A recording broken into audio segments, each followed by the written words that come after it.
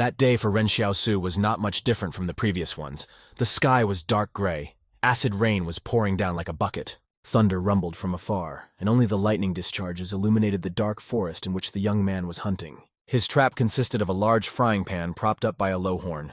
Under the structure was the carcass of a rat. At the right moment, he simply pulled the rope tied to the slingshot. Xiaosu lay down in the bushes, watching the trap. He realized that because of the rain, he couldn't see any prey. The acid rain drummed harder and harder on the guy's hood. He regretfully thought that he couldn't return without prey. Otherwise, he and Liu Yuan would starve to death. Another electrical discharge lit up the sky. A large bird with gray wings flew before the young man's eyes. Ren Xiaosu raised his head in surprise. He was lucky. The giant sparrow itself flew right into his hands. The bird of prey itself was not averse to some game, and so it circled relentlessly over the dark forest. Suddenly, the bird's keen eye saw a suspicious moving silhouette far below. The mutated sparrow realized that he would not be hungry today. The raptor's eyes glowed greedily with red lights. It swooped down on its prey like a vulture. The young man realized that he had been declassified and jumped out of his hiding place. As he jumped, he quickly pulled off his hood. Quickly assessing the degree of threat, the sparrow paused and tried to scratch its victim's face with its paws. The guy was flying by at the time. Seeing that the prey had slipped away, the bird turned back indignantly. She was a little short on time. Ren Xiaosu had time to jump to his trap. He quickly disassembled his unsophisticated equipment and took the frying pan by the handle more comfortably. The sparrow was worth hunting. The bird had changed course and was now moving towards its opponent, picking up speed quickly. Rising higher, the feathered raptor intended to swoop down on the enemy much faster and give no chance to dodge. Ren Xiaosu noticed that the mutated sparrow had increased in speed and would be harder to deal with now. As soon as the bird got close enough, the young man crouched down and retaliated with the frying pan. This was quite unexpected for the sparrow. He was hit in the beak with a heavy object and fell down with a stone. The boy didn't want to give the bird any chance. While the sparrow was trying to realize what had happened, the boy jumped on top of it again. Leaping down on his prey, Ren Xiaosu pressed its throat to the ground with all his might. The sparrow was completely helpless. The blow was so strong that the young man simply broke his victim's cervical vertebrae. The predator wheezed. Now it was possible to take a little break. The boy was glad to see the sparrow. He had waited all night and had gotten some food. The feathered raptor turned out to be quite large. Xiaosu shouldered it like a sack and went to Lao Wang's store to sell it. Suddenly the ground shook under the boy's feet. Everything around him was as if in a shroud of fog. He could hardly stand on his feet. It wasn't a minute before his strength finally left him. His legs gave out on their own. He fell to his knees, his whole body trembling. Xiaosu closed his eyes, trying to stop thinking about the pain in his head. Unfortunately, today was not the right time. He usually suffered after midnight. He clenched his teeth and threw his head up. As he tried to shift his thoughts, he remembered that it had all started the day he'd escaped from the wolves. Some force lifted his body into the air. The people in the city were saying that Xiaosu was suffering from a common headache, but he knew that was not the case. His body was moving randomly in the sky. The sensation was not even a feeling of pain for the young man. It was as if he was the embodiment of chaos himself. But today was completely different. He felt every atom of his body, felt himself falling down. What was most surprising was that the boy was conscious.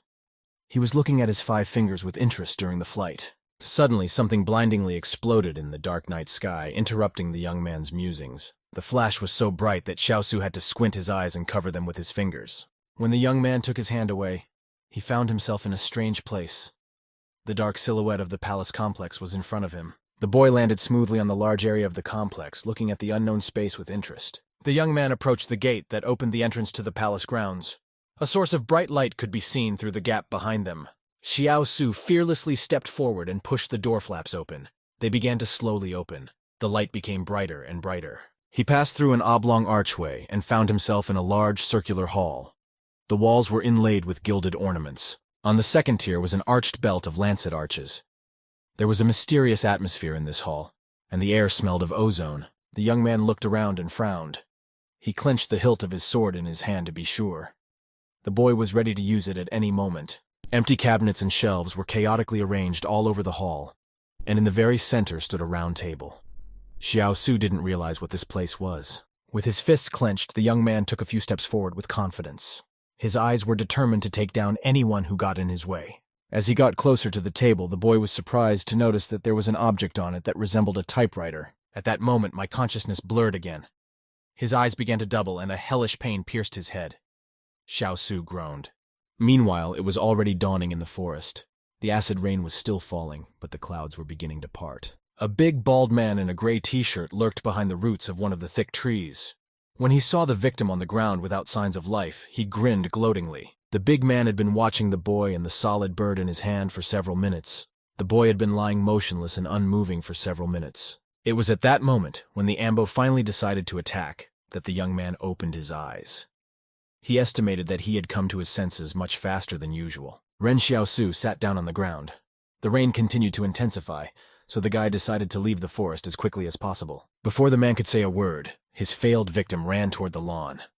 The big man jumped out of the tree with his sword in surprise. He shouted loudly for the fugitive to hand over his loot, and swung his blade menacingly. The young man turned his head barely perceptibly. It was enough for him to make a quick assessment of the threat. Xiao Su waited for the man to get closer and suddenly put a frying pan in front of him. The strong blow caused the big man to lose one of his teeth. A huge lump immediately grew on his head. The big guy grimaced and clutched his jaw, lamenting the boy's strength. Ren Xiaosu didn't have time to run quite far away. He received a task from the system to hand over the loot to a stranger. The young man stared at the screen in surprise, but the system didn't report anything new. It dawned on the boy. That cheeky guy would do just fine. He turned back to the hapless intruder. The big man was still sitting on the ground, leaning on his arm. Xiaosu approached the thief, furtively watching him over his shoulder. The kid was roaring unceasingly. He was very hurt and in pain. When he turned around and saw the scowling kid behind him, who had hit him in the face with a frying pan, the big guy was even more frightened. The young man clutched the neck of the large bird in his fist.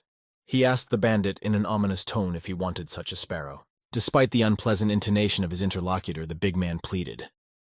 Of course he wants the bird. He's very hungry. To the Ambo's surprise, the guy calmly approached him and handed him the sparrow. It was a rather strange act, considering the knocked-out tooth. When he received the coveted trophy, the big man burst into tears of joy. He was ready to forgive his offender for such a big bird. Meanwhile, Xiaosu's system window activated again. The guy was notified that the task had been successfully completed. After disappearing in this timeline, the system window appeared in the palace hall in the form of a piece of paper. It swirled chaotically in the air. While flying over the typewriter, the sheet of paper began to slowly descend and level out, lying precisely between the rollers. As soon as the sheet reached its destination, the typewriter turned on. All its letters and symbols were illuminated in yellow.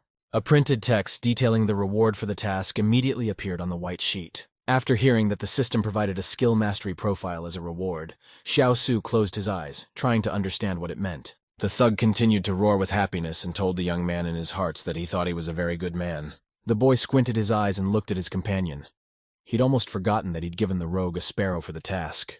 Ren Xiaosu immediately snatched the big bird from the surprised bandit's hands and declared that the Versa would never get it. Just like last time, the man was left standing alone by the tree, watching the hunter fleeing into the distance. He roared at the insult. To give and take the sparrow away at once was very mean. The world was clearly going down the drain. Ren Xiaosu ran through the forest for quite a long time. The acid rain had already ended. The sun was peeking out from behind the clouds. A huge scolopendra was crawling on one of the trees looking for food. The young man was moving fast enough, so it didn't have time to attack. The sun was shining brighter and brighter, and it was shining directly into his eyes. He had to put his hand to his forehead, using it as a visor. Meanwhile, the air temperature was getting hotter and hotter. Xiao Su felt sweat trickling down his face. The young man picked up his pace to get to the city limits faster. The high wall provided plenty of shade. In addition, there were many market stalls. A huge concrete wall as high as a skyscraper reliably protected the townspeople from bandits and beggars forced to survive as they had to. The wooden huts covered with straw looked unreal against its backdrop. The contrast was too strong. The young man was on his way to one of these stalls to sell his loot and make some money. There were several people watching him. They were all a match for each other. Tall, broad-shouldered big men who were accustomed to a life of thievery. There was a bald stranger among them. He immediately recognized his assailant and frowned. His neighbor quickly whispered to him that the guy was coming back with the loot. Ren Xiaosu noticed a suspicious movement from the side. He realized that only his appearance could be the reason for the discussion. As the young man passed by his companions, he defiantly grasped the hilt of his dagger and extended it slightly, expressing his readiness to defend himself. The man in gray clothes moved toward him with determination. He was sure that 4 men could handle the boy. Convinced of his bad intentions, the boy squinted. His eyes turned into narrow slits. His opponent frowned even more. Whatever that brat imagined, he would have to give him the bird he'd killed. Before the bandit could take a single step, his bald accomplice put a hand on his shoulder. The man turned around in surprise. He didn't recognize his partner at all. He was dead serious about letting that guy pass and not messing with him. After making sure that the conflict was over, Xiaosu continued towards the market stall, leaving the bandits to admire his back. The bald man explained his actions to the gang members. He said that the young man was sick in the head, and it was better not to touch him. From the bird's eye view, it was clearly visible that the way to the wall lay behind the fence. It was impossible to go around it. There was a wide and deep moat on the side. No one was bothering the young man anymore, and after a few minutes he entered the tent city. One of the stores was lined with solid brick. It was toward it that the guy with the carcass of a large sparrow on his shoulder headed. He tossed the bird carelessly on the glass counter and asked how much he could get for the bird. The salesman was covered in sweat at the mere thought that a customer might have damaged his store with a rash act. He shrieked fearfully and asked the guy to behave a little more carefully. This showcase was costing him a lot of money. Holding out his hands to the sparrow, the shopkeeper indignantly muttered to himself that this glass was simply priceless. While the vendor examined the bird, the young man furtively glanced at the shelves of merchandise, figuring out how much his trophy might be worth. The shelves were almost empty. On some of them, there were leftovers from the assortment in the form of old bones and stale leaves. The store owner put the sparrow on the scale and tried to determine as accurately as possible the weight of the bird by sliding the pointer to the left. He smiled and showed the customer 3 fingers. After weighing it, it turned out that the sparrow weighed 3 Jin 6 liang. Xiaosu looked incredulously at the salesman's manipulation of the accounts. The guy suspected that the owner was cheating him. After a short calculation, the seller agreed to buy the vendor for 700 coins. Sparrows were quite popular. The young man frowned and declared that it was too little. He knew that no seller would tell the real value of the bird. The shopkeeper squinted his eyes. He realized that the customer was not stupid and understood that he was being fooled. The man moved a couple knuckles on the bill and agreed to throw in another 100 coins. The city does need meat, but everything has a price. Xiaosu grabbed the bills and moved the knuckles in his own way. He explained that it was starting to get cold. There were very few sparrows. Less than 900 doesn't interest him. The owner didn't want to lose his profits. He folded his arms across his chest and shook his head in different directions. The young man grabbed the bird and turned to leave. When asked by the shopkeeper, he said that he would stop by old Lee's house and inquire about its price. The man immediately smiled politely and offered to name his price. Xiaosu replied glumly that he would first find out the price from others and then tell him. The salesman reminded him that the young man wanted 900. No problem, he agreed to give him the money now, especially since he had to pay his brother's tuition. Xiaosu frowned and asked for the last words to be repeated louder. The vendor turned pale and unhesitatingly reminded about the class fees. The shopkeeper had a bad feeling that he was going to have to shell out a lot of money. He trembled and inquired about the price of the bird. The young man realized that he was the master of the situation. He smiled triumphantly and said that he wanted 1,200. The salesman trembled even more. He was angry with himself for not agreeing at once. Besides, the guy asked impatiently whether he agreed or not. There was nothing to do. Even that price was acceptable. With a heavy sigh, the shopkeeper took out the money and started counting out the amount slowly. The young man charged such a sum for the sparrow that even with careful calculation, the man did not have enough 2 yuan to pay. Barely crying, he handed Xiaosu a crumpled wad of money and declared that he had nothing else but these banknotes. The man slumped down on the counter and roared. The young man said he didn't see that as a problem. He would come back for the rest tomorrow. As he turned to leave, he spotted a nice jacket upstairs and decided to dress up his little brother a bit. He nonchalantly poked the shopkeeper with his index finger and demanded to get a jacket. It should fit Liu Yuan. The salesman picked up the coat rack with a slingshot and carefully removed it. The hood was sewn to the jacket, so the boy should not be cold now. The shopkeeper suggested that Xiaosu look for a discounted jacket for himself, as he didn't bring warm clothes very often. The young man refused. He took a look at the medicines and asked about the price of anti-inflammatory drugs. The seller was willing to give a little. The boy glanced at the wound on his hand, which was beginning to heal, and refused. The man folded the jacket neatly and handed it to the buyer, asking him to deliver the sparrow alive next time. Xiaosu hinted that it would cost more. When he left the store, he went straight to his home. His younger brother was obviously waiting for him and hungry. Xiaosu ducked his head slightly and stepped onto the threshold. He was a little tired, so it wouldn't hurt to take a break for a while. Liu Yuan was sitting at his desk, working hard on his lessons. When he noticed his older brother's appearance, he turned his head happily. The boy was very happy that Ren Xiaosu had finally returned. He was very attached to his brother and missed him a lot. Xiaosu asked how the boy was doing in school. Liu Yuan admitted that he would rather go hunting with his brother than listen to the teacher. He asked with hope in his voice when his older brother would allow him to attend the hunt. The young man explained that it was very dangerous to hunt. Besides, in their market town, no one molests students and teachers. Xiaosu even mentally regretted that training was very expensive. He himself would have loved to learn rather than hunt. Before selling the sparrow, the young man had saved some of the giblets in advance, and they could now be used to make soup. The younger brother saw the large wound on the guy's hand and worriedly said that the damaged area didn't look good. Xiaosu threw the giblets onto the pan and brushed off his brother's remark. In his opinion, it was a minor scratch. The entrails boiled quickly, emitting an appealing odor. The young man looked at the food as it was cooked. He took out a small plate and transferred all the cooked innards into it, hooking them with chopsticks. Xiaosu handed the plate to his brother to eat a little. Liu Yuan immediately put his palms out in front of him, refusing to take the treat. He stated that it was more important for his older brother to eat. The young man replied that he was not hungry at all, so he insisted that his brother eat the soup. Liu Yuan said that he wouldn't eat. He was more concerned about the wound on his brother's arm. There were rumors of a deadly infection going around the village. The young man couldn't stand it and angrily put his plate on the table. He shouted that this was no time for sentimentality. The world lives by harsh laws. Xiaosu explained to his brother that he would have to go on a dangerous hunt if he couldn't get a decent education. Liu Yuan realized that his brother was right. He sighed heavily and sat down on the floor. The table was so low that it was only possible to eat this way. The young man slightly resentfully proceeded to eat his meal. He was very worried about Xiaosu. Tears came to his eyes. The older brother smiled and affectionately patted Liu Yuan's head. The young man said that he had bought him a new jacket. The guy immediately turned to Xiaosu and asked if he had bought a jacket for himself. After all, warm clothes were more important to him. The young man only laughed and asked not to be disturbed for a while. He was exhausted and wanted to rest. The kid was so hungry that after a serving of soup, he emptied the rest of the food into the pan. It wasn't often that he felt full. Meanwhile, Xiaosu lay comfortably on the straw bed and closed his eyes. Before going to sleep, he remembered that strange palace. The young man tried to sleep for a while, but he couldn't. Sleep never came. Suddenly, the guy felt something strange happening and immediately opened his eyes, quickly looking around the room. He was clearly no longer in his home. There was a dense gray fog in this place. He could not see through it. And Xiaosu turned around in the other direction.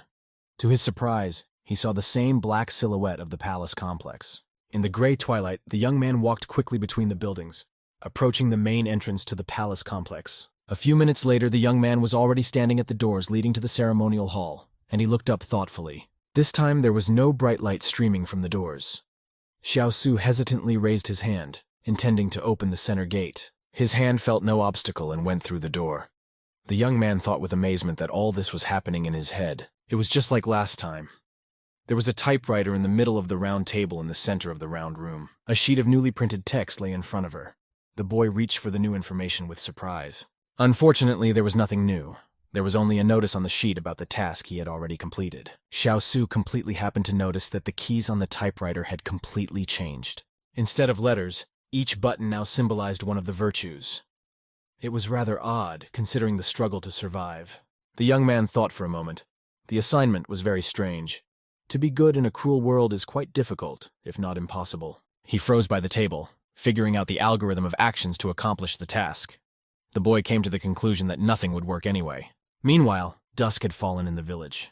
A tall girl in a long gray skirt and a white blouse walked slowly toward the hut. Sneaking a peek into one of them and making sure no one was around, the mysterious guest pulled back the canopy and made her way inside. Judging by the smell and the fire under the small cauldron, there was food to be had here.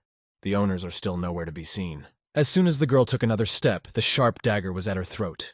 Little Liu Yuan was alert and spotted the stranger from afar. Xiao Yu instinctively stepped back and cried out in surprise. She hadn't expected to receive such a welcome at her brother's house. Liu Yuan now recognized the night guest. He had never imagined that the girl would come to visit so late. The young man immediately put the dagger away. Xiao Yu wondered why the boy was still awake at such a late hour. Liu Yuan silently turned away. He had no desire to talk to this strange girl who visits at night. The pretty girl asked where Xiaosu was now. She had heard that the young man was injured, which was why she had come so late. After hiding the dagger, Liu Yuan led her to the bed with the sleeping guy and explained that a sparrow on a hunt had wounded him in the arm. Xiao Yu fell on her knees in front of her injured brother's bed, folding her hands in prayer. Her eyes were full of suffering. The young man had turned his back to the wall and was now lying there with no sign of life. The girl did not dare to disturb him. Peace was more important than anything else. The guest looked sadly at the wounded hunter. If he had only said so, she would have helped him immediately. Liu Yuan glumly reminded that the girl was 8 years older than Xiaosu. She shouldn't get so attached to him. Xiao Yu blushed and immediately got up from her knees. She angrily exclaimed that it wasn't like that.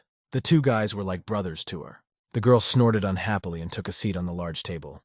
She didn't like the boy's behavior. Liu Yuan continued to stare thoughtfully at his interlocutor, his whole appearance making it clear that he was not happy to have her in the house. The girl realized that the atmosphere was heating up.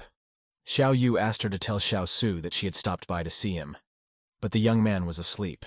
The boy grudgingly agreed. The guest walked out of the house. Liu Yuan continued to glare at her back as if he was jealous of his brother. It was only when Xiao Yu had gone far enough away that the young man calmed down and turned away from the front door. He started to slowly rise from the table. Xiaosu is right. He should securely guard the house until the guy himself can't do it. Liu Yuan walked out of the house and sat right next to the entrance. As long as he was here, no one else would dare to disturb his big brother. The young man sat on the doorstep and drew his dagger. No one would dare to come near their house now. Suddenly, he heard Xiaosu's voice. Big brother heard everything and asked him not to touch Xiao Yu. She was already having a hard time. Liu Yuan revealed that he saw the girl smoking the other day. He suspects that Xiao Yu got close to him because of her success in hunting. Xiaosu frowned. There was some logic in the guy's words, but there was still a lot he couldn't understand right now. The young man replied to his younger brother that there was hardly a person in this world who could be confidently called pure. He got out of bed and explained that in their time there was a struggle for survival. Good people don't belong here, so Xiao Yu should not be touched. Liu Yuan was still sitting with his dagger in his hand by the door. His brother's words were not clear to him, but he agreed with Xiaosu so as not to upset him. He inquired in turn why his older brother was still awake. Liu Yuan suggested that he was suffering from insomnia. The young man sat down next to his younger comrade on the threshold. He admitted that there were a lot of thoughts in his head. He needed to put them in order. Xiaosu unhesitatingly suggested that he too had abilities. He wasn't quite sure about it, so it was worth a try. They both sat silently for a while, staring out at the endless starry space. They both had a lot to think about. Xiaosu remembered one of the summer days. At that time, he and Liu Yuan had just met and went hunting together for the first time. He had heard before in town that some people had special abilities, but he didn't believe it. Together with the boy, they lay in ambush under the capes. Concentrating on the target, Liu Yuan closed his eyes and hoped that he could hit the prey. The young man looked at him in surprise. The kid's dreams were coming true. This was his hidden ability.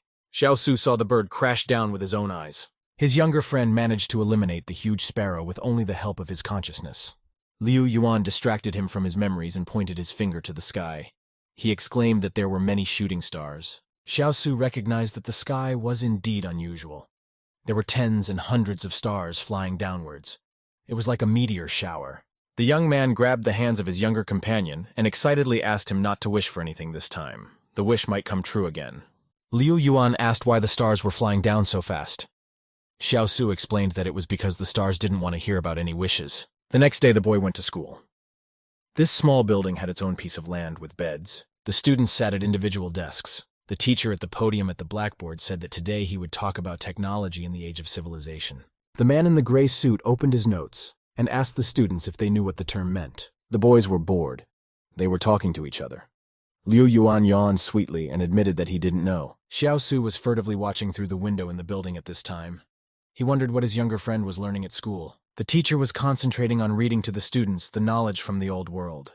He wanted to familiarize the children more with the history of the world. The young man leaned on the windowsill and stood on his tiptoes. The man's story interested the boy very much. He listened attentively to his every word. When the lesson was over, the teacher slammed the book shut loudly. He knew that the young minds of children could not absorb much information at once. The man turned to the class.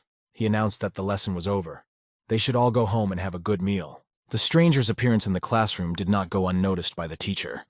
As soon as he noticed the movement in the window, he turned to him. Xiaosu had already managed to jump into the classroom room and the window aperture was empty.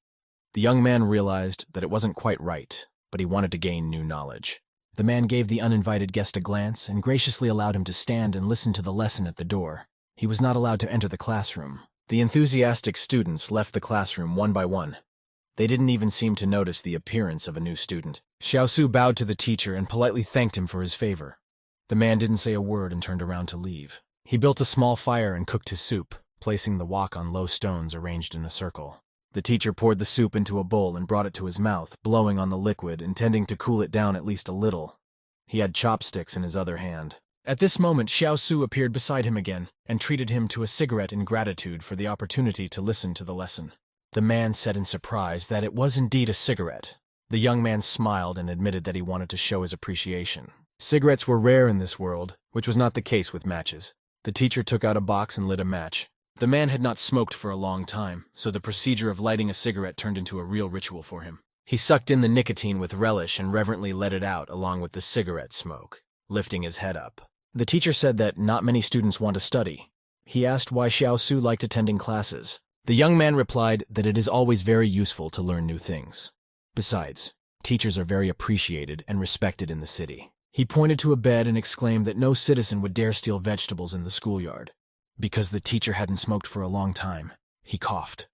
His body began to shake and his legs went to the ground.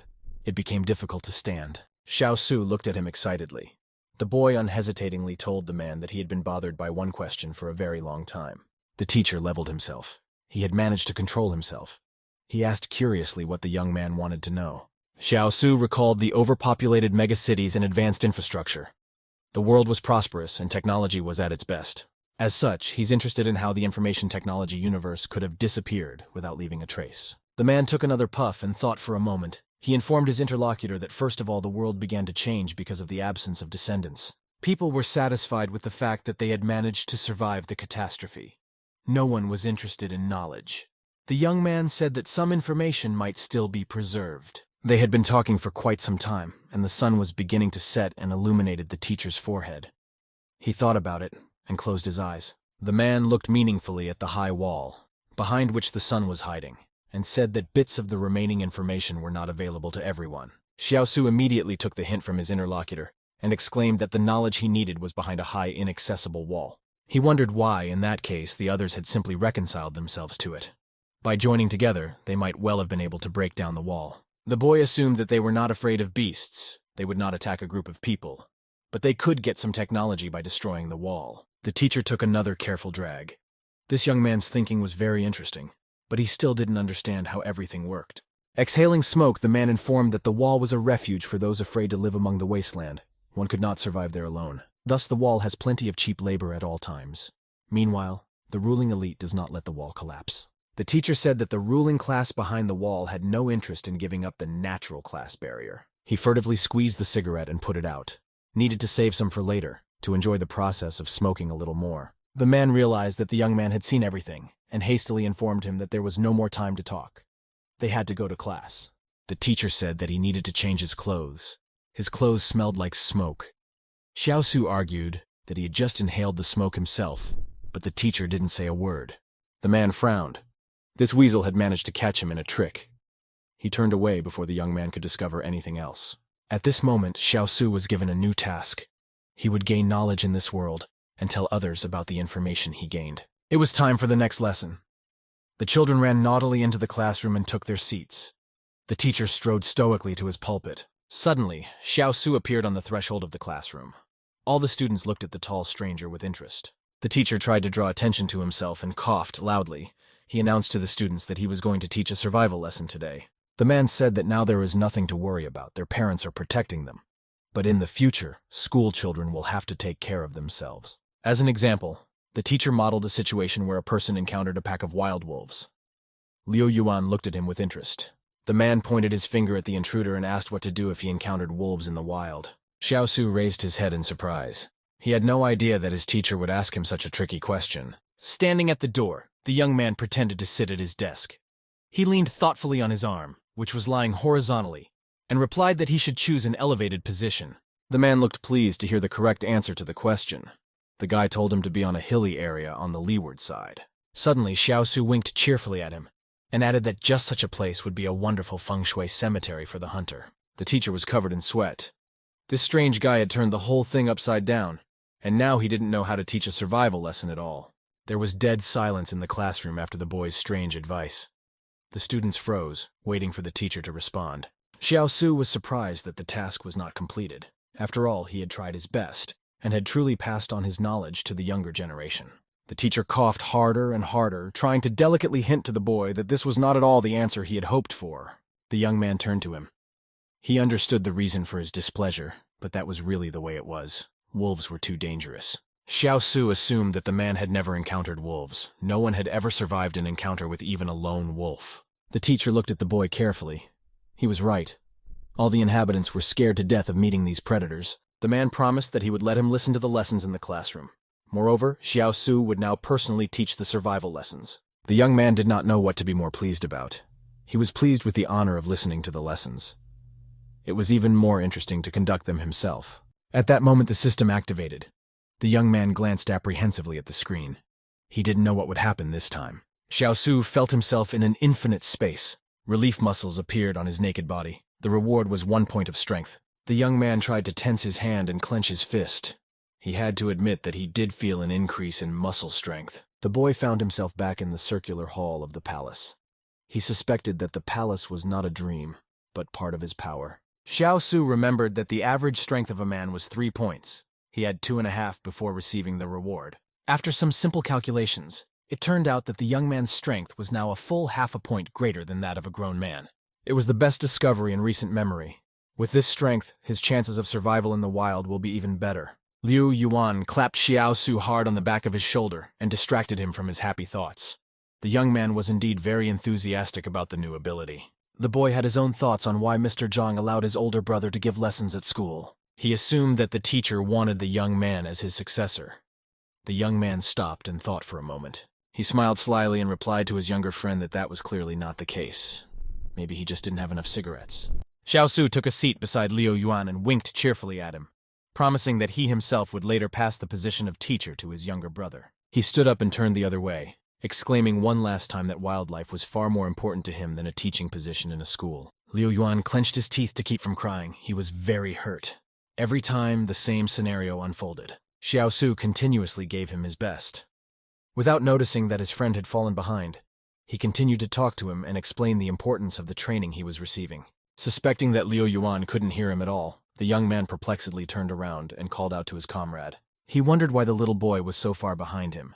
Liu Yuan shouted happily that he was going to catch up with him. In a few seconds he was smiling, proudly holding his older brother's hands. The boy immediately forgot all his grievances. The sun was shining brightly outside, and it was a beautiful day. A few more minutes and they would be home. A squad of armed men in military uniforms walked past them. They were all wearing different clothes, and Xiao Su realized that this was not an army. One of them was just complaining to the interlocutor that he was never given a vacation, but was forced to go to Mount Jing instead. When he looked more closely at the group, he assumed they were mercenaries. He didn't know what they might want here. As the guy passed by the mercenaries, he heard that the squad was going to visit Fu Gui and find a guide. Xiao Su immediately realized that the squad was going there for suicide. They wouldn't have enough combat experience to deal with the wild wasteland. A dark-haired girl with a sniper rifle behind her back was leading the procession. Her face was hidden under a cap and hood. The young man turned around in surprise. It seemed to him that this stranger was more experienced than the rest of the group. It seemed to the boy that she had a brute force coming from her. It was the same feeling he'd had when he'd encountered wild beasts in the wasteland. Liu Yuan assumed that Wang Fuguai would definitely nominate Xiao Su. After all, everyone in the city knows about his hunting and survival skills. The young man thoughtfully replied that there was no way to return from the Jing mountain area. He wasn't going to help this strange group. It was late evening. The market town was lit only by large bonfires to scare away the wild animals. Xiao Su had been on guard the entire time and was watching what was happening in the settlement through a gap in the hut. Liu Yuan excitedly asked how he was feeling. The boy was very worried about the large wound on his brother's hand. The young man smiled in return and said he was fine. The younger friend grudgingly said that it was not true. He could hardly stand on his feet last time. Xiao Su reached out and reassured his interlocutor. There was nothing to worry about. He wasn't going to put his life in danger. Suddenly voices were heard outside their hut. The mercenary didn't believe that Ren Xiao Su was able to escape from the wolves. Fu Gui swore that it was true. Both boys turned around in surprise when they heard other people's voices. It was clear that Wang Fu Gui had brought the mercenaries to their house after all. They crouched silently, eyeing their guests and clasping their daggers in their hands in case they encountered an enemy. Xiao Su signaled for the young man to stay put, and he furtively approached the doorway. Here, through the wide gap between the boards, he could hear all the guests perfectly and see what was going on outside. The man recalled that Fu Gui had called the guy sick in the head. The vendor tried to make a joke and said it was nothing serious. Xiao Su looked at the shopkeeper with hatred. Unfortunately, Wang Fu Gui really did decide to set the mercenaries up with him. The shopkeeper called Xiao Su loudly and asked him to go outside. The shopkeeper called out loudly to Xiao Su and asked him to come outside. Liu Yuan was willing to do anything. He asked the young man in a whisper what their next actions would be. The boy replied that he didn't need to do anything. He would go to the mercenaries himself. His brother had better stay in the house. Xiao Su resolutely pulled back the curtain and walked out of the house. A huge frying pan was dangling behind his back. Without letting the guests say a word, the young man shook hands with Fu Gui and said that his father and son were fine. There was no need to worry. Neither the shopkeeper nor his guests saw any logic in this quickly spoken remark. It looked like the boy was really in trouble. A man asked the salesman what the phrase father and son meant. He assumed it meant capital and interest. But after a second, he changed his mind and indignantly shouted that that wasn't the case at all. That guy was definitely crazy. The mercenary grabbed Fu Gui by the collar and indignantly pointed at Xiao Su, angrily stating that his head was not right. The man turned the other way, still angry. The mercenaries parted in front of him. The shopkeeper pleaded he could explain. The young man was glad that the danger was over, and was now innocently whistling a song. Wang said indignantly that now he might be killed. The salesman ran to the mercenaries. The leader glumly agreed to delay his execution until dawn with the man finding a guide. The girl sniper didn't say a word. As before, she silently closed the column and pretended not to be interested. Only for a second did the warrior faintly turn around and furtively glance at the guy everyone was calling crazy. Xiao Su continued to stand motionless at the door. The girl immediately turned away from him and continued on her way. The young man wondered why the stranger was looking at him. In the meantime, the system notified that the skills would be learned randomly. A few seconds later, the guy had a solid scroll with a job description in his hands, bound with red ribbon. Xiao Su surprisingly repeated the description of the new task.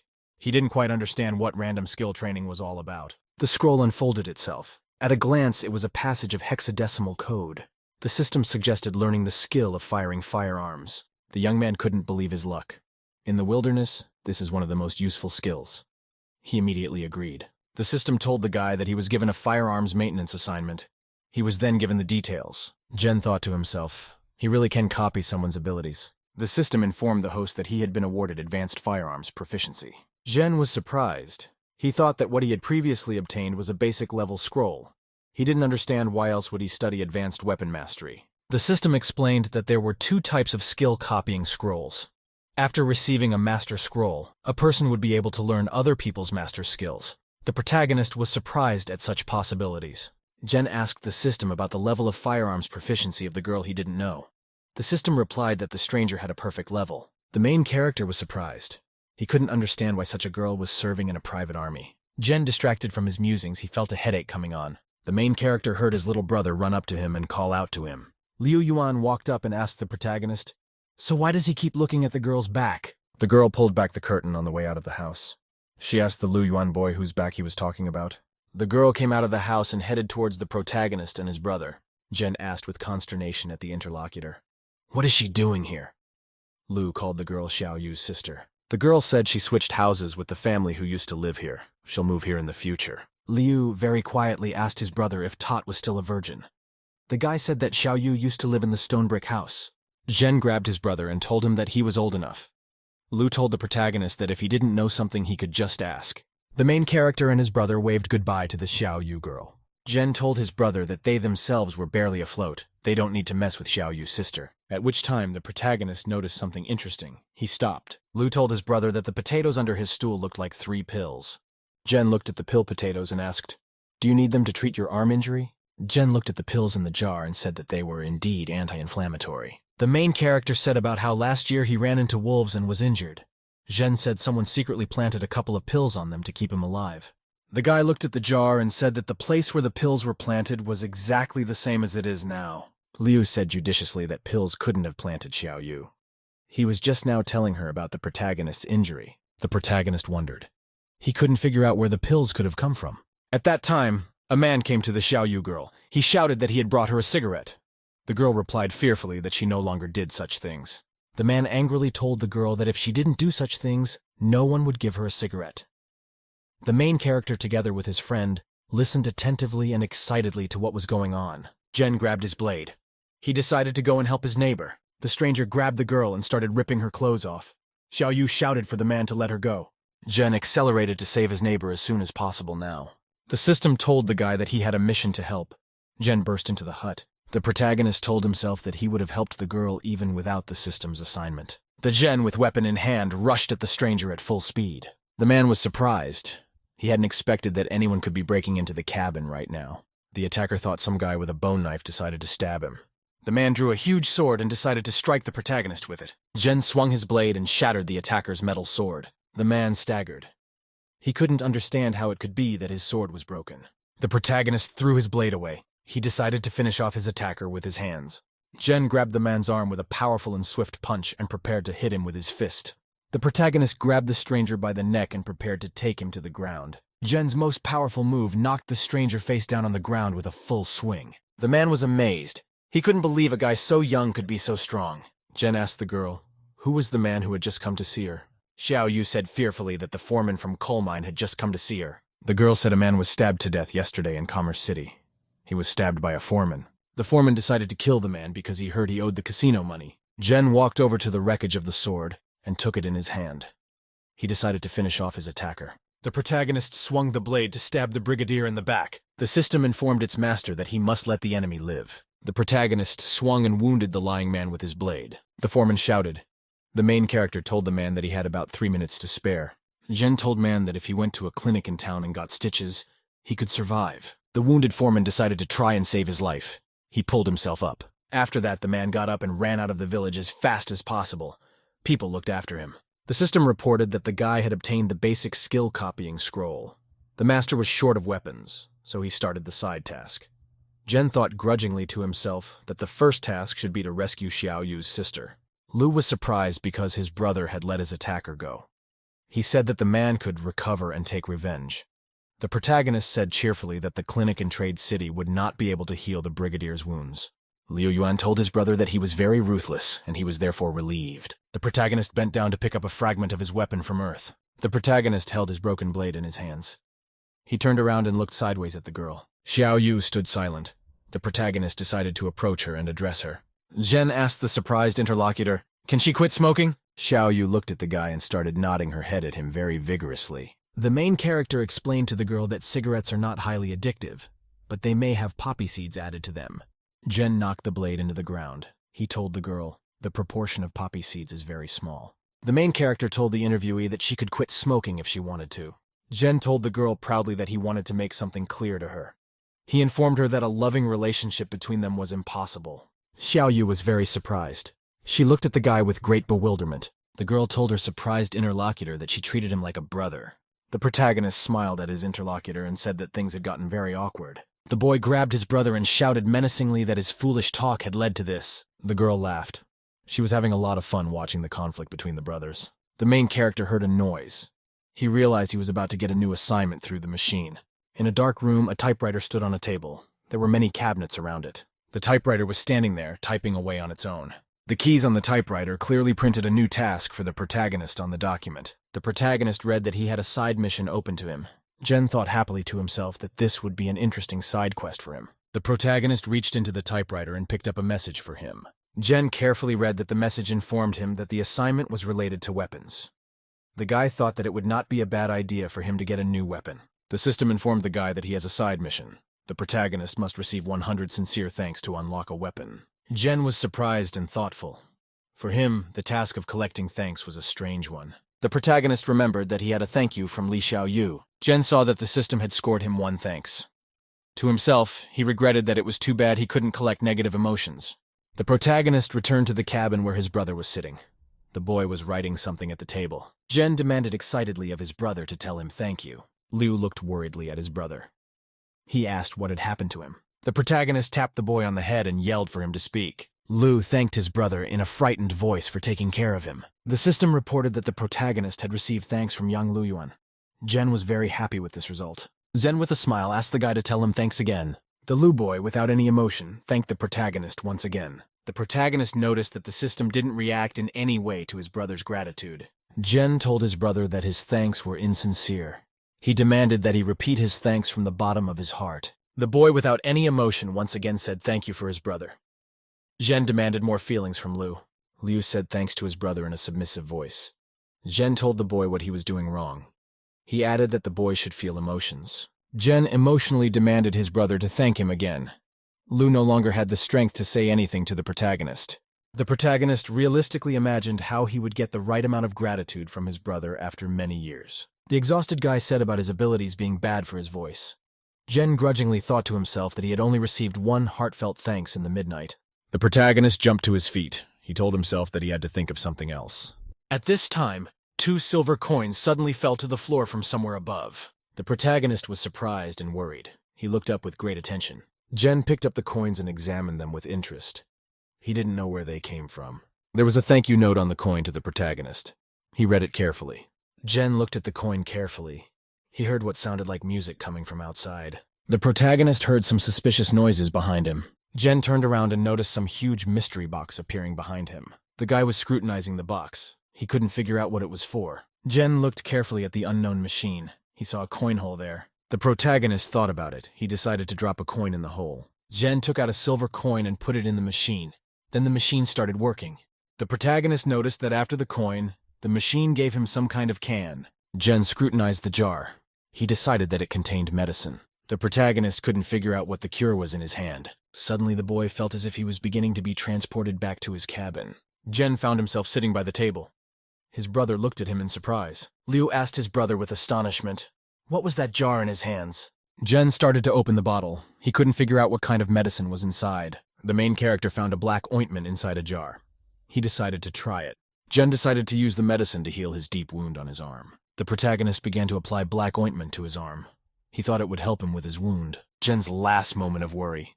He thought there might have been poison inside the jar. Suddenly, the protagonist felt that the wound on his arm no longer hurt. Jen calculated that the cost of the ointment would be about 100 million.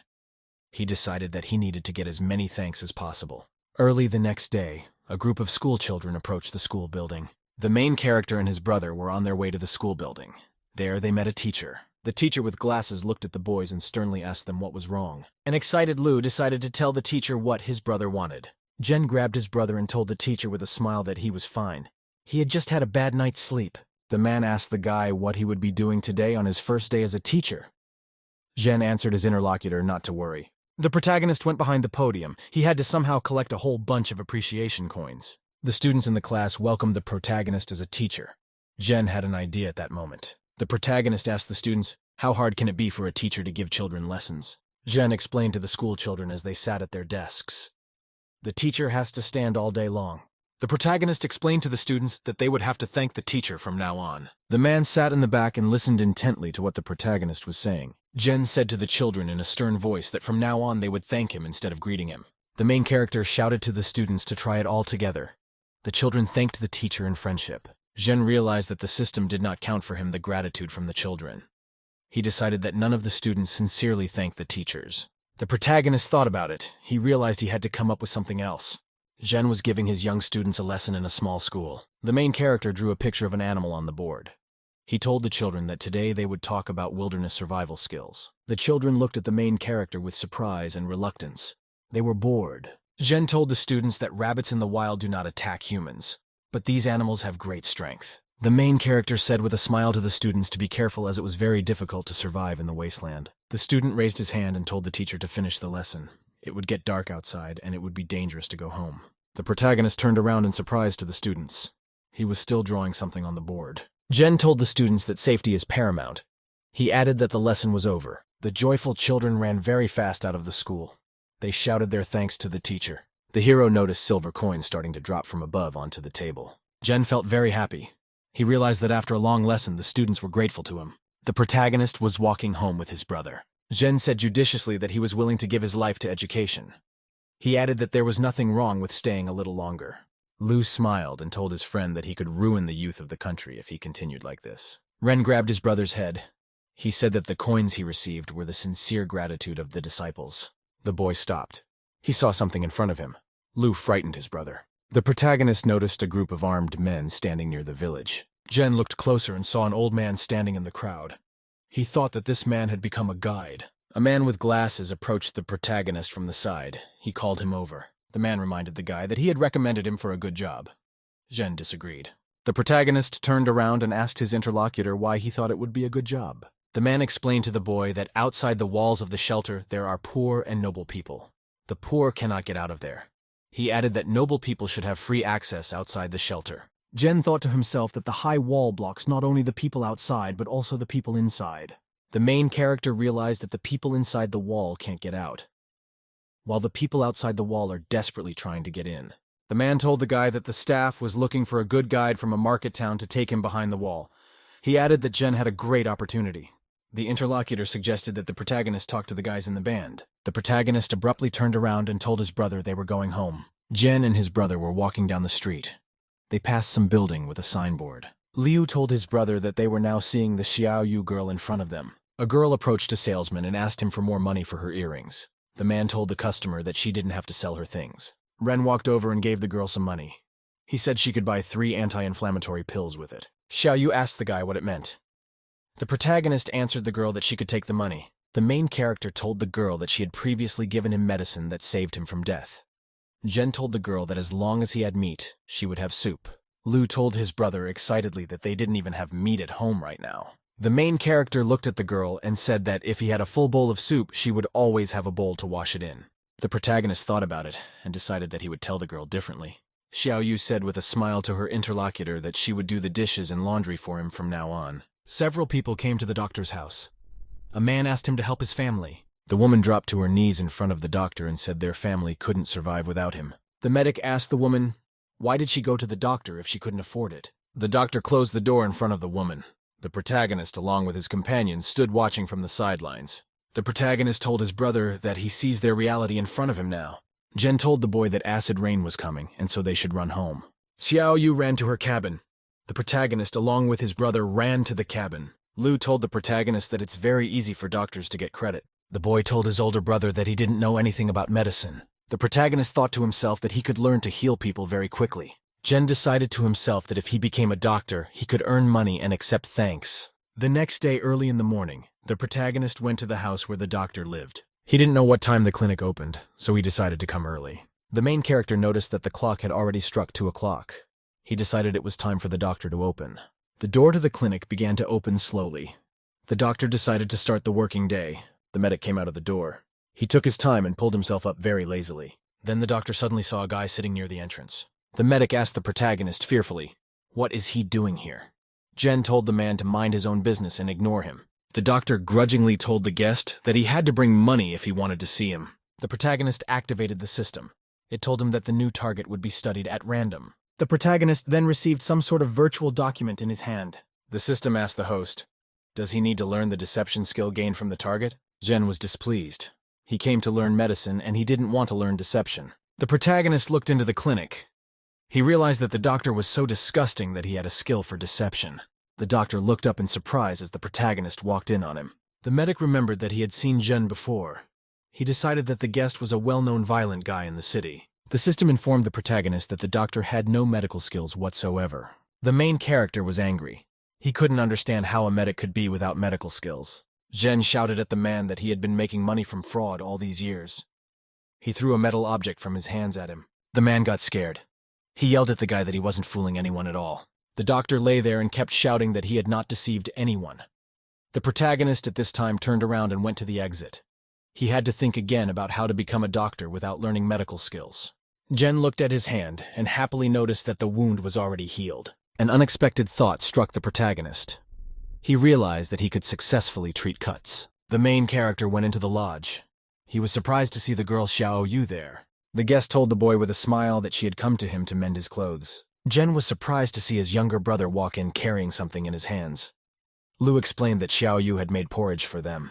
Protagonist asked strictly by his brother if he had said thank you to Xiaoyu. Liu fearfully replied that he had not yet thanked the girl. Liu bowed and thanked the guest. The girl told the protagonist not to constantly hit Liu Yuan. Xiaoyu went to the stove. She told the brothers it was time for them to eat. She added, the boys still need to grow up. Jen thought to himself that no one had ever told them that they were still growing. The girl handed the bowl to the protagonist. She told him to sit down at the table. The 2 brothers sat down at the table. They began to eat from bowls of food that the girl had prepared for them. Ren looked at his clothes. He told the Xiaoyu girl that she was very good at sewing. The protagonist continued to her interlocutor to help them when they open a clinic to treat cuts. Xiaoyu asked with interest to the guy when he decided to open the clinic. Jen replied that she would find out about everything when the time was right. Jen was lying on his bed, unable to sleep. His brother was sleeping next to him. The protagonist closed his eyes. Sleep wouldn't come to him. He decided to go into the next room. Jen opened the doors and said he wanted to see what he had gotten in the past couple days. The guy has 3 coins left. Yesterday he traded some coins for a bottle of black medicine. Jen calculated that 1 gratitude equals 1 can of black medicine. 1 can is enough for 3 people. The guy thought to himself that the more black jars he bought, the more coins of gratitude he would get. As a result, he would unlock the weapon faster. After that, the protagonist returned to the bed and decided to sleep after all. The next day, the main character was leaving. His brother shouted to him to be careful. The protagonist said confidently to himself that the one who gets on the wrong side of the law is the one who's going to get all the bumps on his head. Jen said to himself that tall trees are always the first to be blown around by a strong wind.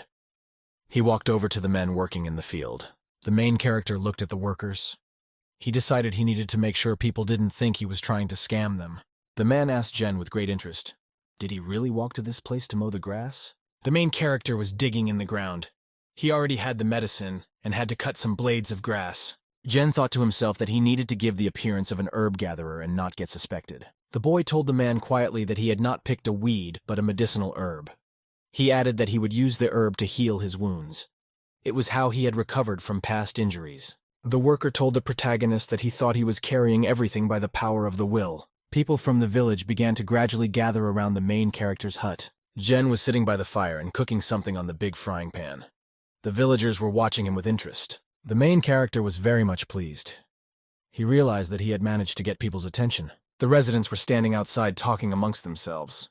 They didn't understand what the guy in the shack was doing. The protagonist continued to sit in his house and pretend to prepare the medicine. Jen was very much dissatisfied.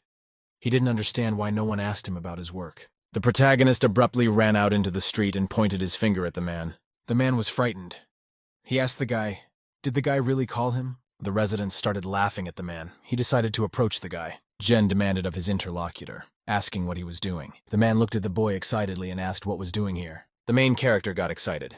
He decided to explain everything to the people around him. The guy with a smile told the residents that he makes medicine. His remedy has various properties and heals wounds quickly. Jen told the people that he decided to share his remedy with them today. He had something cooking in a pan. The main character shouted to the people that he wanted to open a clinic to treat cuts. The man replied grudgingly that no one would believe that Jen could treat anyone. Jen looked at the people leaving. He was displeased that there was no concern for him. The protagonist turned around and saw a man beside him. He was a little surprised. The man showed the guy his wounded arm. He had a bandage. Jen said with a smile to the patient that he hurt his hand while working. He added that he had a good medicine. The protagonist told the man confidently that he would cure him for free the first time. After a quick extraction, the man turned around and started to run away. Jen waved at him. The protagonist returned home. His brother asked grudgingly, "Is Jen giving away his medicine for free?" Jen told his brother sternly not to ask him about such things next time. He thought to himself that he needed to keep his temper in check. The next day, the main character woke up and noticed someone coming to him. Jen came out of his hut and noticed a man standing in front of him. The guy asked the old man, why did he come to him so early? He added that he hadn't been catching sparrow lately. Van, with a smile, asked the protagonist if he had treated the man Tetu from Eastern City yesterday. The man told the protagonist that he could sell his medicine for other clients. Jen replied to the interlocutor that he worked without intermediaries. Van asked the guy to sell him the medicine personally. The protagonist replied to the interlocutor that he was not injured. The man said that yesterday the two decided to take the healing ointment and taste it. Van said that a man Tetu was able to have a whole night with his wife after taking the black ointment. The man asked the protagonist, where did he get the medicine? Jen replied in an important voice to the interlocutor that he had received the medicine as an inheritance. The main character told the man that he was a bachelor and asked why he needed ointment. Van replied to the guy not to worry about anything. Jen demanded 600 from his interlocutor for the medicine. The man handed the guy the money and thanked him. The system took into account the thanks from Wang Fugui. The protagonist looked at the departing customer with great attention and bewilderment. Van headed for the gate in the Great Wall. He had an appointment there. The man took out a jar of medicine. He wanted to show it to his companion. Van held out the jar to the man and said cheerfully that he had brought the thing. The protagonist hung a sign outside his cabin at the entrance that read, Jen said cheerfully to himself that it was opening day. The signboard announced that the house was a cut clinic. Several wounded men were walking down the street. One of them said he was in a lot of pain and could no longer run. A passerby encouraged his friends and yelled that they needed to hurry up. The man shouted to his companions that they were already near the clinic.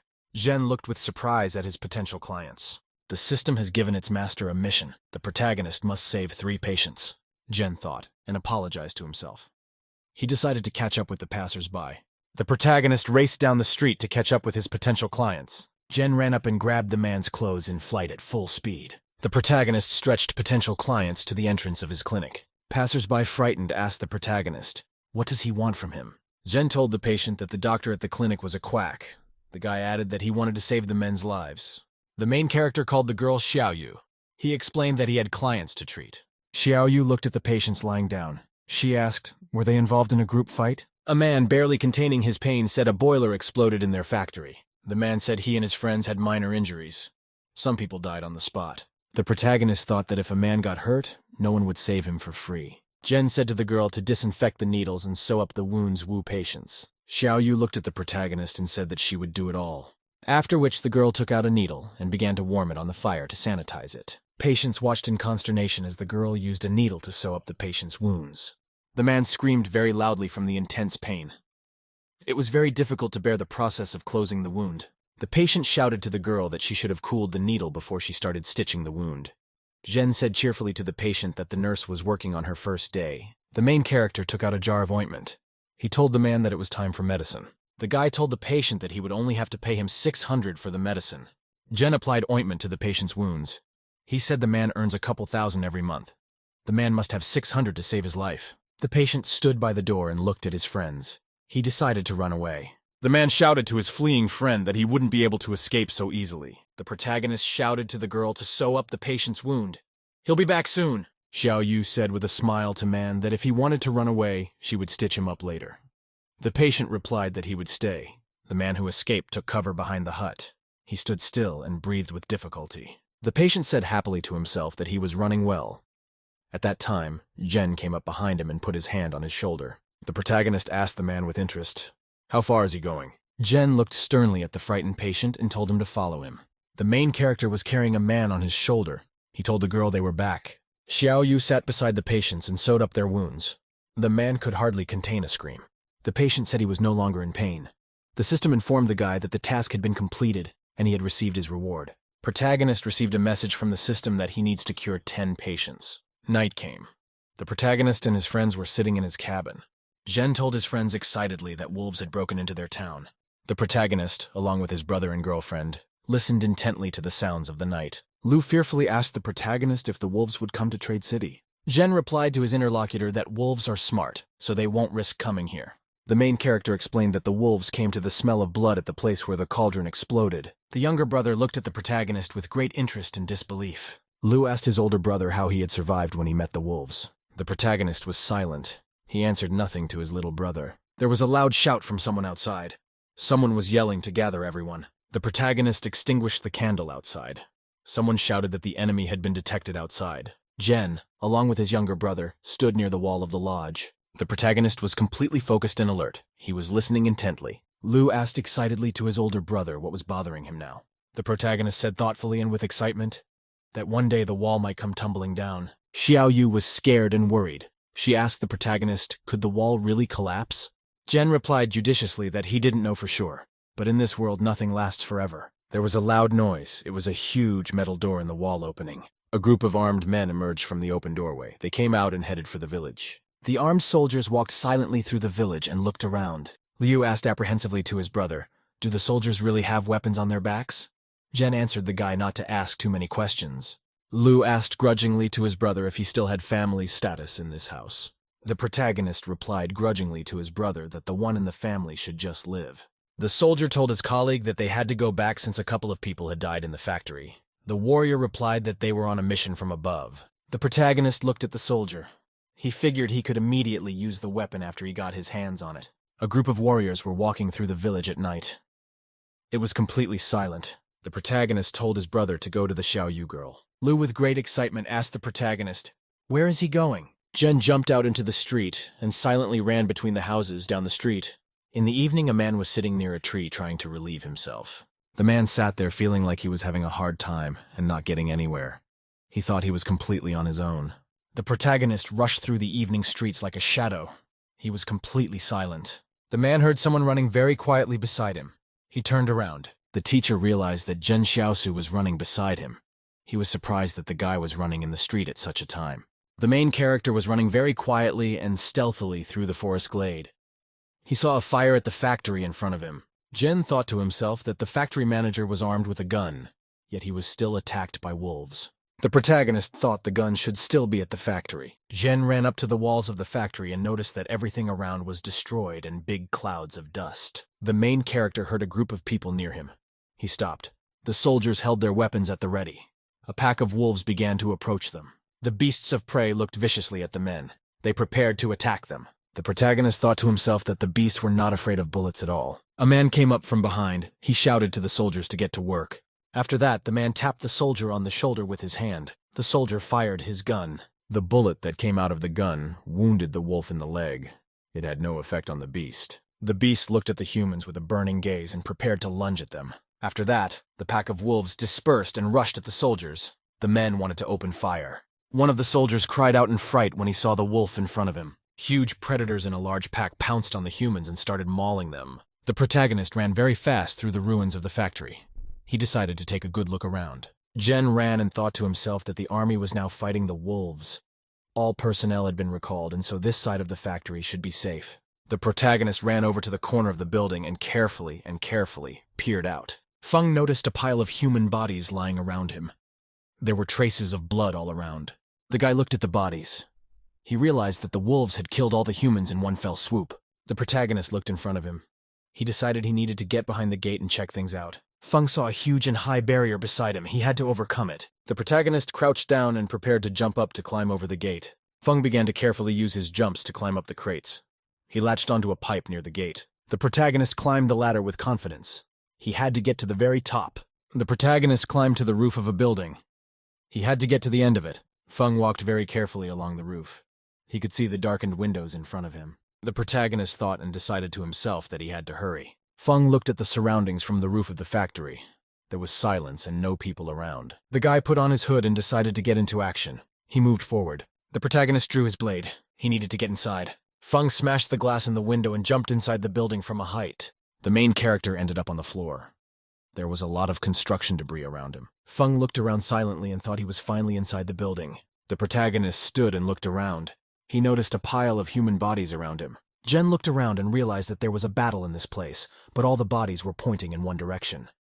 The guy thought that in the chaotic moment, people run to safe places or where weapons are kept. The protagonist decided to go down the stairs. The stairs were full of bodies. Jen walked down the stairs and looked around carefully. There were bodies lying everywhere. The protagonist went to the big tall doors. They were locked. Jen realized that he saw an emergency shelter in front of him. The protagonist stood near the doors and looked at them carefully. There were a lot of bodies around. Jen walked to the door and touched it. He realized it was locked. The main character knocked on the door. He decided to see if anyone was inside. The protagonist stood and listened intently. He realized that there was someone inside. Some man inside pushed a button and the door started to open. The protagonist became alert and worried. He realized that someone from inside was opening the door.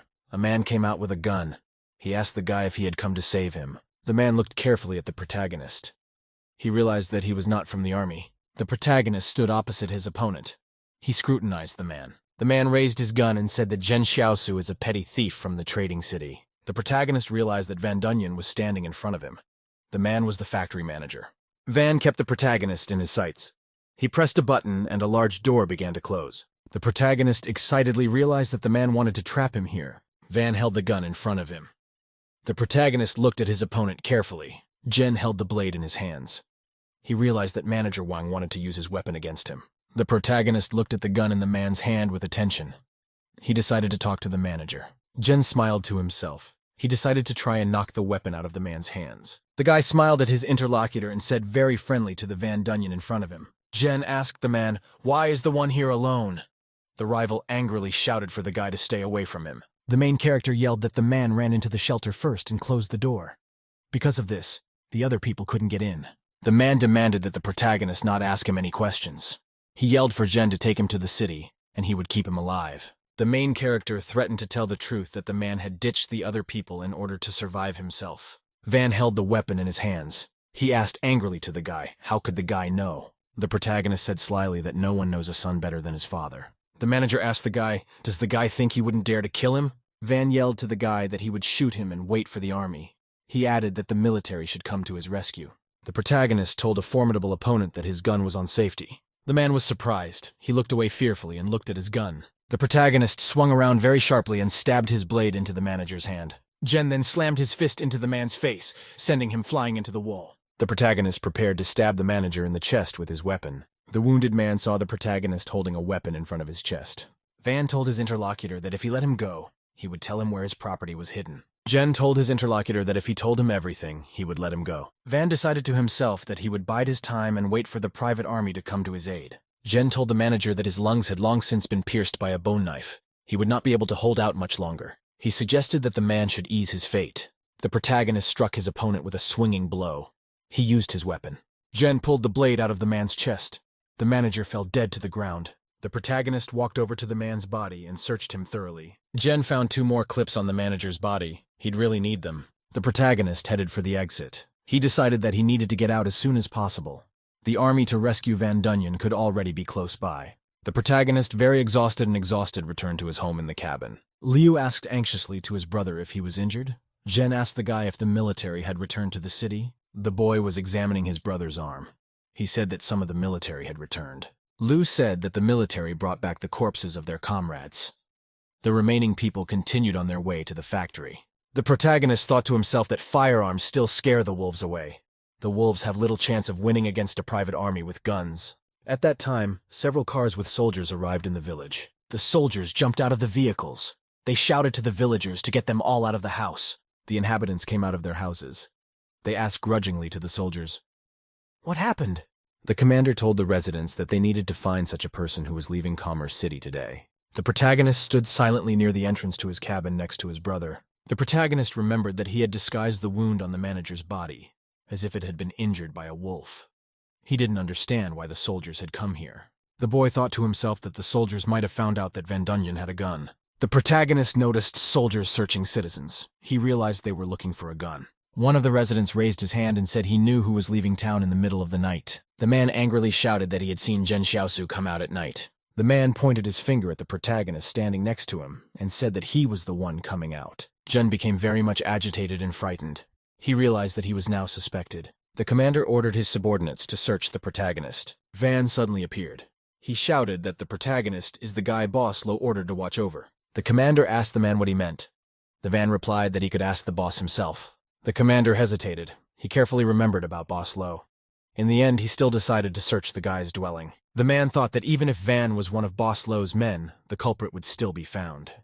The commander decided that he would go in the evening, make it up to the boss himself, and explain everything. 2 soldiers were holding the protagonist. They searched him thoroughly. The warriors let go of the protagonist and turned around to head for his dwelling. There was a man with a big knife standing near the entrance. He shouted to the soldiers that they were not allowed to go in. The protagonist yelled to his little brother to move away. The Lu boy was very angry. He didn't want the warriors to come into their hut. The teacher thought happily to himself that now the soldiers would find something in the protagonist's house. A group of warriors went to the hut and began to search it. Lu looked at the soldiers carefully and anxiously. The men were turning everything in the house out. He was very worried.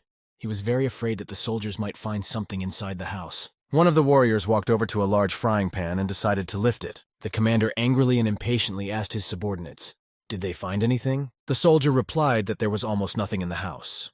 If there was a gun somewhere, they would have found it long ago. The soldiers turned around and headed for the exit. The commander said they were leaving.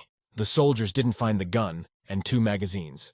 The weapons were under a large frying pan. The Lu boy got very excited. He realized that this time they were lucky. The protagonist spread his arms out to the sides and showed the soldier that he had nothing. The man in the fall was frightened. The protagonist looked at him angrily. Van walked over and told the protagonist that they were fine. Shen thanked the man. Van explained to the protagonist that he was admired by the boss LOL. That's the reason he stood up for him. Jen asked with interest to his interlocutor, "What does Boss Lo do and how does he know him?" Van told the guy that Boss Lo is a representative of the consortium. He is excited about the medicine. Jen thought the man ferried the black medicine straight over the wall. Van told the protagonist that if he turned in a portion of the medicine on time every month, the boss would guarantee no future problems outside the walls. The protagonist asked his interlocutor, "Can Lo Boss help them all and guide them behind the wall?" Wang said grudgingly in reply to the guy that they are polluted people and cannot get behind the wall. The man also added that Jen must for Boss Lo collect herbs in the field. Van sighed in a disgruntled voice that he wanted to get in too. Liu boy felt very bad. He called out to his brother in a weak voice. Liu began to lose his balance. He grabbed his brother's clothes with his last strength. The protagonist was horrified to see his younger brother slumped dead on the ground. Jen was very frightened. He called out to his brother in an agitated voice. The main character was sitting in his hut. His brother was lying unconscious on the bed. Xiaoyu was sitting by the bed and soaking a towel in water. Jen angrily shouted to his brother that he might die of fever. To himself, he thought that Liu had made a wish again to save him and got the backlash. The boy excitedly told his older brother that he didn't want anything to happen to him. The girl soaked a towel in her hands and prepared to place it on the patient. Xiaoyu placed the towel carefully on the sick boy's head. Liu apologized to the girl for the trouble he had caused her. Xiaoyu said to the brothers that they are just big kids. Lying Liu said his brother is awesome. The protagonist watched intently as the girl carefully tended to the boy. Ren told his companions not to worry. He promised that he would lead them all to a good life. Liu said cheerfully to his brother that he had said some very wussy words. The protagonist left his house and went to run errands. He decided to come back later. Jen was walking and tiredly pulling the bucket in his hands. He did not expect to meet Vanya in front of him. The man greeted the protagonist. Jen was surprised at the unexpected encounter. Wang was holding a box. He said that last night the local doctor, Yutong, had gotten scared and ran away with the money. Now Jen is the only doctor in town. The man said that the protagonist could move into Yutong's house. Wang prepared a small gift for the protagonist and Lu Yuan. Van handed the surprised protagonist a box. He said that he should eat it to support his body. Jen opened the box. The man explained that inside lay swallow's nest. It is a good tonic. The main character said that the swallow's nests are held together by liquid. He thought that ordinary water could not be so viscous. Jen told the surprised interlocutor that the swallow can use its saliva for its nest. Van told the guy excitedly not to give him the nest. The main character told the man that he was just kidding. Van told the protagonist that they could cut to the chase without further ado. The man informed him that the guy hadn't gone for herbs in a couple days. That means that the black cure should run out soon. Jen reminded his interlocutor that he had just recently bought the medicine. Van excitedly explained to the protagonist that he was buying medicine for the big man behind the wall. The man sternly told the protagonist that without him sending the medicine, he wouldn't have gotten the clinic for nearly nothing. Jen held out the jar to his interlocutor and said that he should pay 1,200. Van paid the protagonist the right amount and took the jar for himself. Jen thought to himself that Wang Fugui is always thanking him sincerely. The man shouted for the protagonist to pack his things and move to a brick house. The protagonist, accompanied by his companions, arrived at a huge building. Jen stood near the door of the house. Next to him was his sibling and Xiaoyu. The protagonist and his companions went inside the building. It was deserted. Liu pointed in surprise to his brother at the banner that hung on the wall. Jen read the inscription on the banner, which said that skillful hands bring back life. The system offered the protagonist a task to save 10 patients. Jen agreed to the task. At the same time, some people ran in. A man called the doctor in a frightened manner. Jen turned around and asked the clients what their injuries were. He said they had done the right thing in coming to him. The client said that his wife was 4 months pregnant. The woman had a stomach ache, and so he came for advice. The protagonist was worried. He didn't know what to advise the client. Jen realized fearfully and excitedly that a pregnant woman had come to him. The protagonist thought to himself that this was going to be difficult for him. Jen asked with excitement by the man, whom should he save, the mother or the child? The couple was very surprised and worried. They did not like the doctor's answer. Jen told the astonished customers that he knew nothing about gynecology and could not fool them further. The main character told the people that they could borrow a couple of books from Mr. Zhang at school. He added that the pregnant woman should not take medicine. After that, the guy took the guests outside and wished them well. The man told the protagonist that he was much better than the past doctor. The past doctor only offered medication that didn't improve anything. In parting, the husband and wife bowed to the protagonist and thanked him. The system reported to the host that he received 2 thanks from Qinqingjia. Jen thought happily to himself that he was able to earn 2 commendations for nothing. The protagonist decided to return to his building. He told himself that he would treat what he knew, not what he didn't know. Jen was helping a wounded patient who was lying on a bed. The protagonist called Xiaoyu to him. The system credited its master with saving the patients. A girl was sewing up a wound on a man's body. He was screaming in pain. The patients thanked the protagonist. Jen told people to go to him again. In parting, the main character told the guy to tell his mother to drink more boiled water. The system informed the host that he had completed the patient rescue mission. Jen asked the system about his strength and agility scores. The protagonist was analyzing his strength and agility scores. He was in a separate large room. Liu brought his brother a box of tools and told him he could treat all patients. Jen replied to his brother that he could release the patient's ailments and make them worse. Liu told his brother that the past doctor at the clinic didn't know how to heal either. but still tried to heal patients. Jen told his brother that no one helped the doctor when he was in trouble, so you have to have some humanity. Lu said grudgingly about how no one would help them if something happened to them. He put his hand on his brother's shoulder and squeezed it. Jen squeezed his brother's shoulder with all his might. Lu felt the pain and could barely contain his screams. The protagonist told strictly to his brother not to let the sorrow of his age become his sorrow. Liu thought for a moment. He pondered the words he had heard from his brother. A young boy peered through the clinic door with excitement and attention. The client called out to the doctor in a shy voice. The protagonist looked at the guest carefully. The guy told the doctor he had a big problem. He asked to take a look. Jen told the patient that he would not treat him if his baby was not standing at all. The patient walked up to the wall of the clinic and decided to open the door. The protagonist and his brother watched him closely. The patient got ready to open the door. He told the doctor not to be frightened. The protagonist looked at the guest carefully. The guy interested him a lot. The guy took in as much air as he could and prepared to exhale it. The patient exhaled a bluish glow. Lu looked at the guy with excitement. Jen saw a lilac ball fly out of the patient. The protagonist examined it with surprise. The flying balloon exploded and burst apart. A bright glow emerged from it. The glow from the orb grew brighter and brighter. It took over the whole room. The protagonist covered himself with his hands so he wouldn't be blinded by the light. Lu flew sideways to the floor. The boy was very frightened and excited. He called his older brother. Jen looked with interest at the patient. He thought that the blue ball didn't look like a bubble of saliva. Jen told the patient excitedly that he wasn't sick. The guy simply has supernatural powers. The patient was surprised. He couldn't believe he'd awakened an unusual ability. The guest thanked the protagonist and bowed to him. The system reported that the host had received thanks from Zhang Baogan. The protagonist was resting at night at his house with his brother. It was completely silent. Jen thought to himself, people with abilities are starting to appear in small trading towns. The protagonist decides he's collected a lot of thanks today. As a result, he will unlock the weapon as soon as possible. Amidst the silence of the night, a noise was heard. Someone was carefully climbing the wall outside the house. The main character woke up and jumped up on the bed. He realized that the uninvited guests were approaching him. The group of strangers carefully climbed the wall and prepared to descend. The intruders jumped down from the wall. They were wearing black masks. The boys, sitting on the earth, were startled to notice someone approaching them. Jen looked at the intruders angrily and greeted them. The protagonist swung his leg and kicked one of his attackers with all his might. The attacker fell to the ground from the powerful blow. His accomplices were standing nearby. The guy angrily shouted to his friends to attack the protagonist. Two masked bandits accelerated to hit Jen with all their might. The protagonist stood quietly waiting for the two intruders to approach him. Jen quickly dealt with the uninvited guests with powerful blows. The attackers went down and started begging for the guy to spare their lives. Jen asked sternly to the intruders, "Who sent them here?" At that time, there was a knock on the gate. A group of soldiers demanded that the door be opened quickly. The main character was not happy. He couldn't understand who could have come to him in the middle of the night. The protagonist opened the door. The soldier angrily announced that there was a search order. The warriors were surprised. They saw the master of the house coming towards them. Jen wore a banner with the slogan from the clinic on it. The boy asked the soldiers, "Why are they here so late?" The protagonist thought to himself that the soldiers should not continue their search after seeing the banner on him.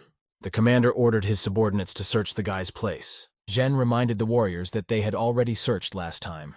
The commander said they should search again. The protagonist stood near the entrance to the hut. He looked at the soldiers with excitement. A soldier came up and started to untie the prisoners. He said they were called here to find weapons and they didn't find any. They were eventually captured. The commander turned around and looked closely at the protagonist. Jen turned to the side. The commander told the guy his name is Wang Cunyan. The protagonist can express his displeasure through Boss Lo. Ren smilingly told the soldiers that they had done nothing. The boy thought to himself that the commander, Wang Cunyang, might have something to do with the murdered manager, Wang Cunyang. Soldiers conducted a search. One of them reported that no firearms were found. The commander said they would conduct a sweep until they found who had stolen the firearms. He told the protagonist to be careful. The soldier looked at the protagonist and said that he could have been born behind a wall. The commander told the guy that he would make a great soldier, not like the pile of garbage next to him. Jen looked at the departing soldiers. He remembered that he had hidden the gun on the mountain when he was gathering herbs there. Killing the manager had caused him a lot of trouble. He exhaled to himself. The soldiers had left and he was calm. Jen woke up early the next day. The sun had already risen high and it was bright all around. The protagonist heard someone outside yelling that the band had already returned. Jen went outside and saw a group of people. He remembered that those people had only been away for a week and somehow returned soon. Jen looked at the people who had arrived. Before they left, they were all clean and healthy. They returned dirty and battered. The protagonist decided that the warriors had met wolves on their way. The protagonist thought that the wolves came to this place just as the soldiers were leaving. He couldn't understand what the soldiers were facing. Jen scrutinized the extent of the damage to the clothes on the people. The protagonist saw a girl already familiar to him with perfect gun skills. Liu asked excitedly to the protagonist, "Are the warriors now going to the old man's van?" The main character decided that the recommended guide didn't come back either. Something might have happened to him on the road. The girl angrily told Van that he had found a bad guide for them. They traveled for days, but did not find the right direction. Van asked the interlocutor apprehensively and excitedly, "Where is the guide now?" The girl said that the guide was bitten by something in the river. When they found him, he was already cold.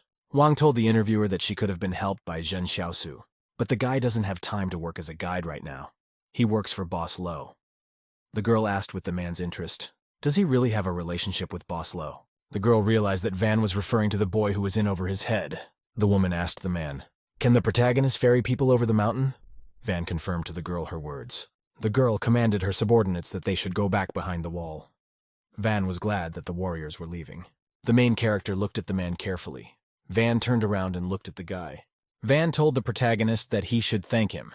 He helped him get rid of the group this time. The man told the protagonist he could recommend him in the first place. Jen said that Juan could go by himself.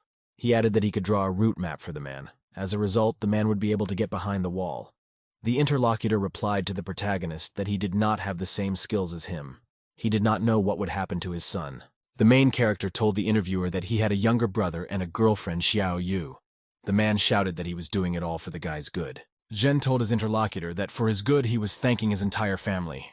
Wang shouted back to the guy that he was thanking 8 generations of his ancestors. The system informed the protagonist that he had received 1 thanks from Wan Fugui. At that time, the guy and the man heard some man fighting off the soldiers and shouting that he was being arrested. The warriors captured a patient who had once visited the protagonist before. Jen thought to himself that someone outsider could have detected the patient's ability to spit blue bubbles. The guy was shouting at the soldiers to let him go. Van asked the warriors fearfully, "What is going on here?" He said that the boy hadn't made any big mistakes. The soldier pointed his weapon at the man and told him to get out of the way. Wang turned aside towards the protagonist. Jen could not understand why the soldiers had captured Zhang Baogan. The protagonist decided to himself that the warriors couldn't have known about the guy's superpowers. Van said in a distressed voice that the boy was now finished. Jen asked the man why he was saying that. The man said that Zhang showed off his superpowers last night. One of his friends snitched on him.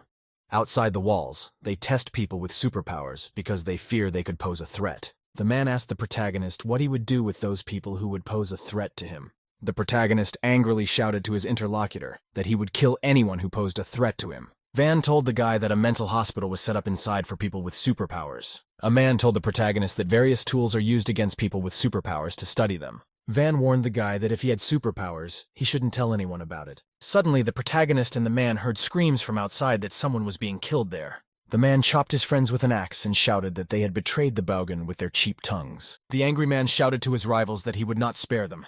He swung his axe, at which time a guy ran up behind the man and stabbed him in the back. The man managed to swing his axe and struck his opponent from behind him. An agitated woman came running in. She called out fearfully to the man.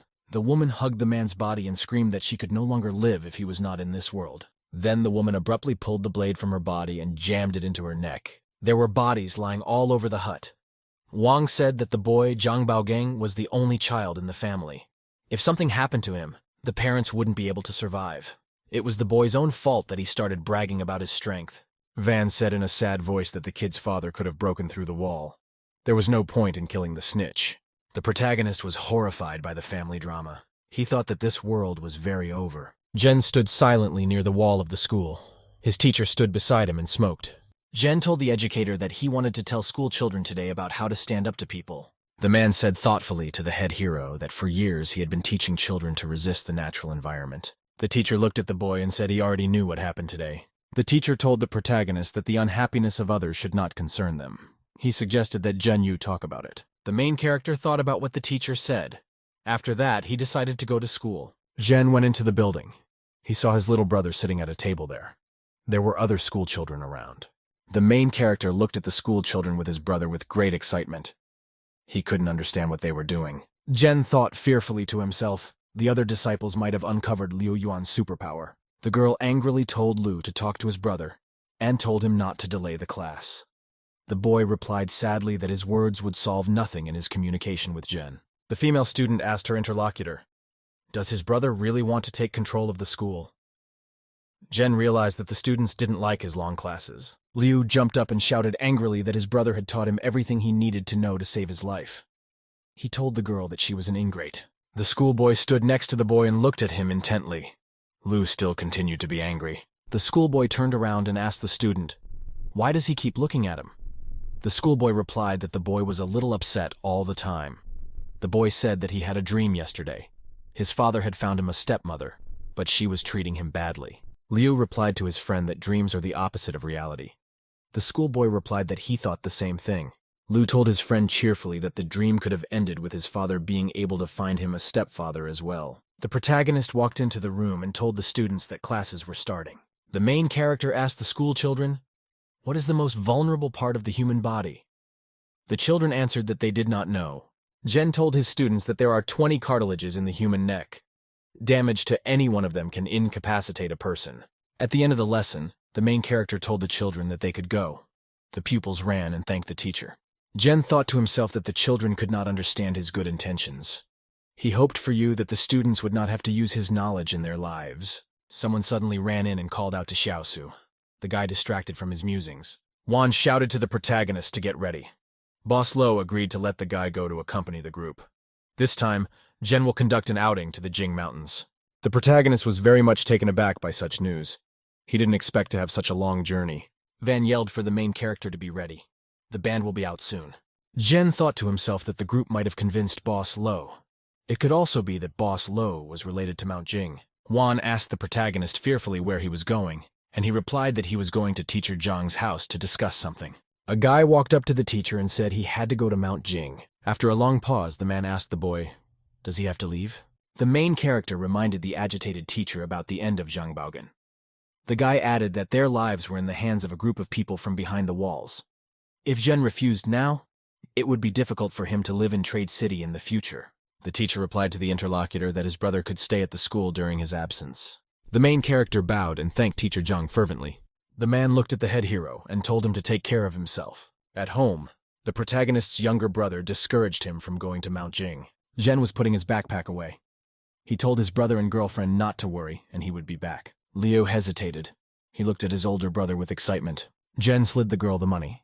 He reminded her to buy a couple of cigarettes for Mr. Zhang. To himself, the protagonist thought that Xiao Yu could just take the money and leave. The girl would not hurt Liu Yuan. Zhen thought to himself that he had made the right choice at that moment. He realized that even relatives could go against each other for profit. Xiao Yu told the interlocutor that he could go in peace and return alive. At which time the protagonist heard a loud knock on the front door. System informed the master that he should refuse to go with his companions to Mount Jing. Zhen was surprised because of the palace not wanting him to go there. He realized that it could be dangerous on the way. The protagonist opened the front door. He saw a group of people in front of him. The girl with blue hair told the main character to pack up and leave with them. Zhen, with a goofy look, started to say that Dad's name is Grandpa, and Dad's mom's name is Grandma. The girl said grudgingly, the man across from her very sick in the head. The soldier looked at the protagonist and demanded that he not pretend. He reminded him that they had dealt with each other before. Zhen realized that he saw Wang Cunyang in front of him. He realized that this time he would not be able to pretend. The protagonist explicitly told his interlocutors that he was not going with them. The system reported that the guy was rewarded with a basic skill copying scroll. Zhen rejoiced because of the fact that he had completed the task. Wang Kunyan sternly asked the guy, what made the guy think that he might not go with him? The soldier was surprised. The protagonist answered the man sharply and unexpectedly that he was going with them. Zhen said sternly that he was going with the group, but demanded a reward of 30,000. The girl replied to the fellow that she was offering him 10,000. Zhen asked his interlocutor to add salt, cigarettes, and rice. The girl replied that she would give the guy 30,000. The protagonist told the girl that he would go with her, but only without Wang Cunyan. The soldier looked at the guy angrily and said that he was funny. Zhen thought to himself that Wang Cunyan had already searched him twice. If he goes to the mountains with him, there might be trouble. A girl with a baseball cap came over. She nodded positively to her friend. The girl with the blue hair said that Wang Cunyan wouldn't go with them. The soldier wasn't happy. The protagonist asked the crew, what are all their names? There were 3 warriors named Sun Jun, Zheng Chengdunhan, and Xu Xiangchu. The girl was a singer, and her name was Lo Xinyu. A mysterious stranger in a baseball cap said her name was Yang Xiaojin. The protagonist looked at his new acquaintances and told them cheerfully that that was it now. Jen waved to his brother and girlfriend and said goodbye to them. He drove away in a truck. Xiao Yu told the boy not to worry.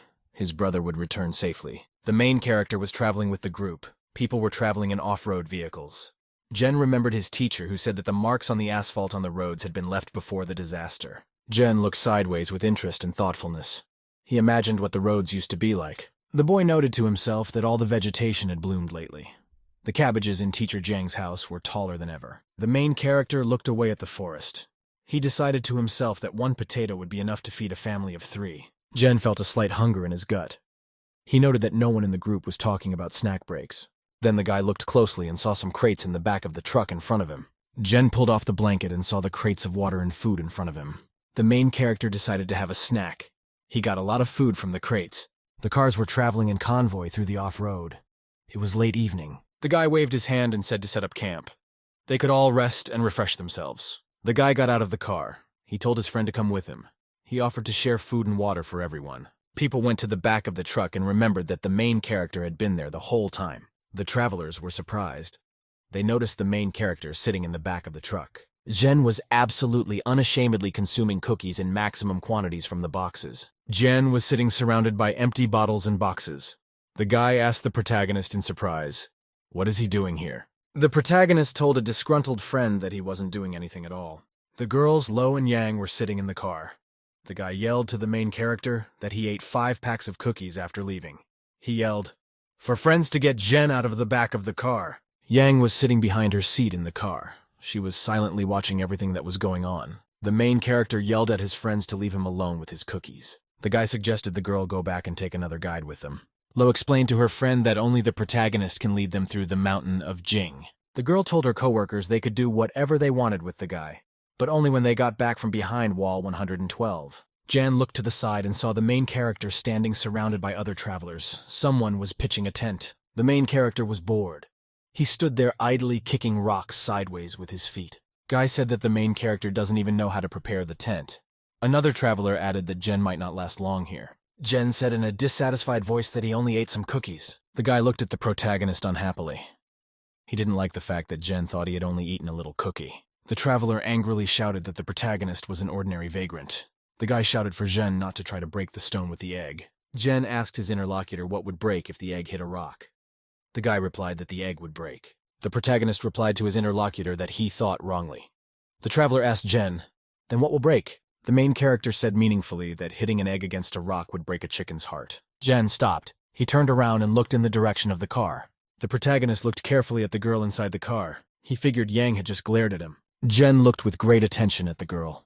Yang turned to the side and thought about something of her own. One of the guys yelled out that he saw the tracks of a big animal. The rest of the men got excited. The guys ran up and were startled to see the mark on the earth. It was very large. Jen thought fearfully to himself that few beasts could survive on the outskirts of the forest. The travelers stood and looked fearfully at the tracks leading into the woods. One guy said he hadn't seen any tracks here the last time he passed through here. Chung grudgingly asked the protagonist what the protagonist was looking at. The protagonist thought his companions were spooked by the deer tracks. Jen looked to the side and saw a pile of burned garbage not far away. The main character thought to himself that not cleaning up food waste in nature is a bad habit. The protagonist told his companions that he wanted to look closely at the tracks. Jen told his companions that they saw bear prints. The predator was attracted by the leftover food that the humans had left last time. The guy angrily told the protagonist that he knew exactly what a bear's claws looked like. Jen replied that he could see the tracks of a wild boar in front of him. The main character headed into the forest. His companions were very surprised and worried. Jen told his friends that they wouldn't give him cookies, so he would go and find something to eat for himself. The main character told his friends that he would go into the woods and see how the past guide died. Jen was walking.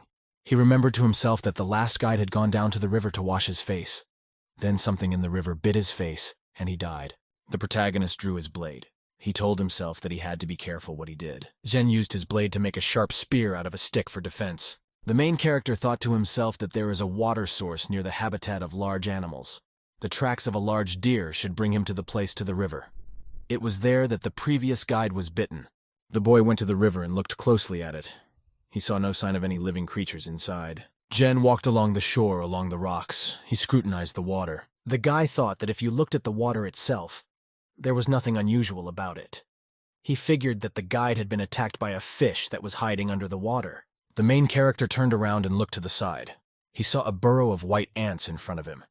He thought it would help him catch a fish. Jen went to the ant's nest. He decided to raise it completely. The protagonist took his blade and began using it to pound on the nest. Jen grabbed his spear and used it to twist the ant's nest. The protagonist grabbed a huge white ant that ran out of the nest. Jen held the insect in his hands. He decided that the white ant queen was an excellent bait. It could be put to good use. The guy threw an ant into the river, followed by a huge clod of mud.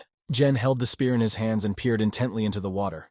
He was ready to attack. The guy noticed the outline of a huge fish in the water. It swam around the bait. The protagonist became alert. He realized he was facing a huge underwater predator. A fish jumped out of the water. It opened its huge mouth to swallow a white ant. Jen swung his spear in the direction of the fish. He was able to hit it.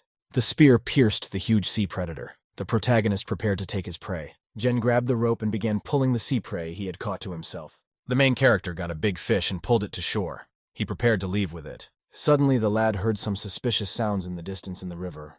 Jen decided to hurry up. He pulled the spear out of the fish and prepared to run to his own. The guy grabbed the fish under his arms and decided he needed to get out of here as soon as possible. The guy sniffed and heard a good aroma coming from the side.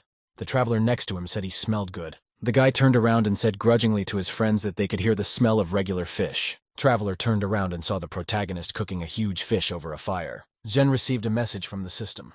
He had a mission to share his joy with the others. The protagonist turned around and looked closely at his colleagues. The traveler told the protagonist that he didn't mind if he treated them to a fish. Jen turned around and started to walk away. He told his interlocutors that he had just decided to show them the fish and share the joy with them. The system informed the protagonist that he had completed the mission.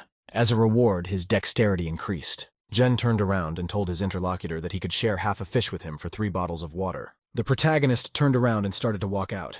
The guys from all sides pounced on the cooked fish.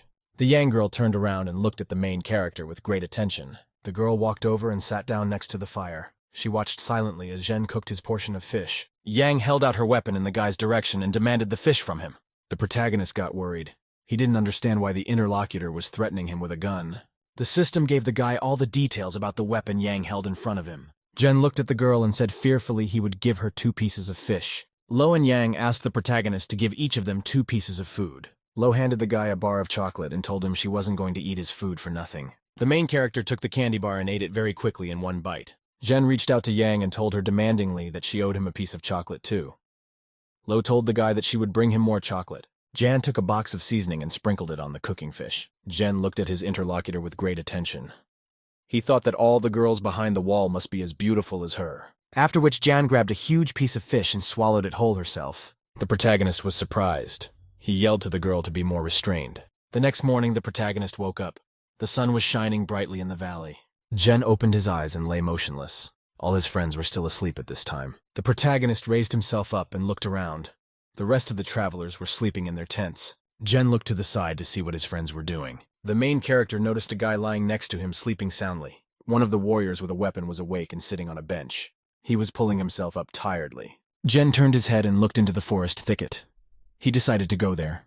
The main character walked up to the place where he dumped the rest of the fish yesterday. It was empty. Jin became agitated and thoughtful. He clearly remembered leaving large fish bones in this spot yesterday. The lad remembered exactly that last night he had thrown the remains of the fish bones into this spot. Now they were all gone. Ren thought that the fish remains might have been dragged away by ants. If there was an ant nest nearby, the insects would easily drag all the bones away. The protagonist returned to his camp. He saw the travelers packing up and loading things. The guy stopped. He scrutinized the approaching protagonist. The interlocutor said that Jen would go in the first car and show the right way. The protagonist warned all travelers to stay as far away from the hand as possible. The guy grudgingly said there were only a few fish in the river and nothing to be afraid of. After that, the warrior ordered his colleagues to pack up their cars. It was time to leave. The convoy of vehicles moved down the road. They drove through rough terrain. Jen looked out the car window. He saw the SUVs following him. The driver of the car shouted fearfully that he could see an obstacle ahead of him. The convoy of cars stopped. They looked excitedly at the obstacle in the road. The protagonist from his car noticed a large animal in the way. Jen saw a huge deer in front of the car. He couldn't understand where the beast had come from. The warriors jumped out of the vehicle and prepared to use their weapons. The huge deer stood motionless and scrutinized the people in front of him.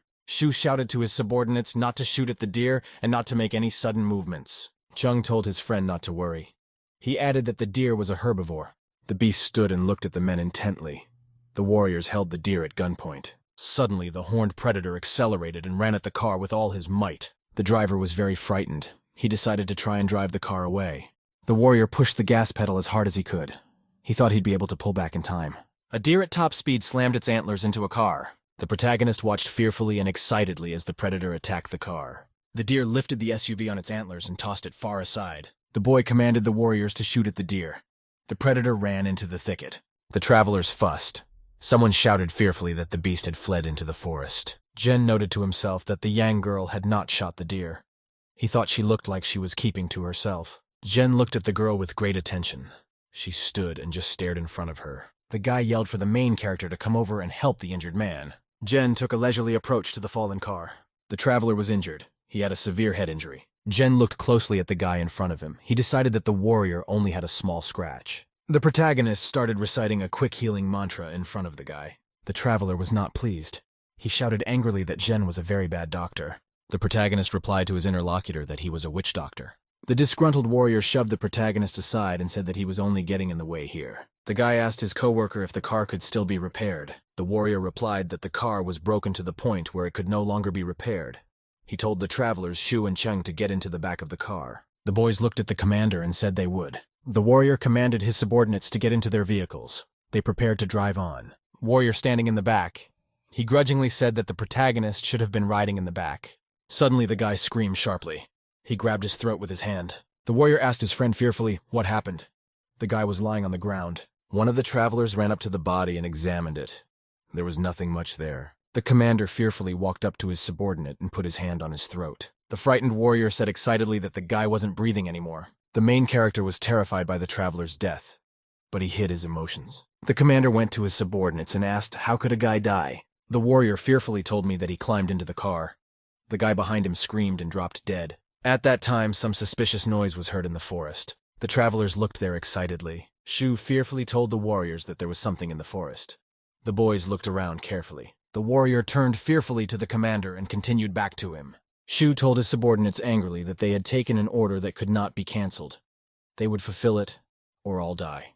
The girl approached the warriors and demanded that they stop arguing. She said they had to get out of here right away. The girl commanded the protagonist to climb into the back of the truck. Jen was examining the dead guy's corpse. He noticed that there was a bee sting sticking out of his neck. The protagonist looked at the warrior's body. He couldn't believe that bee venom could kill a grown man in a couple of seconds. The guy commanded the protagonist to load the body into the back of the truck. Jen thought to himself that the wilderness was becoming more and more dangerous for him. The main character put the dead guy's body in the back of the truck next to him. Ren ate chocolate to calm his anxiety. He told the dead man that it would be better for him to stay at home. The protagonist told the deceased that his death was the reason he was forced into the body again. Warrior asked by a colleague, who was the protagonist talking to? Traveler replied that Jen may indeed be a headache. The guy said excitedly that it's winter and they're heading north, but they're getting hotter for some reason. The protagonist became agitated. He thought to himself that the temperature was rising even at a great distance. The cars were driving along a country road. Active volcanoes could be seen in the distance. The following evening, a cortege of automobiles arrived at the foot of the mountain. People got out of their cars. They saw a distant active volcano. The guy excitedly pointed his friend's finger up and said there was something written there. People saw an inscription on a stone that said it was best not to enter alive. The travelers stood and fearfully repeated to themselves the inscription on the stone. Shu turned around and asked the frightened protagonist who could have carved the inscription on the stone. Jen replied to his interlocutor that there were no words on the stone when he was here last year. The guy suspiciously asked the protagonist why he came through here last year. He added that Jen could hide his identity. Jen smiled at his interlocutors and said that he wanted to let them know who he really was. The main character shouted with a smile to his companions that he was a descendant of dragons. The travelers looked at the guy unhappily. They didn't believe him. Shu pointed his gun at the protagonist. He asked why Jen had come to this place and carved words on the stone. The protagonist explained to the interlocutor that there was no way he could have reached the stone to write something on it. Shu interjected angrily at the protagonist. What was the protagonist doing here in the past? Jen told the warrior that last year he had encountered a pack of wolves. The predators drove him here. Shu asked the guy angrily how could he survive the attack of the wolves. The main character explained that he wasn't the target of the wolves. He just happened to be in the area. Jen told his interlocutor that he had hastened to hide in the forest. The predators were chasing the guy. He didn't expect the wolves to catch up to him. The wolves stopped chasing the protagonist when he entered the Howling Wind Canyon. The travelers listened with interest and amazement to the story from the lad. The guy interrogated the protagonist with interest. What is there scarier than wolves in this place? Jen said he was hiding inside. When the wolves left, he went outside. He doesn't know what happened next. One of the warriors reminded his friends about people with superpowers. The guy excitedly said that the inscription could have been left by one of the people with superpowers. Shu angrily shouted at his subordinate to shut up. He added that it was all a military secret. The boy asked the commander, does he really think that once they complete the mission, Ma Xin will let them go? Jen thought to himself that in a private army, soldiers object to officers. The protagonist thought to himself that the soldiers have a different purpose for the trip. Very suddenly there was a suspicious noise in the back of the car. One warrior said with consternation that someone had gotten in and was rummaging around in the back of the car. The soldiers crept carefully and cautiously along the bodywork. Shu ran up to the back of the truck and pointed his weapon. He noticed that there was some kind of animal there. The travelers, not thinking long, opened fire toward the back of the car. Shu, along with another warrior, were looking very carefully at the body. The travelers saw the shot body of a rodent. The guy said it was just a mouse that came to steal food. Shu remembered something and got worried.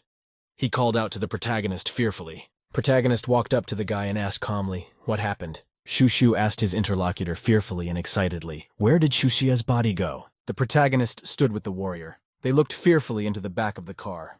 The guy pointed his finger at the protagonist and said that he had been sitting in the back of the truck the whole time. He asked, where did Shuxia's body go? Jen answered his interlocutor fearfully that he didn't know where the body could have disappeared to. The guy couldn't understand how the body of a grown man could disappear without a sound. One of the travelers suggested that the commander return, as the place was very dangerous. Shu pondered. He decided to listen to his subordinate now. The commander told the soldiers to all come up to him. They need to make a decision about what to do next. Shu said that the sign on the entrance said that there would be dangers in the gorge. It would be difficult even for a person with superpowers. The commander told his subordinates that dangers also lurked in the forest. Shuxia died mysteriously and his body also mysteriously disappeared. Lowgirl said that the forest looked dangerous, but it didn't look like their army would die in it. Shu thought deeply. He had an important decision to make about what they should all do next. The girl Lo looked at her interlocutor carefully. She waited to see what the commander would answer. Lo told the commander that after she returned behind the wall, she would find a way to help him transfer out of the private army. Shu replied grudgingly and angrily to the girl that he agreed with her opinion. The commander told his interlocutors that it was very dangerous ahead. Jen, at this time, heard some suspicious noise from behind. Shu told the travelers that today they will rest here, and tomorrow to return behind the wall. The main character at this time climbed on the roof of the car. Jen stood on the roof of the car and looked in front of him. He saw a wolf on the hill. The protagonist was frightened and worried.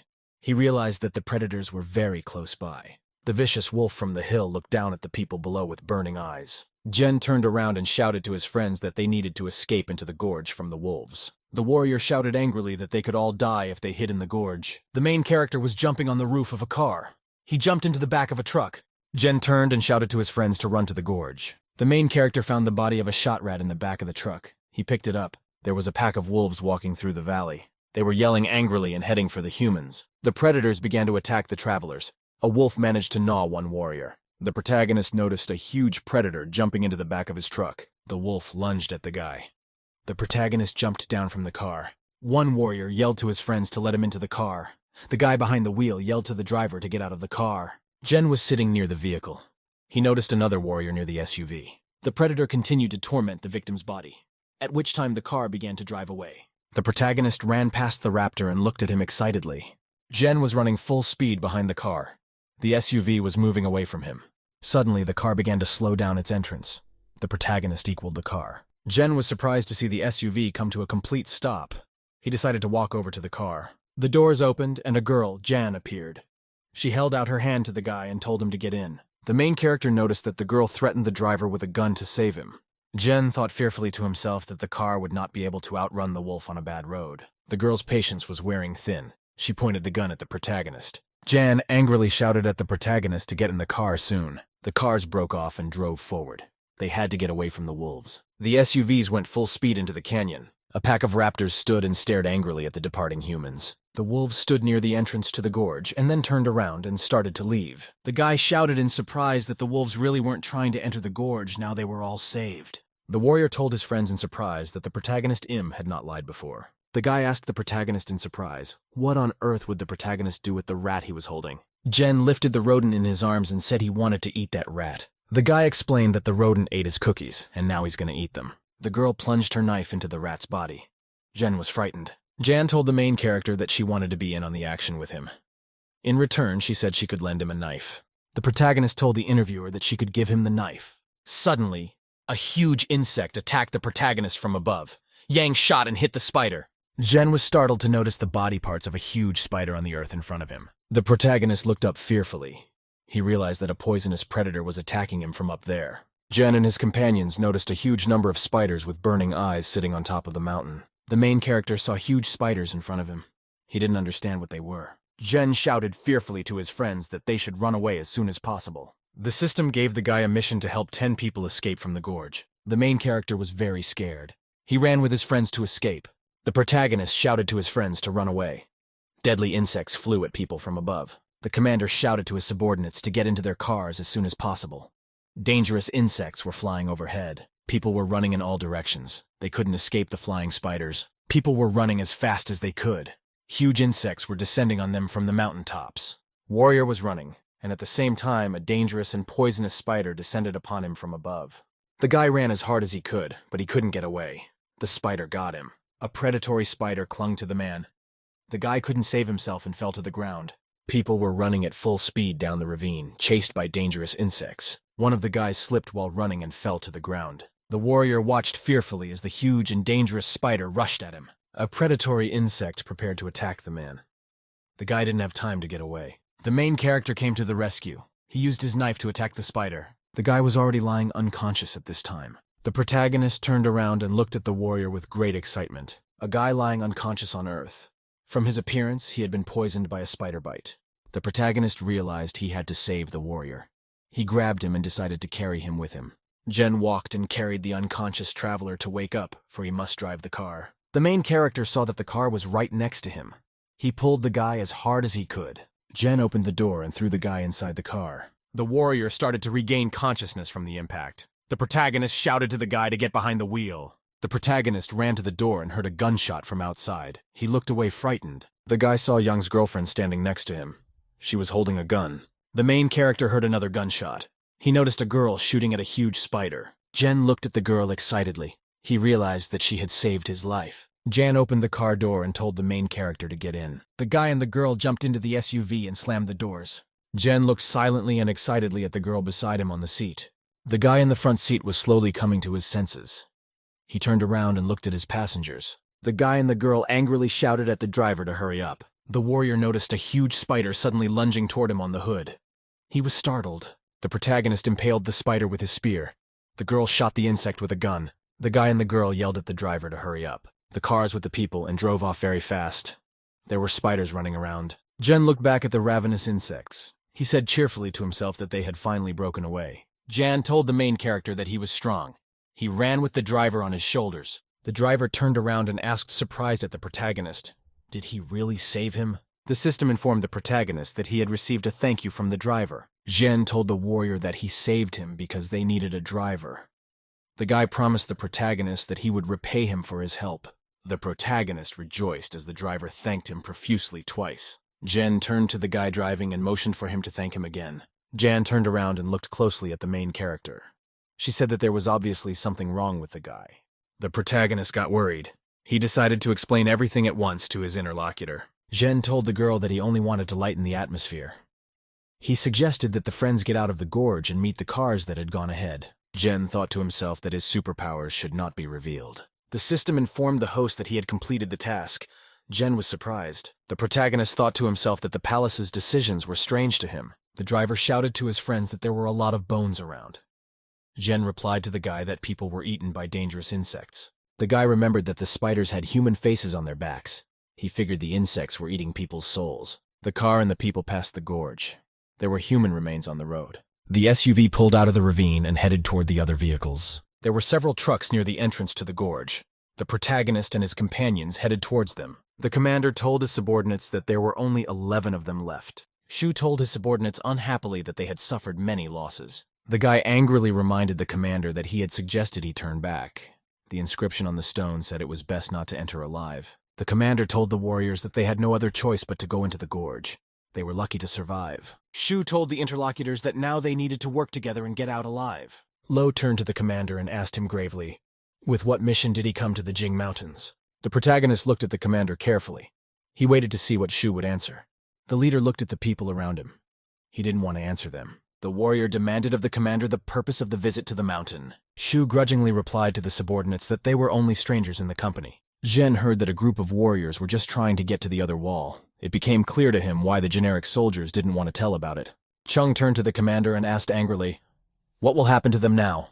Chung demanded that the commander tell him how many brothers had died on the way and what their mission was. Zhen thought to himself, the girl Lo, because of a single word, provoked a conflict between ordinary soldiers. The main character noticed a girl Yang approaching him.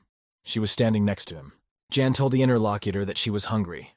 The protagonist replied to the interlocutor that she was not his girlfriend. The girl held out her hand to the protagonist and demanded that he return her knife. Jen told his interlocutor with a smile that he was about to bring her something to eat. The girl told the main character that he could take the mouse out of the trunk and use it to cook. Jen remembered to himself that he had thrown Mouse away when he was fleeing from the insects. The girl managed to grab the rodent's body.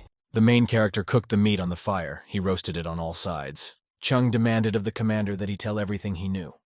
Shu replied to his subordinate that he had already told everything he knew. After that, the commander smelled something from outside. He decided to turn around. People stood and stared in wonder at the fire. Meat was cooking on it. The protagonist carefully examined the rodent's body. He realized that there was nothing else there to use. Jen swung around and threw the rodent's body far away. The guy asked the protagonist in surprise, "Why did he throw the mouse away?" The main character told his interlocutor that he could go and take the rodent's body for himself. The guy himself replied that he wouldn't eat something so disgusting. Jen told the lad that many of the big shots behind the wall like to eat birds' nests. The guy was surprised. The main character told his interlocutor about the swallow that circles in circles. The warriors stood and listened in amazement to what the protagonist was telling them. Jen walked over to the fire and tossed a small branch into it. There was a girl next to him. The protagonist thought he should have a basic skill copying scroll. Jen thought to herself that the Yang girl must have excellent skills other than firearms. The protagonist demanded the palace to give him a list of all of Yang Xiaojin's skills. The system replied to the protagonist that there was no permission to display. Jen once again demanded the system to show him all the girl's skills. The system replied that the protagonist didn't have permission to display. Jen asked the system what level of combat skills does the girl have. The system replied to the guy that the girl has advanced skills. The main character gave a query about his combat skills. The system replied that the guy has a normal average skill level. Jen was very much annoyed and disappointed because he was not as good as Yang. Jen looked at the girl beside him. He figured she must have powerful fighting skills. The protagonist told himself that Yang couldn't beat him in a real fight. Advanced combat skills are useful, they need to be learned first. Jen thought for a moment and realized that he needed to use the skill copying scroll. The system suggested that the guy learn the skill of jumping rope. Jen got very angry about such a suggestion. Jan reminded her companion that if you overcook meat, it will be unpalatable. The main character told the girl that the food was ready. He reminded her that in the desert, food needs to be fried longer. The warriors standing nearby realized they were hungry. They had no more food. The commander asked his subordinates, "Who's got food left?" The protagonist realized that none of the travelers had admitted to hiding the food. Shu asked strictly for the protagonist to help find everyone's food and cook it. The system required the protagonist to help the team find food. The main character held a cooked piece of meat in his hand. He decided to help the warriors. Jen pointed his finger at Chen and said that this guy stole food from the truck. The system informed the master that he had completed the task. Jen thought happily to himself that he was getting more and more pleased with the way the palace was evaluating his tasks. The commander turned to his subordinate and demanded that he get the food. Chen said grudgingly to his friends that he didn't want to share food with them right now. The commander tells the subordinate that he's doing all this for the good of the whole team. Chen pointed his weapon at the commander and asked, "Does the man think he has any power?" The warrior held the weapon in front of him. He shouted that the commander could touch him if he could. Chen kept his weapon pointed at the commander. He shouted for him not to try to take the food away from him.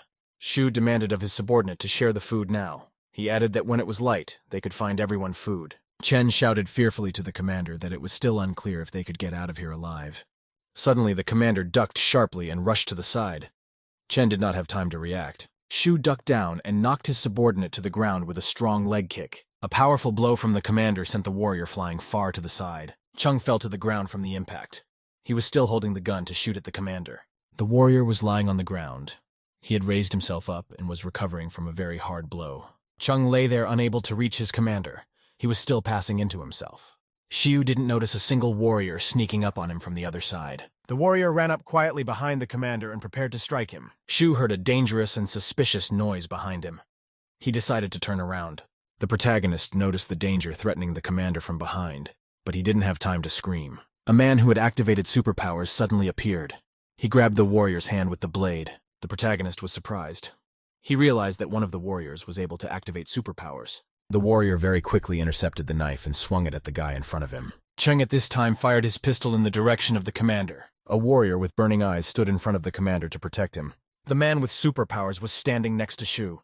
He was shielding him from gunfire. The launched bullets hit the warrior straight on and did him no harm. The stopped bullets fell to the ground. The commander was completely saved. The surrounding people looked on in amazement at everything that had happened. The main character thought that only young Xiaojin was in the group with superpowers. Jen thought surprised to himself that Shu Xianchu would be good at hiding his skills. The main character remembered that there was a girl standing next to him. He looked at her. Jen asked the girl, "Is she interested?" Yang replied to the guy without any emotion that she was interested. At which time the transparent warrior began to fall apart. He was next to the commander. Shu stood silent. The ghost warrior's remains were still flying around him. After a long pause, the commander told his friends that he wanted to find a way out of the current situation and didn't want to offend anyone. Shu looked at the protagonist and demanded that he examine the warrior's wound. The protagonist looked at the guy sitting next to him. He was badly hurt. Jen looked at the warrior with the blade in his chest. He said that he had a very serious injury. The guy asked the protagonist in a weakening voice how much time he had left to live. Jen answered his interlocutor that he had 10 minutes to live. The warrior asked again, "Will he live another 10 minutes?" Jen looked at his interlocutor and conducted a countdown from 10 to 0. The commander told the protagonist that he should have medicine for his wounds. Jen replied to the man that he was hired as a guide and not a personal physician. He added that his medicine is very expensive. Shu replied excitedly to the guy that he had lost his money on the way. The wounded warrior told the protagonist from his last strength that he had money with him. Jen asked the warrior in which exact pocket his money was in. The guy pointed to his pocket and said that the money was in there. The main character said he doesn't know how to stitch wounds. He'll treat the wound with his own medicine. Lo said she had a sewing kit, but she gets sick at the sight of blood. The protagonist was counting money at the time. Jen told the patient that he would charge him 1,200 for the treatment. The guy thanked the protagonist. The system informed the host that he had received a thank you from Wan Lei. Shu crouched down beside the warrior and began to carefully stitch up his wound with a needle and thread. The commander was stitching up the wound. He told his interlocutors that there were remnants of the civilization that existed before the disaster in this mountainous region. The man said that they had been sent by their superiors to map out a route to ruins in the mountains. The commander discovered that there were mysterious forces in the mountain region, so he decided to move on. The warrior lay there and patiently endured the pain of the wound being stitched up. Shu explained that he had changed his mind about going back behind the wall. He had decided it was very dangerous. The commander said he didn't know what was waiting for him behind the wall. He decided not to take any chances. Shu explained to his interlocutors that after his superpowers were revealed, he has no way back beyond the wall. He plans to continue his research in the mountain region. The commander told his subordinates that they were well aware of the dangers of the place. Each of them could decide whether they wanted to leave or stay. The protagonist, along with the girl, listened attentively to what the commander told them. The warrior stood with Lo.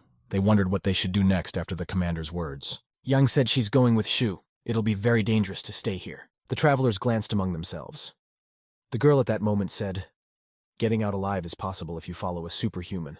The two boys raised their hands and said they would go with the commander too. Walked up to the main character and said she would go along with him. Jen shoved the girl aside with his hand. He told the commander that he would go with him. Shu told his companions to follow him. He added that they would depart at dawn. The commander demanded that his subordinates obey him. He added that there was a thick forest ahead, and they would go through it on foot. Shu told his subordinate Li Maoxian that he would go first and carry the wounded Wang Lei with him. The main character heard the wounded guy thanking his friend. After that, the main character ran up and shoved the Lai warrior aside. He stood there looking at the wounded guy. Chen shouted to his angrily surprised friends that he would carry Wan Lei himself. The warriors couldn't understand why the protagonist had become so kind. A group of people were walking through the forest. In the distance, mountains and volcanoes could be seen. Jen asked the wounded guy if he needed more medicine. Van said he didn't need anything. The system informed the host that he had received a reward for his gratitude. Shu looked at the protagonist with disbelief.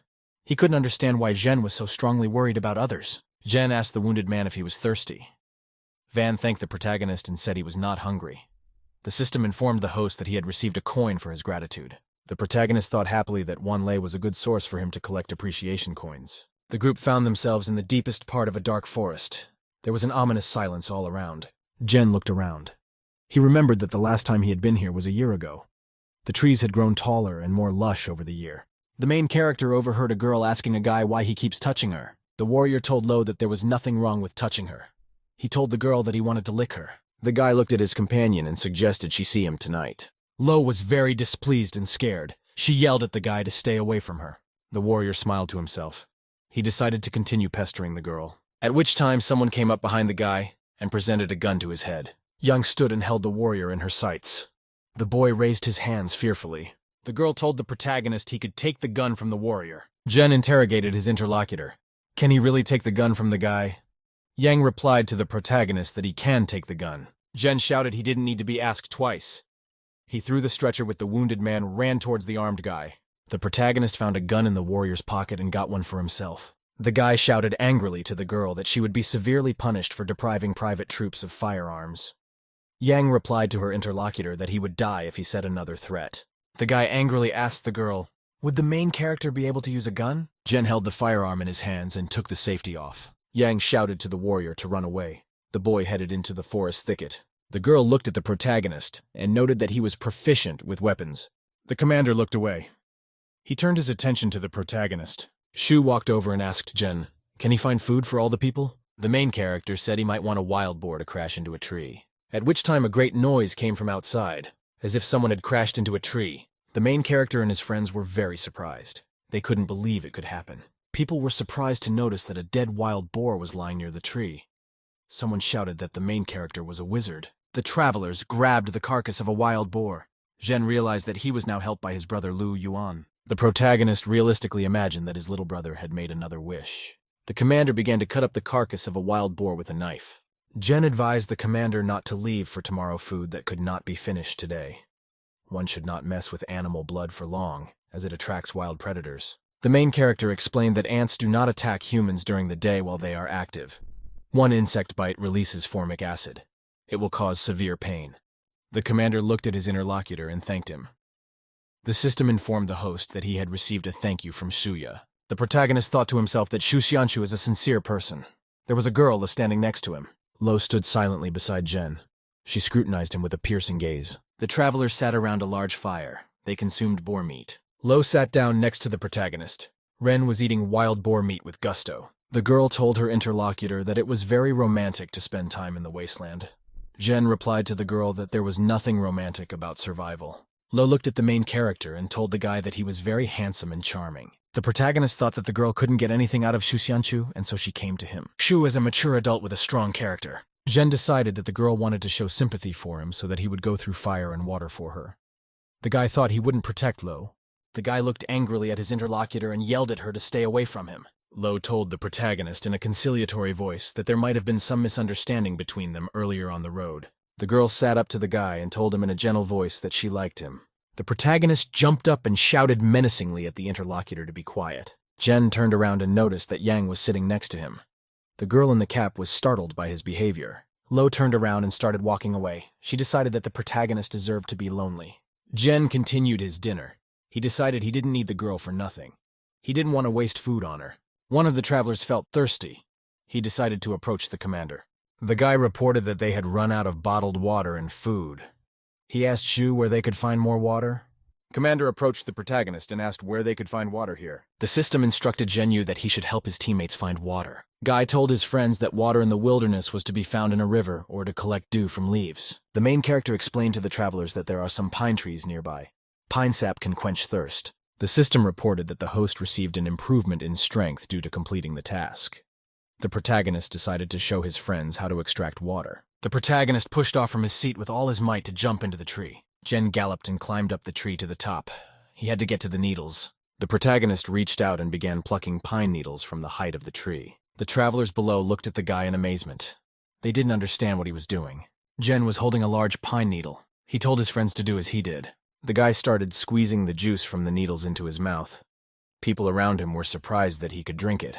Jen thought to himself that the juice from needles should be drunk, even if someone doesn't like it. Suddenly, the protagonist heard a noise near him. His companions were climbing up to him. Next to Jen was the girl Yang. A little farther away, the commander stood on a branch. The girl took the needle into her mouth. She carefully and gently tried to squeeze the juice out of it. The protagonist looked at Yang with great interest. He was amused by her indecision. The system informed the protagonist that the girl had the skill to make bombs. The protagonist looked at Yang.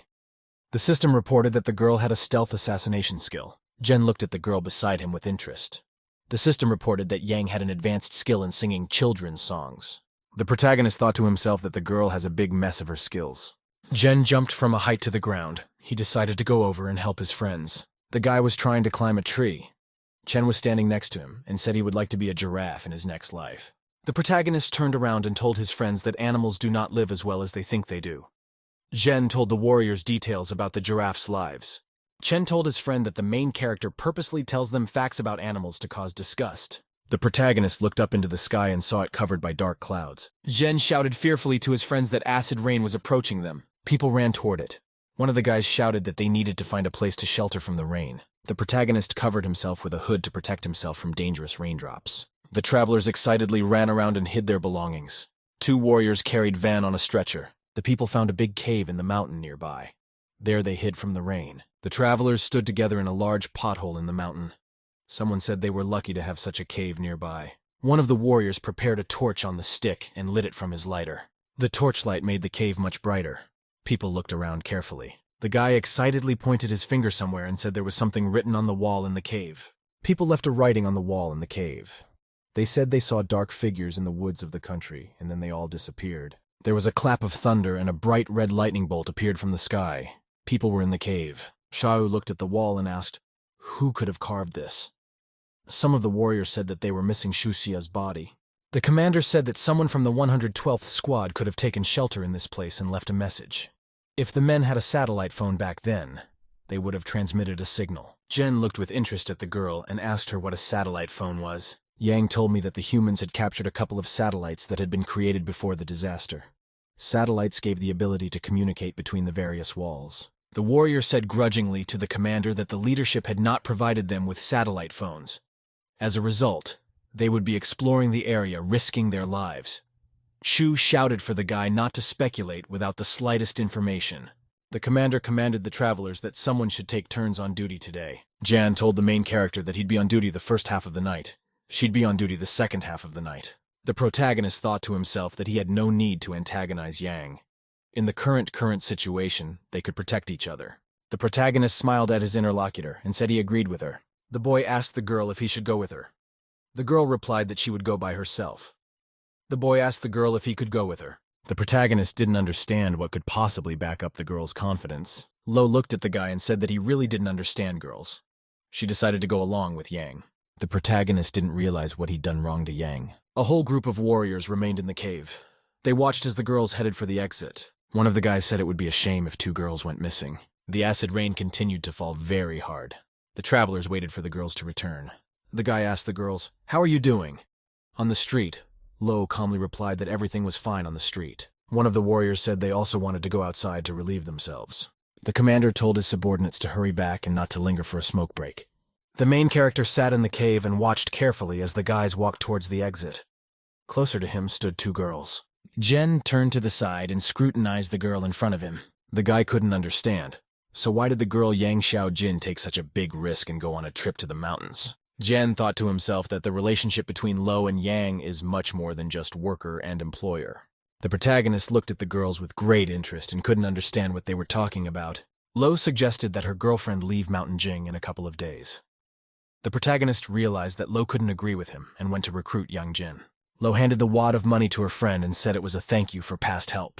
Lo asked excitedly to her interlocutor if she would continue to help her. Yang replied to the girl that she would not help her leave Mount Jing, but she could help her die with dignity. The protagonist watched his companions talking to each other. He had a sense of déjà vu. The travelers sat in the cave around a fire. They waited for the boys to return. The commander jumped up excitedly. He couldn't understand why his subordinates still hadn't returned. Jan looked at her watch with interest and said that the guys had been gone for almost 10 minutes. Suddenly, one of the travelers cried out loudly that he felt something wet. The people around them jumped up fearfully and ran aside. They were excited. The protagonist looked at the guy near the wall with great attention and apprehension. Big drops of water came from the wall. They dripped down. The travelers stood gazing in amazement at the falling water from above. The main character explained to his friends that they could draw water from a rock. This spring can be considered one of the cleanest in the wasteland. The commander ordered his subordinates to collect some water. The protagonist was surprised to note to himself that he had received no thanks from anyone. The travelers lifted flasks to the top of the cave to fill them with water. Shu looked at his companions and said he was taking over the first half of the night. The guy told the commander they'd just have time for a couple cigarettes. The people in the cave were sleeping alone. The guy sat up and looked at his sleeping friend. The warriors sat near the entrance to the cave and watched the rain falling in silence. The guys smoked in silence and looked at each other. They decided something. After that, the two warriors stood up and dropped their cigarettes. They went back into the cave. The guys came up to the sleeping people. They swung knives to kill them. A warrior with a knife in his hand menacingly shouted to the girl to go to hell. The guy was holding a huge knife. He prepared to stab the sleeping girl. Yang woke up. She pulled out her gun and fired in the direction of the warrior. The protagonist woke up in time. He put his arm out and blocked the stabbing. Jen jumped to his feet. He threw the warrior over himself with a powerful and strong punch. People sitting nearby heard the sounds of a struggle. They did not understand what was going on. The commander turned to the side and saw that Yang had one of his fighters in his sights. The pistol-wounded guy stood holding his wound. He looked at the girl with hatred. The guy shouted loudly for his friend Sunjun to start acting. The frightened Sun raised his hands up and said excitedly that he had nothing to do with this at all. The situation in the cave remained tense. Jan still had her opponent in her sights. The protagonist and his girlfriend were staring tensely in the direction of the commander. Shu looked at his subordinates. He couldn't understand why on earth these people could just be quiet for a while. Jen held his attacker by the throat with his hand. He couldn't understand what the guys wanted to accomplish with their desperate sneak attack. The protagonist looked at the warrior lying in front of him. The system instructed the guy to give the enemy an agonizing death. Jen choked the warrior by the throat with all his might. To himself, he thought to himself that in this wilderness, one should always get rid of all potential dangers. The frightened guy stood and looked hatefully at the protagonist with the girl.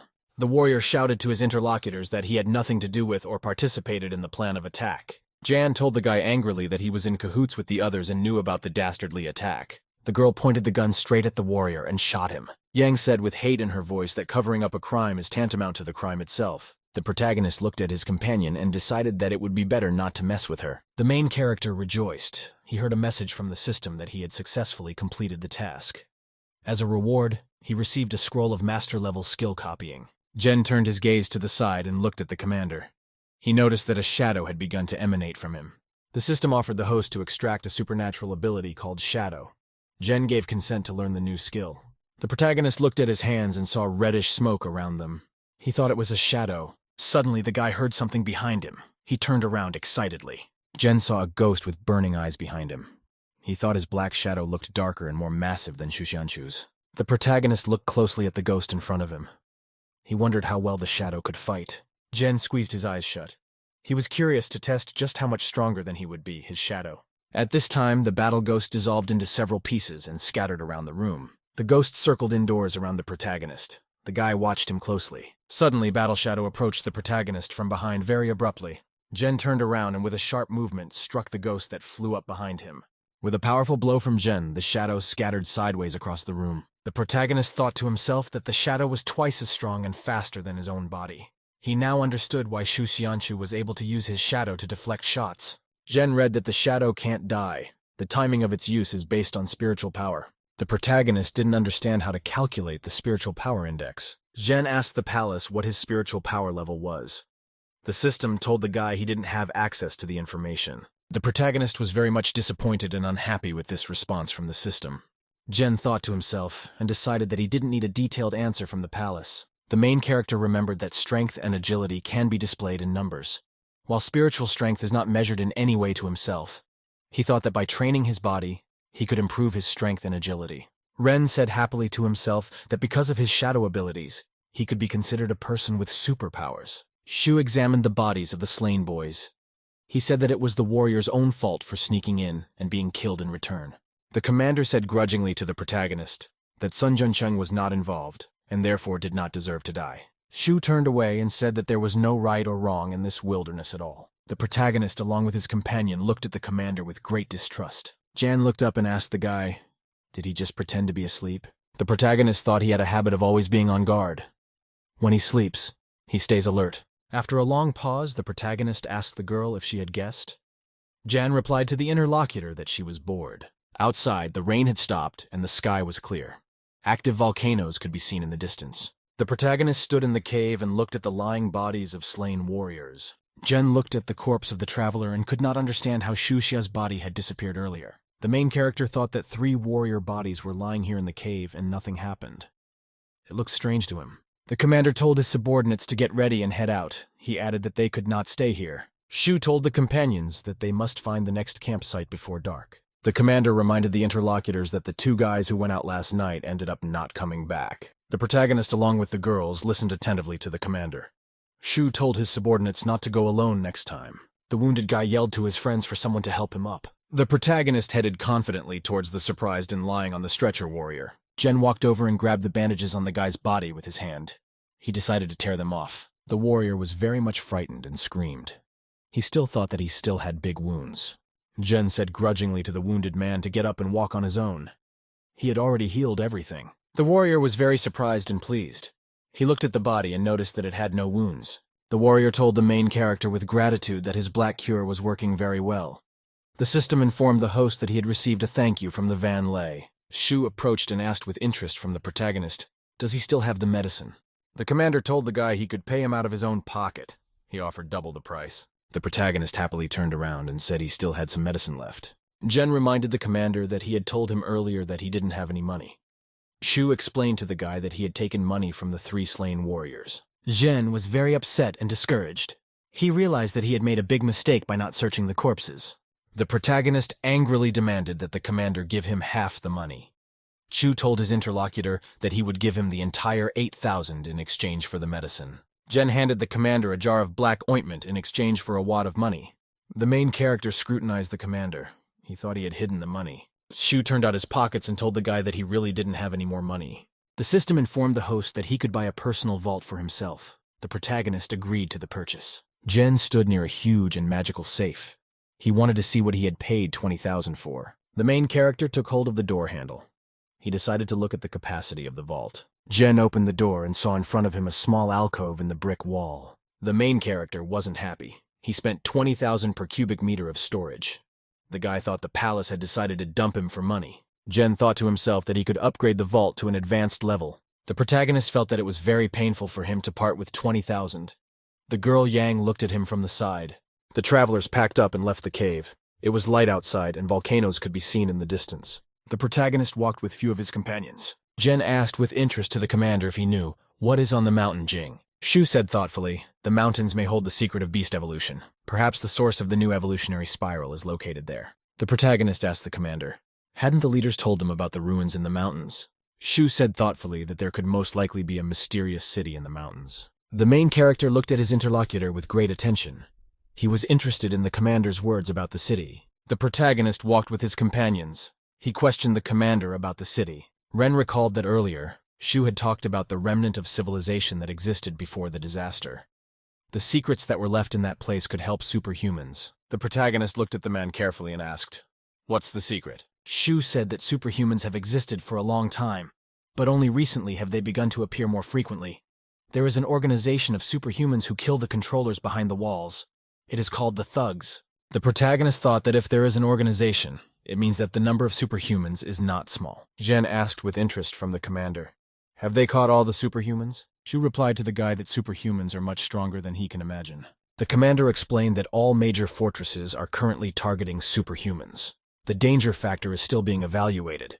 The fortress leadership has set up shelters to defend against the superhumans and wants to harness their power. Shu told his interlocutor, that's why they were sent to explore these mountains. The commander told his companions that it is not yet known what potential Mount Jing hides within itself. Shu said that before setting off, Wang Cunyan learned that other teams were also on their way there. The protagonist walked beside the commander. He listened to him silently and attentively. Zhen asked the commander if the fortress wanted to use the power of superhumans. Shu replied to the protagonist that to the average person, superhumans are no longer considered something special. The commander was walking and stepped on an insect on Earth. He told the protagonist that he couldn't even imagine what a human could do to someone who wasn't one of them. Shu said angrily and sternly to the protagonist that there was no way he was coming back. The warrior told the commander not to worry. He promised that they would not reveal his secrets. Shu looked at his subordinate and said that he was most concerned about him. Jen asked the interlocutor, "If Lu Bu does not return, can he go back safely?" The commander looked at the protagonist and asked if he was superhuman. The protagonist looked at the commander very incredulously and questioningly. Shu said grudgingly to the guy who had awakened the gift of annoying people in him. Jen asked the palace what skill he had, and what level. The system replied to the master that he had a perfect level. The protagonist thought that his skills couldn't be compared to Yang Xiaojin. At the same time, he was already able to, at a young age, he was able to perfect something. The commander was walking ahead. Suddenly, he stepped on some small puddle. The protagonist told his companions to avoid puddles. If someone stepped on a leech at this time of year, it could end in death. A group of people were walking through the forest. The sun was shining brightly in the sky. They were all alone. Suddenly, the commander stopped his companions and said excitedly for them to look ahead. The guy got really scared and excited. He couldn't understand what he was seeing in front of him. People noticed an emaciated and pale girl standing in front of them. She was leaning against a large tree. Shu said that he saw a woman in white rubbing herself against a tree in front of him. The protagonist couldn't understand what the woman could have forgotten in such a place. The commander suggested his companions go around the dangerous stranger near the tree. Suddenly, the girl in white abruptly snapped out of her seat and flew high up. The stranger jumped high and landed on top of the grass in front of the people. The protagonist, along with the girl Yang, drew their weapons and pointed them at the stranger. After that, the girl in white jumped high and flipped in the air. The people were very much frightened and screamed. They realized that the stranger could be dangerous for them. The commander shouted to his companions that they had nowhere to run. He demanded that they all follow him. The protagonist excitedly felt to himself that he was getting very hot. Jen on the move shouted to the commander to catch the strange girl with his shadow. Then they would shoot her. The commander replied to the protagonist that he would. Shu began activating his battle shadow. A black ghost gradually began to appear in the running man's hands. Shu launched a black shadow from his hands at the fleeing stranger. The ghostly warrior rushed between the trees, following the girl in white. Gradually, the shadow began to approach in flight and overtake the stranger. The battle ghost leveled with the stranger and managed to grab her by the throat. A shadow fell the stranger in white to the ground. People looked on from afar. The protagonist, together with his commander, began to gradually approach the lying stranger. The ghostly warrior lifted the girl up on his arm. She gave no sign of life. People approached and saw a human-sized rubber doll in front of them. They could not understand what it was. Someone said that the doll looked rather shabby. The protagonist looked away with great excitement. He noticed something interesting. Jen noticed some unusual object. He approached the tree. The protagonist shouted to his companions that there was something under the tree. Jen found a box near a tree.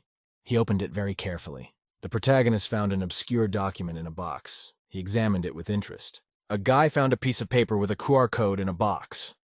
One of the people said they could see a map of the maze on the document in front of them. The protagonist looked at the paper with surprise. He thought he saw a map in front of him. The commander told the guy that he could see in front of him a map of a mysterious city in the Jing Mountains. The Yang girl said excitedly to her friends that there was something written on a piece of paper. Jan read on a piece of paper that you had to scan a QR code to pay. The protagonist looked at the document in front of him. He decided he had to pay to get through the labyrinth. The commander put the paper with the QR code in his pocket and told his friends to follow him. Shu told his subordinates that they would have to look at what is hidden on Mount Jing. The guy looked at the commander and asked, "Do they need to take the rubber doll with them?" The friends looked with interest at their friend. They were silent and pondered. Shu told his subordinate to take the doll. They might need it. The travelers walked all day. The sun began to set over the horizon. They had to look for a place to sleep.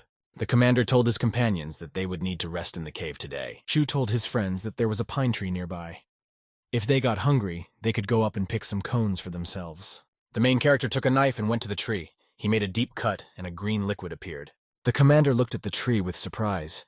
He was surprised to see green liquid flowing out of it. Shu asked with surprise at the protagonist, "Can one drink the liquid from the tree?" The travelers were standing next to the main character. Van asked the guy, "Can you drink liquid from a tree?" Jen looked surprised at his interlocutor and said that the liquid could not be drunk. It was poisonous, and he had applied it to the knife. The commander, together with the girl, looked at the protagonist in surprise and silence. Guy walked over to the tree and started climbing up it to find food. The traveler reached his hand toward the cone at the top of the tree to remove it for himself. A guy slipped on a tree and couldn't hold on.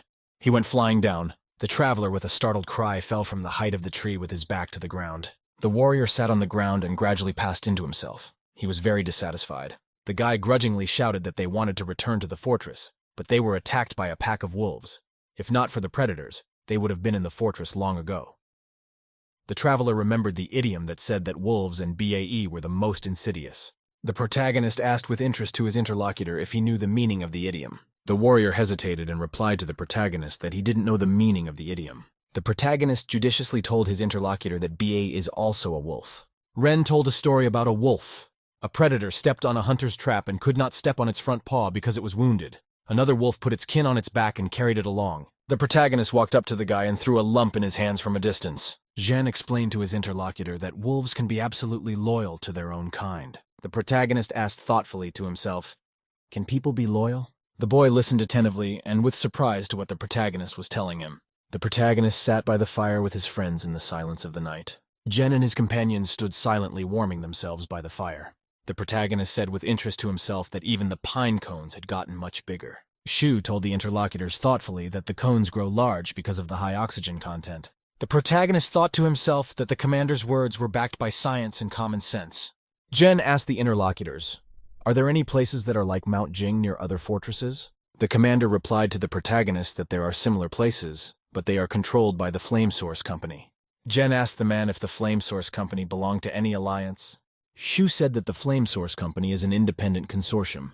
It controls up to 20 fortresses. Zhen asked the commander if he knew how to live in a place that was controlled by a company the source of the flame. Yang said the territory the company controls is mysterious. The protagonist turned around and looked at his interlocutor with great attention. Jan told her friends that someone had even seen huge prehistoric birds of prey in the sky. Yang said thoughtfully to her companions that the company called Flame Source has a lot of power. It was able to suppress the place. The management of the company knows what is going on inside.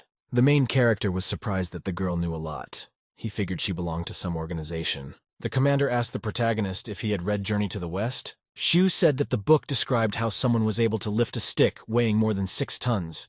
It could crush mountains. The commander informed the protagonist that such a person might actually exist. Zhen thought to himself that he didn't really believe that a stick weighing 6 tons could shatter mountains. A guy Lu Bu picked up a spruce cone and decided to taste it. He didn't like it very much. The traveler looked unhappily at the protagonist. He wanted to ask him for food. The guy suggested that the main character make a wish. Then some animal would fall at their feet. Zhen replied to the interlocutor that last time his wish had come true due to chance. The guy shouted back that if he could, he would wish for an animal to appear in front of them to eat. Suddenly there was a suspicious noise in the mountains. People became very wary. The main character and his girlfriend grabbed guns. They got ready to shoot. Zhen, along with the commander, carefully made their way to the entrance of the cave. They were ready to open fire. Suddenly there was a noise. It was as if several predatory animals jumped down from above. People were startled to see dangerous forest predators with burning eyes appear in front of them. The protagonist grudgingly shouted to his friend named Lu Bu that the beasts appeared immediately after his words. Zhen demanded of his interlocutor that he tell the beasts that today they eat vegetarian food. The predators must leave. The forest predators stood and looked at the humans with great surprise. Liu Bu fearfully shouted to the beasts near the cave entrance to leave quickly. After that, the forest beast turned around and ran towards the side very quickly. The guy was very surprised. He couldn't believe that his words had worked on the predators. Zhen thought to himself, the lad Lu Bu might have awakened good fortune like his younger brother Lu Yuan. Protagonist walked to the exit of the cave and scrutinized the surroundings. Zhen thought and decided to himself that something had brought the wild beasts to this place. The main character thought that the predators were moving together in one direction and didn't want to attack them. It could have been that they were being chased by some scarier predator. Afterward, there was a sort of prolonged and suspicious noise in the night woods. A huge chain was moving across the ground. In the silence, the noise was particularly audible. The clanking of the chain grew stronger. Someone had pulled it tight and it hung over the ground. The chain was attached to a huge predator. He yanked it and pulled it aside. The beast yanked his paw very sharply. The chain tightened and rang loudly. A huge predator in the forest moved aside. Its movements echoed in a great echo. The noise that the huge beast was making echoed throughout the forest. A group of people stood fearfully near the entrance to their cave. They listened intently. The main character and his companions were very frightened. They did not understand what kind of sounds they had just heard. Zhen stood next to his companion Lu Bu. They listened intently. The main character said excitedly that the sound had disappeared again. Lu suggested hiding somewhere else for a while. Zhen explained to his friend that animals have a stronger instinct for danger than humans. The predators wanted to hide with the humans in a shelter. The cave should be relatively safe. Yang girl said that there might be some kind of monster in the forest that scares even wild predators. The protagonist turned excitedly to his friends. He wondered if they had noticed something important. Jen told his companions that they had seen human skeletons in the gorge as they passed by, but they had not seen animal skeletons in the forest. The main character said excitedly that every living thing dies sooner or later, but they didn't see any skeletons. Jen said that he had thrown fish bones in the forest on purpose. They disappeared the next day. There was no trace of them around. The protagonist reminded his friends of the missing body of the warrior, Shuxia. All the missing people had disappeared into the forest. Lu asked the frightened protagonist, could it be that animals and plants evolved too? The protagonist told his friend that he didn't know. The commander told his subordinates that they could take precautions in advance. Van told the excited friends that there was no danger to them as long as they stayed out of the forest. Shu told the interlocutors that their onward journey lay past sparse ridges and hills. The protagonist thought about it. He didn't believe it would be that easy. Suddenly, a vicious and prolonged scream sounded from the forest thicket. A red glow could be seen in the distance. The protagonist became wary and frightened. He looked anxiously in front of him. A huge monster with burning eyes appeared in the forest. He ran in the direction of the people. A huge monster on a chain was walking through the forest. He started to approach the humans. The predator shouted menacingly in the forest silence.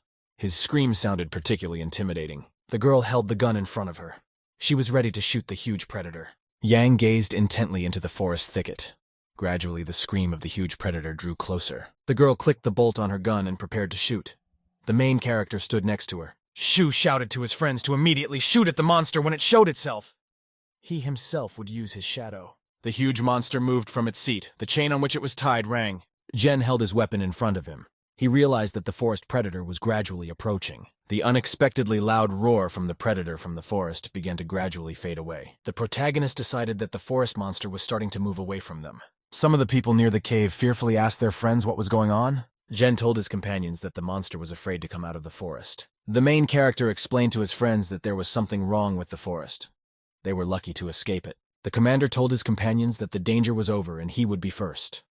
He added that after midnight, the protagonist and the girl Yang would replace him. Jen, along with his girlfriend, silently looked amongst themselves. The commander told his subordinates that he would be on duty first anyway. The travelers sat around the fire.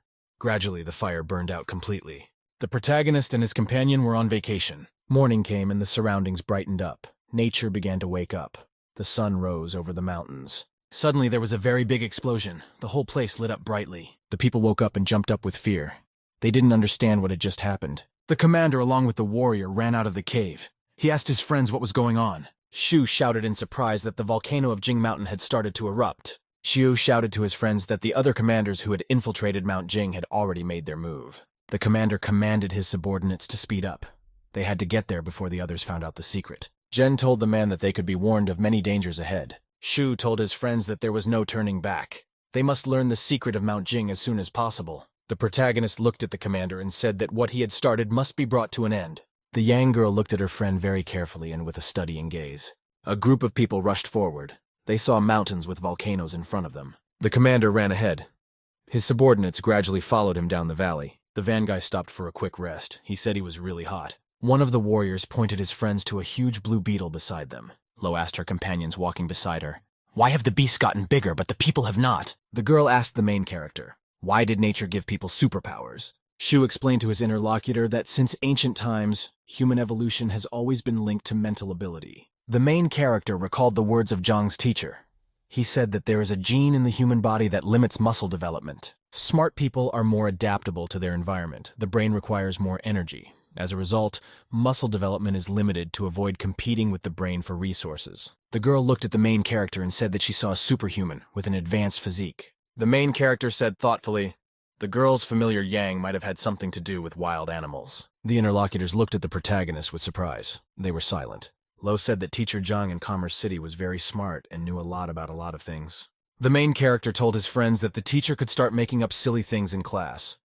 In his spare time, Zhang grows vegetables in the yard. Lo thought to herself that things in Commerce City were not what she thought they were. Teacher Zhang Jinglin in Commerce City suddenly sneezed loudly. Someone remembered him. The commander told his friends frightened that a human body lay ahead of them. People very slowly and cautiously approached and saw a pile of bones in front of them. Shu looked at the soldier's body and said that it could have been someone from the Qing Consortium. The protagonist examined the remains that lay before him with amazement. Jen saw that there was a soldier's token lying on the earth near the remains. The protagonist was surprised to notice that the inscription on the token showed that it belonged to a soldier named Shu Xia. The main character realized that in front of him lay the body of the boy Shu Xia. It had mysteriously disappeared earlier when the travelers entered the gorge. Jen could not understand how the remains could have ended up here. The protagonist thought fearfully and couldn't figure out what could have brought the body to this place. Jen looked at the wounds on the dead man's body and said that some beast had eaten Shu Xia's insides. The protagonist noticed that there were unusual-looking tooth bites on his body. The commander shouted fearfully to his friends that he could see human teeth marks. Jen asked with interest to Shu if he was sure of his words. The commander replied that he was almost sure. The commander sadly told me that he was bitten on the arm at school by his first love after a broken relationship. Shu looked at the human remains. He figured someone had gone mad with hunger and ate their own kind. The main character told his friends that the monster in the woods that got the chain yesterday could have been human. The travelers looked very surprised and frightened at the protagonist. Jan shouted to her friends that they needed to leave. She suggested that the travelers use a tactical formation of 3 people if someone were to sneak up on them. Jen asked with interest to her interlocutor, "What does tactical formation mean?" Yang was surprised that the protagonist did not know such things. The girl told the protagonist to go to her left. Each of them will be running their own sector of the Overwatch. The protagonist smiled at his interlocutor and said he understood her. Jen thought to himself, Yang Xiaoqin has taken command. The people around realized that this girl is not so simple. The group of travelers were gradually approaching the mountains. They could hear the sounds of gunshots more and more clearly. Shu told the excited friends that they were getting closer and closer to the mysteries of Mount Jin. The protagonist noticed something shiny on Earth. He became very interested. The commander walked over and picked up a shell casing from the ground with surprise. He began to examine it. Shu looked and realized that he saw a bullet casing from the Qing consortium in front of him. The travelers looked at the commander in surprise. They were silent. Shu told the protagonist that the Qing consortium had already made their move here. Suddenly, a wild boar appeared. Its eyes were burning and it was rushing towards the people. The travelers looked fearfully at the dangerous predator that suddenly appeared in front of them. The boar ran away with a loud cry. People looked at it with excitement and apprehension. Wan shouted that the boar was limping and he wanted to kill him. Lu Bu said happily that he would be able to eat meat again. The commander fearfully ordered his subordinates not to touch the boar or shoot at it. The warriors replied frightened and displeased that the predator himself had run into their hands. Zhen told his interlocutors that he envied them because they had no brains at all. Shu told his subordinates that they could give away their location if they started roasting meat and building a fire. Lu Bu suggested that they defect to the Qing people. Yang reported that the Qing people came for the secret of this place. They won't let them go if they find them. The girl said that the safest thing to do would be to kill the Qing people when they met them. The commander commanded his men to move forward. If they turned back, they would die a certain death. Shu pointed out to the fighters to avoid meeting Wang of the Qing consortium. The Wan said grudgingly that they would rather starve to death before letting their enemies catch them. The girl looked at her companion silently and incredulously. The people advanced gradually towards the mountain. Volcanoes could be seen in the distance. The commander told the protagonist that in an hour they would find out what was hidden on Mount Jing. Shu told Taiko to his companion that they might need to leave their other 3 companions behind. Lu shouted to his companions to wait for him, for he was tired. The commander turned around and asked excitedly to his subordinates, "Where is the girl, Yang Xiaojin?" Van looked anxiously to the side. He didn't realize when the Yang girl had disappeared. The protagonist worriedly thought to himself that Yang Xiaojin could not have disappeared without warning. She could only leave on her own. The commander, along with the hero, silently looked over and nodded to each other. In the silence of the forest, the chains rang. People heard them and were frightened. Liu turned around with the girl and shouted fearfully that he was hearing that sound again. The guy shouted fearfully that the monster might have taken the girl Yang Xiaojin. Liu turned to the side and saw that the main character was missing, along with the commander. The warrior was very much frightened. He could not understand where their 2 companions had gone. Van asked his friends fearfully and apprehensively, where had their 2 companions disappeared to? Lo and his friend turned around because of a noise in the woods. The boy said fearfully that the sound was getting closer. Suddenly, the Lu warrior turned around and rushed away.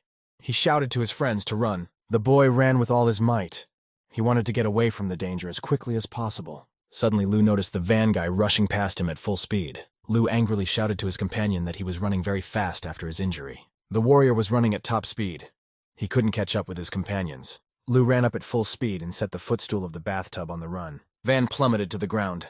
Lu shouted to his friend that someone had to be sacrificed to survive. Van noticed a monster flying towards him from behind. He yelled for someone to help him. Lu frightenedly heard his friend's screams lock behind him. after the monster attack. A huge and dangerous predator attacked its prey and began to torment it. The monster hooked his paw into the lifeless body of the guy lying there. Lu was running at full speed and trying to keep up with the Lo running ahead. The warrior ran and shouted loudly that all he wanted was to get home alive. The girl ran ahead and tried to get rid of her pursuer as quickly as possible. Van reached out a hand to his companion as he walked.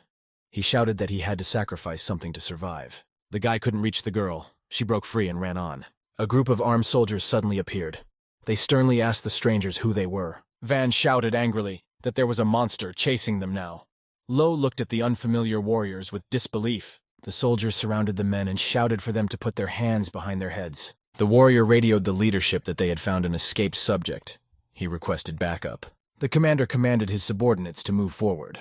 The soldiers saw a huge monster running in their direction. The officer shouted to the soldiers to open fire. Automatic weapons fire was heard. The bullets from the shots hit the ground. The monster managed to get away very quickly. The serviceman tied the hands of the van boy to take him away with him. The traveler shouted to the servicemen to be careful with him. A soldier found a rubber doll under Van's clothes and was very surprised. The servicemen examined the rubber woman in surprise and could not understand what it was. The evil monster was very fast and agile, jumping through the woods. People couldn't shoot him. The protagonist was climbing a hill. He thought that after the girl Yang Xiaojin suddenly disappeared, their team started to collapse. Jen decided to go it alone with Xu Xianchu. He could not trust the commander yet. The protagonist looked ahead at the volcanoes. He couldn't figure out what secret all the forces were fighting for. To himself, he decided not to return empty-handed. The boy heard a crowd of warriors striding loudly very close to him. The main character realized there were people around him. He hid to see who was coming towards him. Jen decided that the men from the Qing Consortium had approached him. The commander shouted over the radio that they had found the experimental facility and needed support. The main character was very surprised because of the fact that many people can't kill one monster. It could be that the predator is very strong. The protagonist has decided to himself that the monster has attracted the attention of the soldiers. Now he can act stealthily. The lad carefully rose from behind the hill and looked up to see what was going on in the valley. Jen looked into the valley and decided that there had been a recent explosion in this place. Surrounded by mountains were many destroyed buildings. There were huge animals on the ground. Scientists were doing experiments on them. The scientists studied the test animal in detail. He took a sample from its body. The protagonist carefully made his way along the huge rock to get closer. Jen looked over and saw that the Qing Consortium was catching mutant beasts. The people beside him were building something. Suddenly something caught the main character's attention. He looked up carefully. Jen looked up and saw some stranger standing on top of the building. The man in the white long coat stood at the top and watched intently at what was happening below. The protagonist looked intently at the guy who was standing on the roof of the skyscraper. Jen thought to herself that the stranger on the roof was in charge of the whole operation. The protagonist decided that on a normal day, a man in a white suit in the wilderness would look like a weakling. Jen looked at the stranger on top of the building. That guy looked like the leader. The protagonist noted that the entire area was heavily guarded. The fighters could be up to thousands. Scientists were doing research. It showed that the Qing Consortium was trying to find the secret of the mountain. Jen stood near the ruined street. He decided that it made no sense for him to risk it for a secret unknown to him. The protagonist was looking at the ruined city. He was walking through the deserted streets. Jen looked around at the ground beside him. He saw various things and remnants of civilization. The protagonist was surprised that a huge city had survived here. The basic structure was still intact. Jen walked down the empty street. The rubble of buildings crackled beneath his feet. Jen was examining the ruins beside him. He thought that the city used to be very beautiful. Suddenly, the guy noticed something interesting on the building. He turned around carefully. Jen noticed a billboard that said, Xiao Yu Kan. It all sounded mysterious to him. The protagonist saw signs of restaurants, beauty salons, and health centers in front of him. Jen thought to himself that he had risked his life and traveled a long way to find some completely unnecessary things. The main character turned around and saw something interesting in front of him. He decided to go to the neighboring building. Jen skipped over the wreckage of the building and headed to the opposite side of the street. The guy was surprised to see a tobacco shop in front of him. Tobacco and alcohol had become a very scarce commodity. If the protagonist found the source of alcohol and tobacco, he would become the richest man in Commerce City. Jen decided to empty the store to take all the goods for himself. The guy thought alcohol and tobacco should keep well in plastic wrap. Jen noticed unhappily to himself that the cigarettes and alcohol inside the store had turned to dust. The protagonist sadly thought that now his dream of becoming the richest man in the world would not come true. Jen thought to himself that he couldn't leave here so easily. He wanted to take the most important secret with him. The guy decided he should go look elsewhere. He saw a sign for a store. Jen saw a rubber doll in a store window. He couldn't understand what it was for. The guy looked long and thoughtful at the rubber woman in front of him. Jen grabbed the doll by the throat with his hands. He figured there must be air in the middle of it. The guy was squeezing the rubber woman with all his might. She started cracking. The protagonist was startled to notice the doll's head burst open and air began to escape from it. Jen told himself that he had guessed what the rubber doll was for. The main character was walking down the street. He noticed that there was a grocery store next to him. Jen stepped inside the store. He reached to take a box off the shelf. The guy read the label on the can. It said the inside was supposed to be old white gold. The main character opened the jar and twisted the contents. Small pills spilled out. Jen threw the jar on the floor unhappily. He decided that all the people in this world were liars.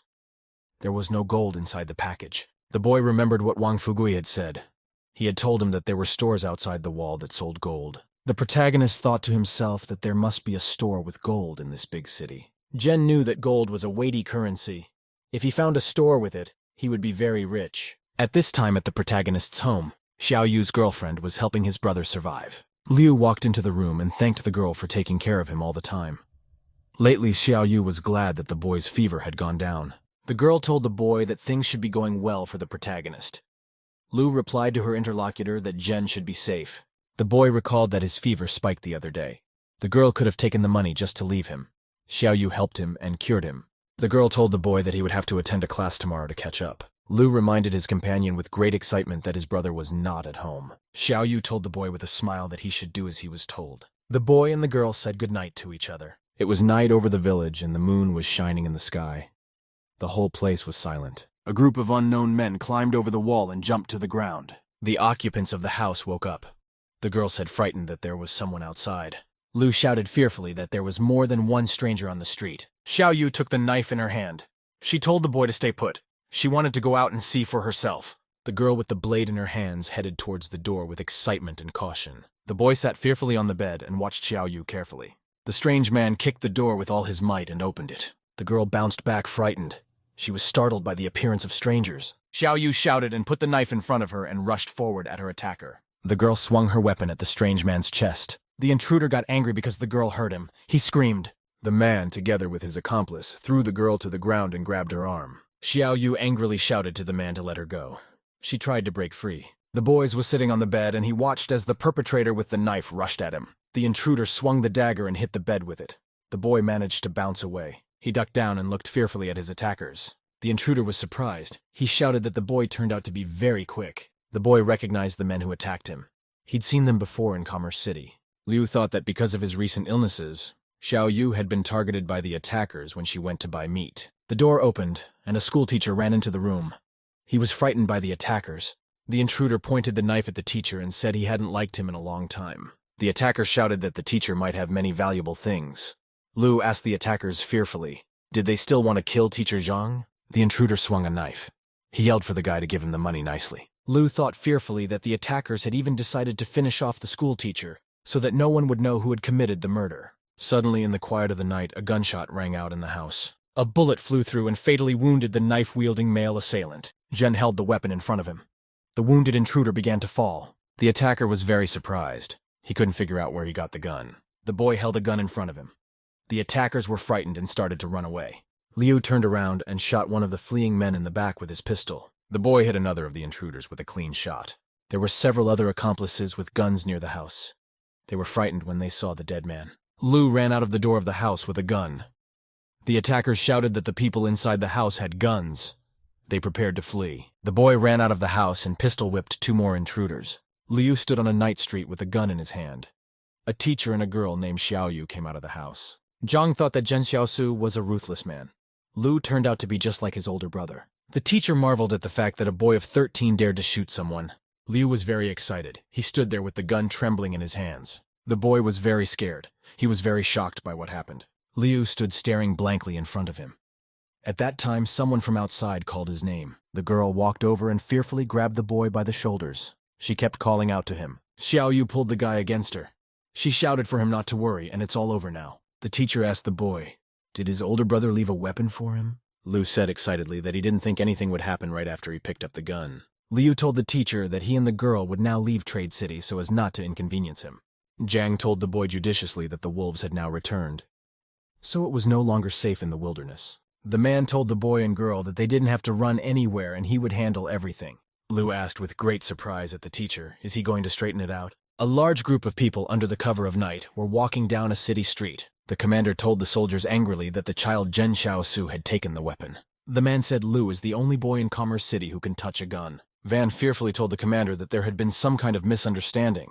The commander angrily said that Van Dunyan had been killed by the protagonist. Man Wang suggested that the military man talk things over. The commander put his gun to Van's head. He yelled for the manager to get out. The leader told his subordinates to arrest everyone. He decided to wait for Ren to return to hear his explanation. At that time, the teacher appeared on the doorstep. He demanded that the soldiers stop. Zhang handed the soldiers the documents and told them to take him to the fortress. The teacher wanted Fatty Lo to come to him personally. Zhang held out a piece of paper to the soldier and told him to give the message to the boss. The warrior was very much surprised because of the fact that the ordinary teacher called the low boss a fatty.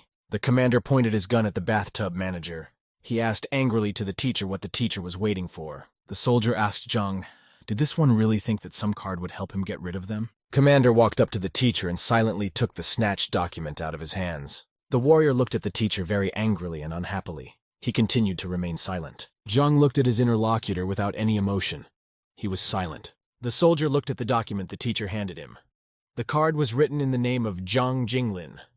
It indicated that it belonged to the Fortress of Refuge. The commander was very surprised when he saw the document in front of him. He was interested that the teacher belonged to the fortress. The soldier commanded his subordinates to keep an eye on the people in the house. The commander jumped into the car and sped off with all his might. He was excited. The car sped off at a high rate of speed and fled very quickly. The soldier commanded the residents to make sure none of them moved. He ordered a subordinate to search Liu and Xiaoyu. A soldier asked the boy, "Where's his gun hidden?" Another soldier demanded that Liu speak as soon as possible. The boy looked at the serviceman with a vicious and hateful look. The soldiers were frightened by a very formidable and piercing look from the Liu. The girl asked the teacher, "Will everything be all right?" Zhang replied to her interlocutor that the soldiers would not dare to do anything to them. The boy apologized to the man for disturbing him. Zhang replied to his interlocutor that it was he who should thank Liu for his recent rescue. The boy asked with interest to the teacher, "What did he do before teaching?" Zhang replied to the boy that he used to be a military man. Liu asked the teacher, "Why did he stop being a military man?" Zhang thoughtfully and philosophically replied to the boy that war cannot save mankind. The man revealed that he first chose the main character as his substitute teacher. Zhang added that he plans to return to Saibei. Liu said with surprise that Saibei is the most northwestern part of the country. The boy remembered that in the northern part of the country the snow and ice had not yet melted. There was no sign of green there. Liu said that Saibei has a vast white expanse. It makes it seem like people there are very lonely. The boy asked with interest to the teacher, "Why did the teacher decide to return to Saibei?" Zhang told his interlocutor that the world was beginning to change. He needed to be with those who were waiting for him. Liu asked with the man's interest, "What sort of people might be waiting for him?" Zhang replied to his interlocutor that nothing would be done to him. At most, he could be sent back to the fortress. The soldier brought a message to Boss Lo from the teacher at his place of residence. The ringleader was smoking a cigar. He studied Teacher Zhang's card with great attention. Boss Lo demanded of the commander to take him to Zhang Jingling immediately. The commander with a group of soldiers commanded that the door be opened immediately. A huge gate began to open. In it rode a car escorted by warriors. The boss called and informed someone that Zhang Jingling was in this place. The interlocutor asked the boss again, was he sure? Lo asked the boy, should he kill the teacher? He didn't want that old man hiding at his place. The guy asked the boss, did he really decide to kill the teacher? Lo answered his interlocutor that such an opportunity comes once in a lifetime. The boy asked the ringleader, did this one really think that if he killed Zhang, the fighters would leave him alone? Lo informed the interviewer on the phone that he could do it all much more discreetly. The guy suggested sending the teacher back to the fortress to guard the Saibei. The interlocutor told the boss that the teacher could not die at the hands of the Qing family. The guy added that it wouldn't be too late to kill Zhang later. The guy asked the boss, does a vagrant named Zhen Xiaosu live in his neighborhood? The boss replied that Zhen was a medicine seller. The boy wondered what kind of medicine the protagonist was selling. The ringleader said that a couple of days ago, he found out that his favorite singer had gone to the Jing Mountains. The guy asked the boss on the phone, who is Yang Xiaojin?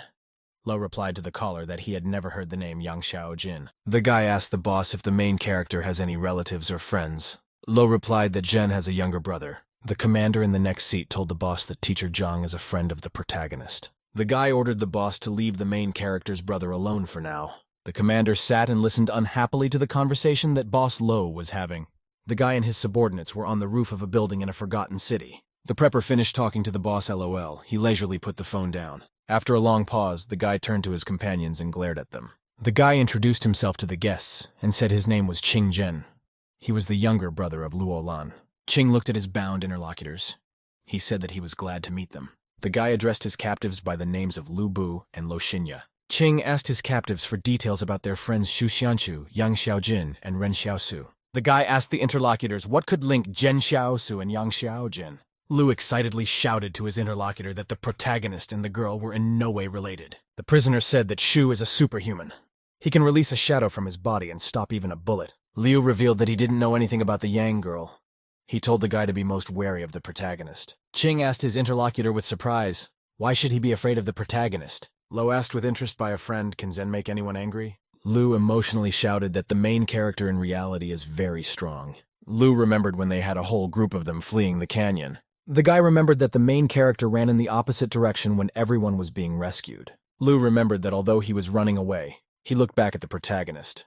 The guy stood and watched excitedly as the main character ran off somewhere. The protagonist returned very quickly. He was carrying a wounded comrade in his arms. Liu was surprised because of the fact that Zhen was running very fast and carrying someone else on his back. Liu explained to the interviewer that the protagonist was able to carry an adult human with one hand while running. Zhen could be superhuman. Ching asked the prisoner if there was anything else he could tell. Liu said that if he remembered anything else, he would tell. The leader instructed the subordinate to take notes. Ching said that Xu is an underdeveloped person with risk factor C. The protagonist has increased physical strength with risk factor F. The subordinates grabbed the prisoners and started taking them somewhere. The guy yelled for them to wait. Liu informed the leader that they had nothing to do with this. He added that they were all ordinary people who had been forced to follow Xu Xianchu here. Ching replied to the captive that he knew he had nothing to do with it. Liu asked the frightened one from the leader what the latter wanted to do to them. The guy told his companions cheerfully that they would go along with him. He asked them not to be surprised. It was late at night outside. The moon was shining in the sky.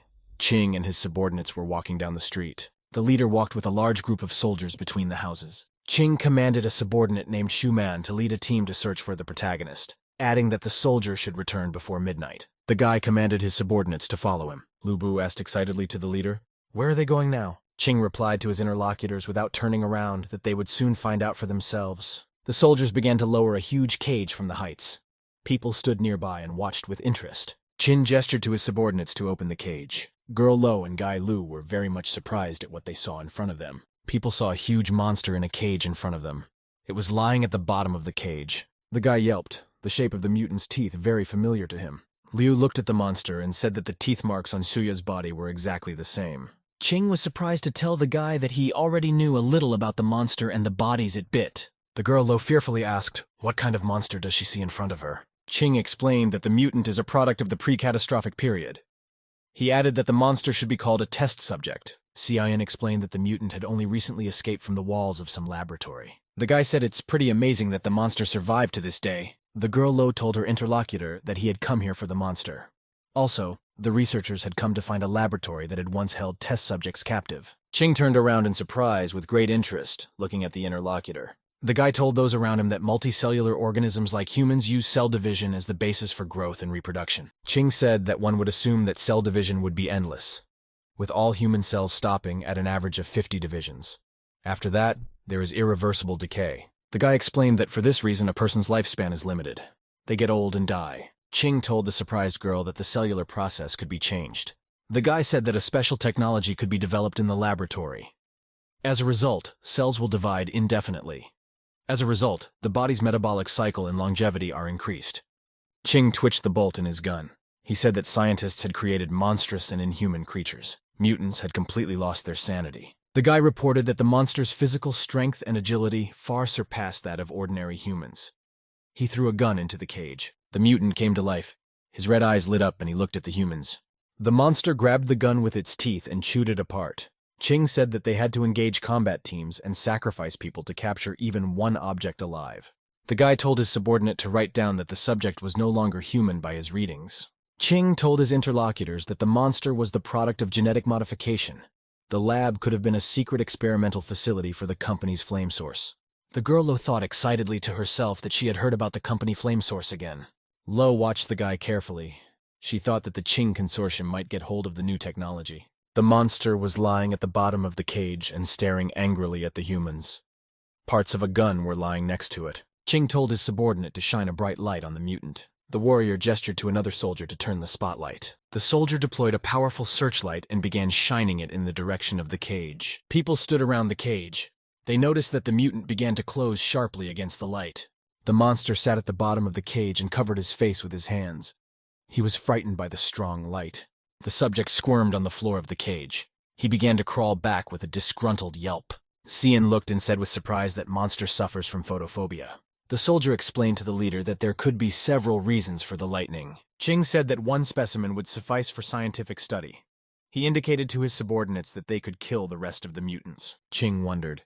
He couldn't understand why the monster was active during the day if it had photophobia. The guy thought that the mutant's incomprehensible behavior might be related to the protagonist and his friends, while a group of soldiers were running down the street. They were searching for the protagonist. The guy asked his subordinates over the radio, did they find the right target? The warrior informed the leader that they were still actively searching for the time being. The boy demanded that his subordinates find the men as soon as possible. The protagonist walked the deserted streets of the city. He was looking at abandoned buildings. Zhen was standing near a large building.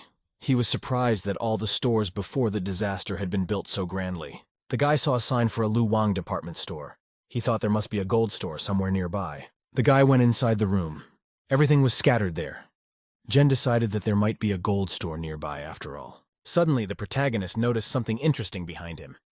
He turned around. Zhen noticed the toys lying in front of him. The sign said it was Journey to the West. A guy saw a toy monkey with a stick on a horse. He thought it was a general on a horse. Ren looked around with great attention. He wanted to find the gold store. The guy turned to the side and saw that there was a jewelry store right next to it. Zhen walked up to the counter of the store. He began to examine the jewelry carefully. The guy held the bracelet in his hands. He remembered that silver turns black when oxidized. Ren threw the jewelry back. He told himself that silver was worthless. The protagonist found a huge gold bar. He took it in his hand. Zhen said cheerfully to himself that there was enough gold here that he and his household could live comfortably for decades. The protagonist wondered. He didn't understand how he could carry a large amount of gold. Suddenly an idea struck the protagonist. He realized how he could carry off the gold. Zhen picked up the gold jewelry. He decided to combine them all into one big piece. The protagonist began collecting gold and jewelry from the counter and combining them into one. Zhen thought to himself that if you crumple all the gold jewelry into a ball, it could be put in the palace vault. The protagonist shoved all the jewelry into his vault and closed the door with difficulty. Zhen wrapped the rest of the gold pieces in his cloak and prepared to leave, at which time the stomping of a large number of soldiers was heard in the street. The protagonist became alert. He realized he was being approached by someone who wanted to catch him. Armed warriors with flashlights walked down the corridor accompanied by their commander. The main character hidden behind a wall. He watched the soldiers walking by carefully. The main character was surprised. He couldn't understand where the Qing fighters could have come from in this place. Zhen became worried when he saw many people nearby. He thought there might be some danger to him. The warriors walked accompanied by their commander. The officer looked carefully at the toys that stood on the counter. The man looked at the counter in surprise and scrutinized. Something caught his attention. The man took a very close look. He realized something was wrong with the toys. Zhen carefully peeked out from around the corner. He decided to himself that the warriors had already left. The store corridor is completely empty. The soldiers have disappeared to the far side of the building. The officer gestured for his subordinates to approach him. The soldier asked in a whisper to the commander, "What just happened?" The commander said carefully that he had been in this building before, and noticed that the arrangement of the toys had now changed. The officer reported that the protagonist might be in the building. He commanded that backup be called. The commander gestured to the soldiers to gradually move closer. Warriors in small groups began to approach the door from both sides. The main character was very surprised and scared. He realized that the soldiers were coming back. The soldiers were standing near the entrance to the premises. They prepared to break in. Zhen was surprised. He couldn't understand why the Qing fighters had suddenly decided to go back. The protagonist thought his friends had revealed his existence to the Qing consortium. Zhen thought excitedly to himself that the soldiers had come for him. The guy looked at his huge sack. He realized he couldn't take that gold with him. The soldier gestured to his subordinates to move forward. Soldiers came in a sharp group. They started searching the place. The warriors split into several groups and started running in different directions. A subordinate called his commanding officer. He wanted to show him something. A soldier showed a huge bag of gold.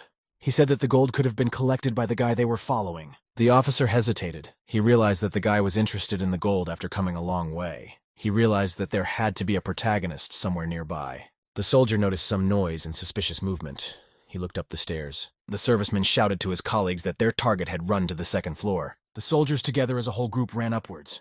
The commander shouted for the soldiers to keep Zhenyu away. The officer stayed at the bottom. He watched the soldiers running up. The commander thought that if the protagonist kept running upstairs, he would find himself surrounded by them on the roof. The officer realized that if the guy abruptly gave up the gold, it meant he was acting decisively, not recklessly. The protagonist ran up the stairs at full speed, followed by the soldiers. Jen thought his pursuers had spotted him. They might send backup to cordon off the building. The guy realized that in this building, no matter where he ran, he would run into Qing fighters. The man remembered there was another building nearby. The guy could save himself by jumping to the side. The officer ordered his subordinates to keep chasing the guy. The commander commanded the outer battle group to unhook the neighboring building. The man jumped over the stair railing and ran downstairs. The protagonist went to the top of the building. He found himself in front of a door. Jen smashed the iron door on the roof with a very strong kick. The main character stood on the roof and looked around carefully. There was no one there. Jen looked to the side and saw a building nearby. He decided to jump over. Jen accelerated to gain maximum speed for the big jump. The protagonist pushed off the roof of the building and flew in the direction of the neighboring building. The protagonist flew into the roof of a neighboring building. An officer was running on the ground below. The man ran with his weapon in hand and closely followed Jen's flight. The officer watched in amazement as the protagonist flew into a neighboring structure in a leap. The man marveled that the main character could jump to another building. The commander ordered his subordinates to reevaluate. Jen landed neatly on the roof of the building after flying. He flipped over and jumped to his feet. The guy was running on the roof. He wanted to accelerate so he could jump on the neighboring house. Suddenly, the protagonist stopped. He noticed something strange in the distance. Jen looked with great attention at the neighboring building. He noticed someone there. The protagonist saw a very familiar figure in a large skyscraper. Jen was gazing at the neighboring skyscraper with very great attention. The main character saw a girl Yang standing on one of the dilapidated floors. The girl stood and scrutinized the girl in front of her from top to bottom. Jan drew her firearm. She spotted her target and prepared to shoot. The girl rested her foot on the balcony for a precise shot. Jan stood and looked down through the rifle's scope with great attention. The girl saw the target she wanted. She prepared to shoot immediately. Jan looked through the rifle's scope at the target running below with very great attention. The protagonist ran at full speed across the roof. He couldn't believe he saw Yang Xiaoqin in front of him. The protagonist stopped and stared at the building intently. He wanted to figure out where Yang wanted to shoot. Jen realized that the girl wanted to shoot the young man in the white suit. The protagonist was looking up. He realized that the girl was far from the target. Jen excitedly thought that snipers are at a long distance. You have to calculate many factors for a shot. The protagonist thought that the girl needed to shoot at a great distance considering even the deflecting force of the Earth's rotation. At this time, the low girl leisurely began to approach the Chin guy from the back. The protagonist noted to himself that the wind had stopped. Lo was standing behind the guy. The protagonist thought to himself that the Yang girl should open fire now. Jen turned around and looked away in surprise. He realized that the girl hadn't fired a shot. Jen noticed with surprise that Lo was able to somehow inexplicably free herself from the rope on her fingers. The girl stealthily drew her dagger. She prepared to attack her target. Lo swung a dangerous blade to strike the guy in white from behind. At this time, the bodyguard stood up for Chin. She fended off Lo's blow. The guard put out her battle fan to defend herself from the blade, after which the bodyguard swung her fan and tapped her rival. The Lo girl bounced far back on the ground after her failed attack. The bodyguard launched her blade with a swing towards Lo. The girl was startled to see a large knife flying at her. She had to save herself. Lo activated the magic mark on the ground. She needed to get away immediately. A magical portal opened high in the sky. The girl prepared to jump into it. The bodyguard was surprised to see her rival instantly teleport away. The guard told the gentleman in surprise that Lo turned out to be superhuman. The main character was amazed. He realized that his girlfriend Lo Xinyu is also a superhuman. Jen was very amazed. He even thought that someone else was impersonating Lo. Sin stood his ground and didn't notice the sight of a scope glinting in one of the building's windows. The Yang girl fired a rifle shot from a distance. The guy realized fearfully that there was a sniper somewhere in the next building. The bullet flew at high speed towards its target. The bodyguard decided to act. The guard rushed to her master's aid. She decided to fend off the shot. The woman revealed 2 battle fans and activated magic skills. The bodyguard put her fans out to stop the bullet flying at her. The guard held the fans in front of her so the bullet couldn't penetrate them. A flying bullet grazed a piece of the fan and it began to shatter. The bullet was very powerful and couldn't be contained by the defense fan. The bullet hit the woman hard and threw her aside. A flight of ammunition pierced through the guard. The guy stood nearby and looked at her calmly. Ching. Without much emotion, he watched as the woman was wounded and blood spurted from her. The guy looked without any emotion at the dead guard. The soldier pulled the pin and shouted that he was throwing a smoke grenade now. The grenade rolled back and began to release smoke. The warrior yelled to seal the smoke. The soldiers started looking for the sniper's position. Someone shouted that the shooter was in an abandoned building to the southeast. The guy stood looking at a bullet that was lodged in the ground. Ching walked over and pulled the bullet out of the asphalt. He decided to examine it. The guy was looking closely at the ammunition. The bullet looked unusual. Ching hesitated. He realized that he had been shot at by the rioters. There were vague rumors about this group of people in consortium circles. Ching said grudgingly to the Lu guy that he was very stupid if he didn't realize that his employer was a superhuman. The guy got really scared. He wanted to say that the girl used to be normal. Ching put a bullet to Lu's head.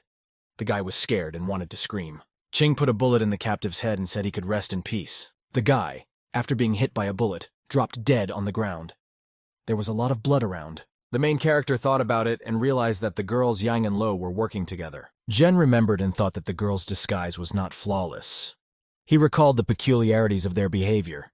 The protagonist remembered that when he shared the fish with the girl, Yang called Lo Shinya to him. There was also a case of Yang quickly intervening when someone was harassing Lo. The protagonist did not understand why the girls wanted to kill Ching Jen. It remained a mystery to him why the man sacrificed himself to protect Ching. The Yang girl pulled the bolt of her rifle and snatched a shell casing from it. The sniper held her rifle in her hands and prepared to fire her next shot. The protagonist looked at the building in surprise and noticed the girl aiming at him. Jen was very frightened and startled. The bullet flew near him and hit the ground. The guy was surprised. He realized the girl wasn't trying to shoot him, just aiming for the roof. At this time, her girlfriend Lo appeared behind her with girl Yang. The two of them looked up at the main character. Lo waved her hand from above the main character. Both girls looked at Jen. Then a magical portal opened at the side, and Yang and Lo disappeared into it. Jen was amazed and surprised that the girls had just left without taking him with them. A huge group of soldiers were moving down the street. They were surrounding the building. Jen looked around apprehensively from the roof at the approaching warriors. He realized that the girls had decided to drop rifle shots on him. The protagonist pulled out a gun. He thought he was being careful, but he still found himself in a dangerous situation. At which time the commander kicked in the door on the roof, followed by a group of soldiers. Jen pulled out a gun and started firing in the direction of the soldiers. The protagonist ran and kept firing. The soldier defended himself with an armored shield. The officer drew his weapon and returned fire in Jen's direction. The main character was running at high speed on the roof. He managed to dodge the bullets flying at him. Jen thought to himself that he should escape before the rest of the troops. He jumped with a burst of speed. The officer was surprised because of the main character's ability to move very fast. The commander gave his subordinates the coordinates of the target. He indicated that the blockade ring should be tightened. Jen landed with a burst of speed on the roof of a neighboring building. He remembered that they were previously supposed to enter the city blockade together with the girl Yang and Shushan Chu. The protagonist kept running. He thought to himself that if he had to escape, he would be the fastest. Jen flew from the roof of the building down to the ground with a tremendous acceleration. The guy landed neatly. After flying, he decided to himself that he had underestimated his enemies. Jen was running down the street. He thought he could escape Ching's pursuit after he entered the forest. The guy thought to himself that he was more familiar with the laws of survival than his rivals. At that time, a group of soldiers were walking down the street. They were looking for the protagonist. At that time, a violent explosion sounded outside the city limits. Large flames flew out of the mountain. The protagonist was running and noticed excitedly that a volcano was beginning to erupt. The commander ran and chased the guy. He noticed that an eruption had begun in the distance. The commander grudgingly realized that if the protagonist went any further when the volcano began to erupt, there would be no turning back. Jen ran, and at full speed, and turned around in the direction of the pursuers. The protagonist continued to rush down the street. He didn't know for sure if the soldiers would continue to pursue him, or if they would retreat. The protagonist was being chased by his pursuers. He was outside the city limits. The guy thought that going back only led to death. Jen rushed at full speed. He decided that he could only survive if he kept moving forward. The commander sternly commanded his subordinates to keep moving. A soldier told the commander that the subject of the pursuit had disappeared. The officer ordered his subordinates to continue the search. The commander indicated to the soldiers that after they found Jen, they could immediately kill him on the spot. The soldiers were trotting carefully through the woods. One of them decided that a guy with a gun in his hand couldn't shoot them all at once. Jen hid behind a tree. He figured his pursuers wouldn't shoot indiscriminately since there were so many of them around. The protagonist saw the warriors getting progressively closer to him. Jen furtively turned sideways. He realized that he would be found very soon. The protagonist ran out abruptly and pushed himself away from the tree. The soldiers were very surprised at his sudden appearance. Jen pounced on his pursuers with a swing and began to scatter them around. The soldiers were very much afraid. The protagonist fought against them with his bare hands. The officer was very frightened. He menacingly asked his subordinates what was the matter. The protagonist looked at his pursuers with an angry glare. Jen accelerated and jumped onto a tree branch. The warriors looked at him. The protagonist called himself Shuxianchu. He asked the soldiers who would dare to fight him. The warriors stopped and wondered. They didn't know what to do with the guy. One of the warriors said that they wanted Jen, not Shuxianchu. The main character jumped down from the branch at this time. The soldiers opened a barrage of fire in Jen's direction. The boy managed to dodge. Then the protagonist accelerated and raced towards the warriors. The warriors shot at the guy. They couldn't figure out what kind of monster was in front of them. The protagonist deftly and quickly darted to the side and dodged the bullets. The soldiers fired the maximum of their weapons. They realized the guy was incredibly fast. Jen was running in the direction of the forest. Someone shouted that the boy should catch up with him as soon as possible. The officer shouted over the comms that the past information was wrong now. Their target is Shuxianchu. At this time, a battle ghost suddenly appeared in the path of the pursuers. The soldiers were surprised. The officer drew his gun and began aiming in the direction of the shadow. The ghost was completely unharmed. He looked angrily at the man with burning eyes. The commander was very surprised and annoyed. He didn't realize what he was seeing in front of him. Jen was running at full speed through the forest. To himself, he was surprised because of the large number of superhumans he encountered. The girl Yagxiao Jin was able to obtain a sniper rifle out of thin air. Shu can manifest his own shadow. The late bodyguard Qing Zhen was able to summon a white fan. Jen was running and thought to himself that everyone is very good at hiding their abilities and not showing them. He should also not reveal his abilities. For this reason, he gave himself the name Shu Xianchu. The soldiers fired indiscriminately at the ghost. The protagonist decided that it was now possible to bring back the shadow. Jen commanded the shadow to return. The ghost headed off to the side. The battle shadow ran very quickly past the soldiers and scattered them to the sides. A battle ghost flew around. It looked very angry at the warriors. The shadow took big leaps and started heading back towards its master. Then the ghost started back into the guy's body from the back. After the shadow returned to the guy's body, he felt really bad. Jen thought grudgingly to himself, the shadow has a side effect. All the wounds she had are now being felt by his body. The protagonist thought to himself that he was able to get rid of the Qing people. He decided to rest and regain his strength. Then the guy would think about how to escape. Suddenly, the protagonist heard a suspicious noise from outside. It was the clinking of chains. Jen looked around fearfully and realized that he was not alone in this place. The protagonist noticed dangerous monsters crawling towards him on the ground. Jen looked at the monsters and realized that he was in a very difficult situation. The protagonist looked around. He realized he couldn't escape now. Mutants with burning eyes crawled in a whole pack on the ground towards the protagonist. A suspicious noise was heard from above. Jen decided to turn around and see who was falling on top of him. The monster's angry expression appeared in front of the guy's face. Its eyes were red in color and filled with rage. After that, the monster immediately jumped near the protagonist, but the young man reacted immediately, thanks to which he was able to jump back a few steps away. Right now, there was no way for him to start shooting, as he would definitely attract the attention of the Qing consortium. Also, if the subject is attacked at close range, the gun won't be as useful as a dagger. So in this case, he can only rely on the dagger to help him get rid of the monsters. But suddenly something happened that made the guy hesitate on the spot. As soon as he slipped his hand into his pocket to retrieve the dagger, to his great surprise, he fumbled for nothing. And immediately his body was covered in cold sweat and his heart began to beat faster. He didn't understand where his dagger had gone. The young man clearly remembered how young Xiaozi had confronted him before she disappeared. Perhaps that was when she touched his dagger, causing him to have nothing to fight with now. He was surprised at the thought that the girl had actually taken his dagger, because he trusted her and was sure there was trust between them. But this situation showed everything from the opposite side. When he came back to the present time again, and left the thought world, at this time, one of the monsters was climbing up a pole in a tree. Lowering his gaze down, he saw 3 more monsters in front of him that gradually appeared from the ground with the same anger-burning eyes. The protagonist decided that there was no need to wait and stall, so he decided that attacking the monsters first would be the best thing to do. Pushing aside all sad thoughts about the betrayal in his direction, let himself realize that this was not the right time to be sad.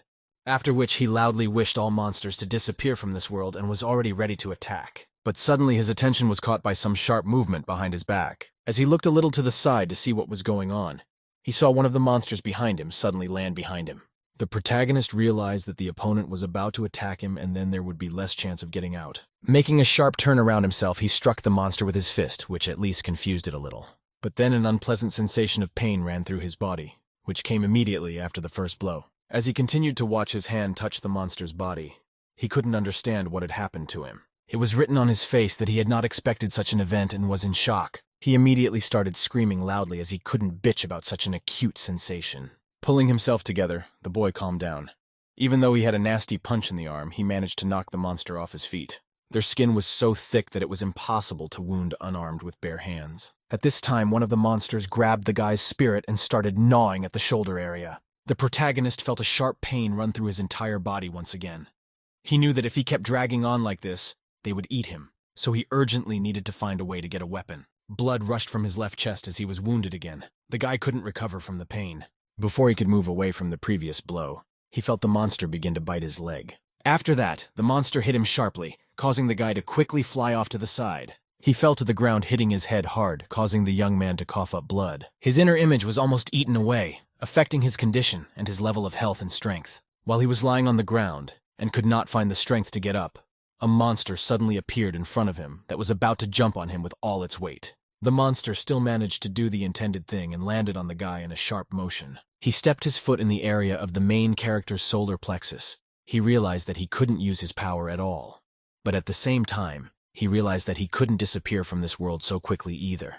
With these thoughts, he immediately shouted at the top of his voice to be given a weapon. Just then a message appeared in front of him that the breath of death had been detected, and there was a choice to open the seal or not. As it turned out, the price for opening the seal was a loss, but the young man didn't realize what kind of loss he was talking about. The guy has shed too much blood and eaten a lot of wild roots, and the system tells him that he should lose everything.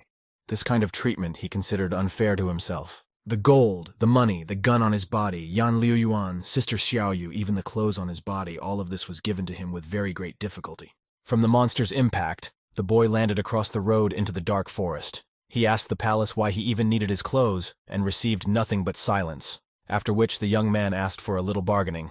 But in response, he only received more monster strikes. The protagonist had already decided that this would be the end of him. Suddenly he received a notification that he had 7 thanks left before his weapon unlocked. Upon seeing this, the young man said thanking himself 7 times. But then he realized that wasn't the way to go, and began to give thanks for never avoiding new opportunities, for never being afraid to face danger. For the 3rd time, he thanked himself for never compromising in the face of trials and tribulations. For the 4th time, he was thankful that when faced with temptation, he always had a backup. Holding his open palm up, shouted his thanks for the 5th time for never being hypocritical, thanked for the 6th time for always being sober about the situation, and never thinking things through for too long. For the 7th and final time, he shouted loudly that he thanked himself that even when he found himself in terrible situations, he was getting through all the adversity. With those screams, all of his negative emotions were spewed outward like a volcanic eruption. After that, he started to get to his feet, and at the same moment, monsters started running towards him. The protagonist shouted just as loudly that he wanted to unlock his weapon. Fortunately, after the 7th thanks, Zhen Xiaosu's weapon was unlocked, as at this moment, right in front of him was the expression of an opponent who was about to strike him again. Managing to react, the protagonist stretched his arm forward to activate the power he had been given as a weapon. A purple light was sharpening from his palm. It was the young man's last hope of victory. A sharp dagger immediately appeared in his hand that activated just in time. It was a sword with a very long and sharp blade. The young man felt much more confident and complete with it. He received a sword that straddles the line between life and death, which even an army of thousands can't match. With one swipe of his hand, he managed to cut off the monster's limbs. The entire blade of the sword was covered in crimson blood. Because the protagonist got rid of a few monsters, the rest of them became in one pile to be ready to fight back against him. The fact that the monster was lying on the floor with its body chopped into 2 pieces added more and more aggression to the other monsters. As soon as Ren Xiaosu obtained a weapon and began to get rid of his opponents, his spirit healed and stood by the young man's side. He immediately rushed to the attack. He was warmed by the thought that in addition to his strong weapons, he had his spirit that would always help him. As soon as the young man approached the first monster, it made several futile attempts to strike. Ren Xiaosu managed to cut his opponent's body into 2 pieces with the first strike. With such a success, he would be able to get rid of everyone else very quickly. The guy's spirit was as strong as the young man himself, so it helped him get rid of monsters. After a few minutes, the 2 of them managed to destroy all the monsters nearby. This time the protagonist finally feels the power of the superhuman. Suddenly, a notification appeared above him about a new side quest opening, and he also needs to get 1,000 thanks coins to unlock a mid-level weapon form. At this time, the special forces had already reached the place where only Shuxianchu was. In the clearing, they saw many monster bodies, each of which had been cut into two halves. Once they discovered they were late and couldn't run into the guy, the team captain got really pissed off. Examining the circumference carefully, he found a single shoe mark on the ground, and understood that this meant that only one person could have fought here a couple of minutes ago. He was worried about whether this young man could really defeat the 4 test subjects. After all, this kind of combat power was far superior to his team, so he decided to call for more tough guys to help. Just then he was interrupted by one of the guys, who informed him that Shuxianchu's abilities should be overestimated as he was able to defeat 4 test subjects single-handedly. But the protagonist was also wounded, as his blood marks gave it away. The captain was surprised by this, as this guy was very strong. After a brief pause, he instructed the team to have them adjust Shuxianchu's danger level, and also asked him not to forget to pick up a sample of the protagonist's blood and send them to the warehouse for analysis. The man, having listened to him carefully, accepted the task and proceeded to carry it out. Shuxianchu and Yang Xiaojing had revealed themselves. Luo Xinyu had also revealed her identity, but there was no way they could detect Ren Xiaosu. The guy thought that it would be great if Ren Xiaosu was caught. Perhaps in the future, it could be a bargaining chip in the fight against Jiang Jinglin. Still, there's no harm in not getting caught, whether it's Fortress 112 or 113. Everything is in the hands of the Qing Consortium. He already had a plan in his head that once Ren Xiaosu returned to the fortress walls, the Qing Consortium representatives would be able to capture him at any moment. Suddenly there was an explosion deep in the dark forest that could only be seen from a high point. The SWAT team tried to see in the darkness the man they were looking for, lighting their way with flashlights. The captain held a flashlight in his left hand and a pistol in his right, the safety already removed. It seemed to him that the young man was running toward the volcano, but further pursuit was fruitless. Judging from the amount of blood on the battlefield, they found out that Shuxianchu was not badly injured. After saying that, he collected some blood on a cotton swab to analyze. He realized that with the guy's fighting ability, even if he had enough people on his team, there was a chance they wouldn't be able to handle him. In the end, 3 men arrived to search for the subject during the day, and 13 were injured. After examining the bodies of the monsters, he saw that the wounds on their bodies were surprisingly too even. The examination showed that even with a sharp tactical knife, it took a lot of force to cut through the subject's skin. This meant that Shuxianchu had many more secrets than they could imagine.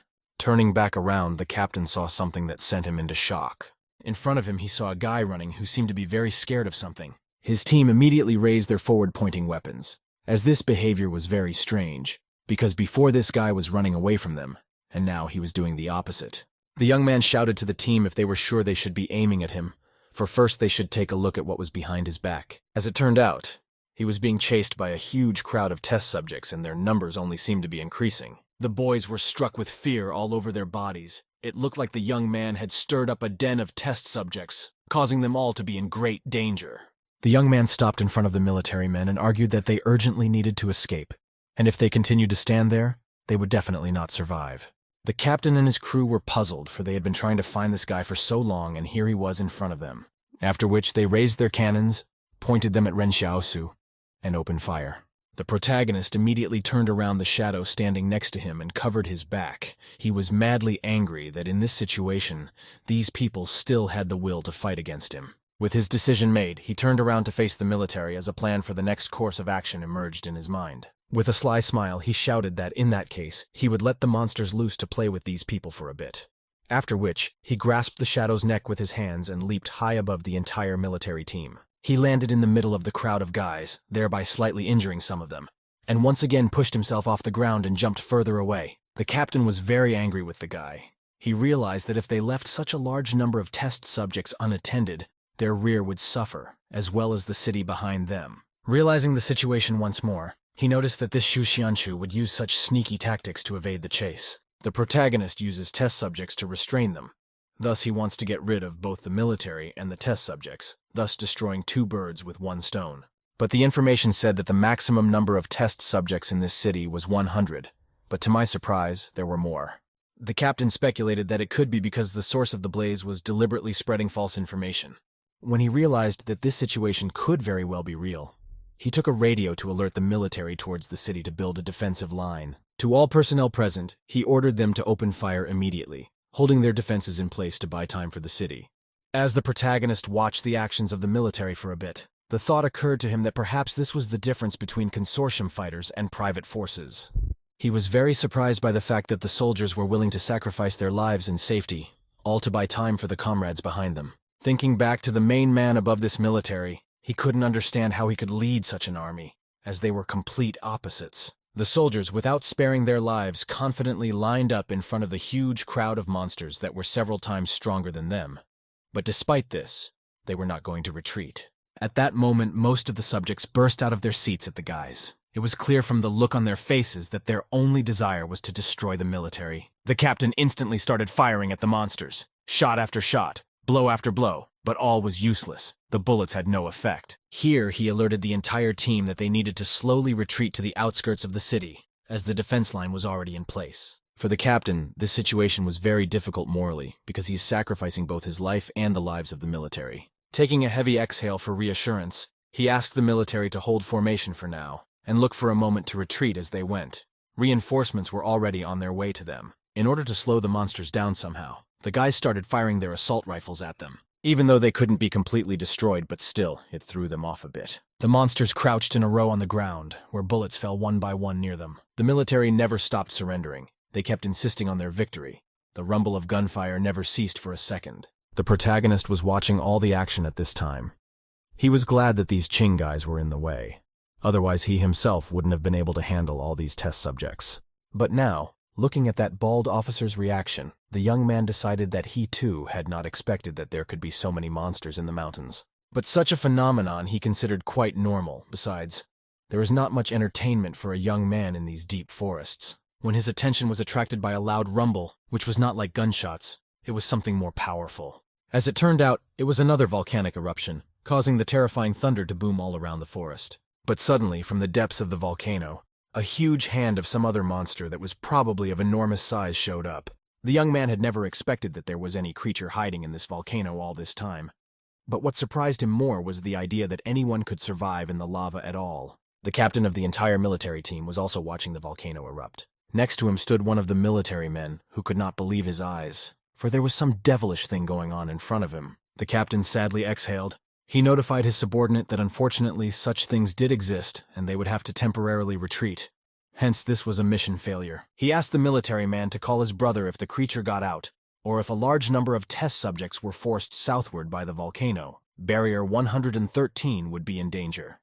The captain then turned to all present to order everyone to gather and prepare to retreat. After his words, a multitude of military men began to actively carry out the task. Most of the cars started to leave from the side of the military unit where it was not safe to be. The military continued shooting at the huge crowd of monsters while the bright light from the volcanic eruption was in front of them.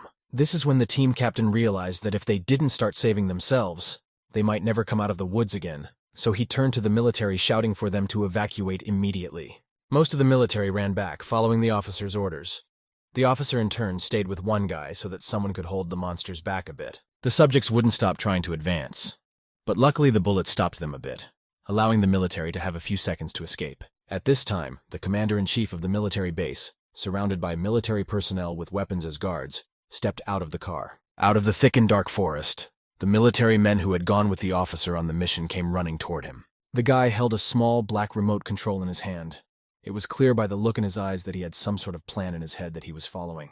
As soon as some of the monsters broke through and were ready to attack the two military men and break into the city, the guy hit the remote button. Because of the decision he made, there was an explosion that went off all over the central part of the forest. He had no other choice, as this was the way he could get rid of so many test subjects. The lifeless bodies of the monsters that had received the highest levels of burns flew over the pieces, causing them to die. The officer exhaled with a guilty look, then turned to the boss to say that he had failed to get Shu Xianchu back. The guy turned around and headed for the car. He said it didn't matter because now they had to go west, where there should be another way back to Fortress 112. The officer looked at him with a questioning look. He was concerned as to why on earth the boss had asked someone to come to his aid. The boss immediately understood his question without issuing a word, after which he said that he didn't need to think too much about it, because the reason he saved him was because the officer was still useful. But as soon as the boss turned around to the cars and saw their flat tires, he realized that they wouldn't even be able to drive the cars in that case. The officer immediately figured out how to fix it, and to do so he needed a spare and a jack. But after taking a closer look at the tires, one of the military said it wasn't flat. It was more like sheared. As it turned out, the spare tire was also cut. This course of events pissed off the officer and his boss, but they tried to calm down and keep their emotions in check. Thinking about Shu Xiaochu, the boss said to himself that this was the first time he wanted to destroy someone so badly. After thinking about it, he asked Shu Xuan to bring him a bulletproof vest. At this time, the volcano was still erupting, which was visible from all points. The team of military men gathered together and headed out at the captain's instructions. The officer spoke to the boss about the fact that for failure to perform this task, the boss can get punished in the consortium. The guy did not worry about it because he knew that most likely he would just be sent on vacation for a while. After that, he told Shu Xuan that if Ren Xiaosu didn't die on this mountain, he must have found a way to return to Wall 113, so Luolan should keep an eye on him. The guys were sure that this young man was just a vagrant, so he wouldn't be able to make much noise. At this time, Ren Xiaosu was rushing somewhere at high speed. He was rubbing his hands together that he had managed to at least cut the tires on their cars before leaving. Examining his cloak, the young man was surprised to have gotten it, as he was sure he couldn't get it back. He was only a little hurt by the thought of no gold, but he tried not to dwell on it too much. He soon found himself near a dark cave and decided it would be a good idea to spend the night here tonight. After a while, he made a fire from the wood he found near the cave so he wouldn't be cold all night. In the quiet and calm, memories began to come to him that when they first came to this cave, there had been a whole team of them, but now he was only one. But suddenly his attention was caught by something that was behind him. On the wall, he saw an inscription scratched in stone that said it was right behind you. Apparently, this phrase had been here done quite recently. The guy started to remember what had happened in the beginning. He still managed to remember one thing, that on that first day, Yang Xiaojin was the last one to leave the cave. Did she really cut it out? At this time, the full eruption of the volcano was getting closer and closer. Many animals that were exposed to the volcano's injuries tried to escape from the forest as quickly as possible. When he heard a loud rumble outside, the protagonist came out of the cave. He realized that there was no way he would be able to rest tonight, as time was running out. He wrapped his arms around his shadow and began to run faster, as it was the only way to escape. His speed was incredibly fast, only leaving behind a wall of dust and a light wind. The young man realized that if he was fast enough, the monsters wouldn't be able to catch him, and he would be able to escape. It was so fast that even the local animals didn't have time to realize what had just run in front of them at such speed. The spiders only hissed to each other as they couldn't believe it was really a human and not some creature. The wolf, seeing something very sharp and fast in front of him that he had already lost sight of from his field of vision, was very much startled and froze in place. Turning its head, the animal saw that the second wolf had been knocked off the road by this incredibly fast creature. And so the protagonist spent the whole night to reach the place he was so eager to come to. The young man stopped in front of gate 113, beyond which the morning, barely warm, rays of the sun were visible. A man of elderly years entered the room to join the young man. He had a happy smile on his face as he brought something interesting to Luan. The boy thanked Uncle Fugui for putting in a good word for them when Kunyang arrested them, but he didn't like the fact that the man had woken him up so early. The girl who sat on his bed said it was already time to get up, and if he woke up 15 minutes earlier every day, he would have 90 more hours to spend on things he enjoyed. When the girl asked about his favorite thing to do, Liu Yang started to grudgingly wrap himself in a warm blanket with the words that his favorite thing to do was to sleep. She grabbed the blanket in an attempt to pull him off, while at the same time loudly saying that the young man was even more harmful than his older brother. She grabbed the blanket in an attempt to pull it off, and at the same time, she was saying loudly that the young man was even more harmful than his older brother. The young man was a little indignant as something was demanded of him, but quickly came to his senses and sat down completely wrapped in a blanket, with a sad face. He was comforted by the thought that the quiet days were finally here, but it would be even better if his older brother was here too. Xiaoyu smiled sweetly and looked at the guy. She understood that he was sad as she was, but she still made every effort to cheer him up. Uncle Fugui came up to him and handed one baked sweet potato to him and the other to his sister. Liu Yang asked the man why he liked sweet potatoes so much, since he cooked them every day. The man said that in his childhood there was famine behind the 107th wall, so he followed his father to this place to join his relatives. At that time, it was not so dangerous here. One day, he and his father dug 2 sweet potatoes in the field, and his father baked them for him to eat. At that moment, he thought baked sweet potatoes were the best thing in the world. Liu Yang looked at him with wide-open eyes, for such a story simply amazed him. Then the boy remembered that his older brother had once asked him if he knew why people were happy. When Liu Yuan asked the reason for this, the brother said that human happiness does not come from pleasure, but from pain. When people suddenly taste something sweet at the moment when the bitterness becomes unbearable, there is a desire to fight for their lives. His next words were that this sweet taste may not matter much to others, but for people at a certain point this sweetness is the greatest joy. Uncle Fugui informed the boys that after Mr. Zheng left, there were no more teachers left in their trading town. The boy said it was not a big problem, for he was sure his brother would be back quite soon to teach. The rumored factory workers near Jing Mountain seem to have had an eruption of the mountain's volcano, and Uncle Fugui can't say for sure how Xiaosu is doing now. Despite such unhappy news, Liu Yuan was confident that his brother was fine. After all, he wished for his brother's safe return with his entire life, and if he was still alive, then Ren Xiaosu was also alive. Uncle Fugui said a saying that a good person doesn't live long and an unkind person thrives, which means Xiaosu should be fine. Just then, the man remembered about the large number of strangers on the street, and now it's been very lively there for the past few days. The fortresses are having a hard time running a trading town now, and they are bribing the vagrants to be their ears and eyes. All new strangers on the streets are not ones to be offended or pour out their souls to. Uncle Fugui warned the boys that they needed to be extra careful these days, and if they wanted to leave the trading city, he would help them do so quietly and safely. He assumed that all these people were here because of Ren Xiaosu. As soon as the man talked about their brother, Xiao Yu immediately panicked, for everything said that they wanted to capture Xiaosu. The man's next words shocked the guys. He said that Ren Xiaosu could do anything with the team from the fortress. At this time, a team of military men and their captain were heading deep into the forest on foot. Such a long journey made them aggressive, as it was unknown how long it would take to reach Fortress 112 on foot. Just then, the officer of the team turned to the boss and said that he had already started to argue because of the situation, although he had been quite calm before. The captain was not happy about these circumstances and did not know what to do next. At this time, an unfamiliar guy started screaming as he saw a human face on the insect shell and claimed that they were eating people. One of the military men immediately approached the guy and started questioning why he was ranting around. He also added that Jing Mountain was far away from them, so he sent the stranger to go about his business instead of darting about. Suddenly, their argument was interrupted by the sudden appearance of Ren Xiaosu, who jumped over the high fence to be inside the fortress. As soon as he arrived at the place, immediately went to the room where his younger brother and sister are. The young man with one kick of his foot opened the door wide open. Liu Yuan was incredibly happy that his brother was able to return to them, which meant that he didn't believe in the best for nothing.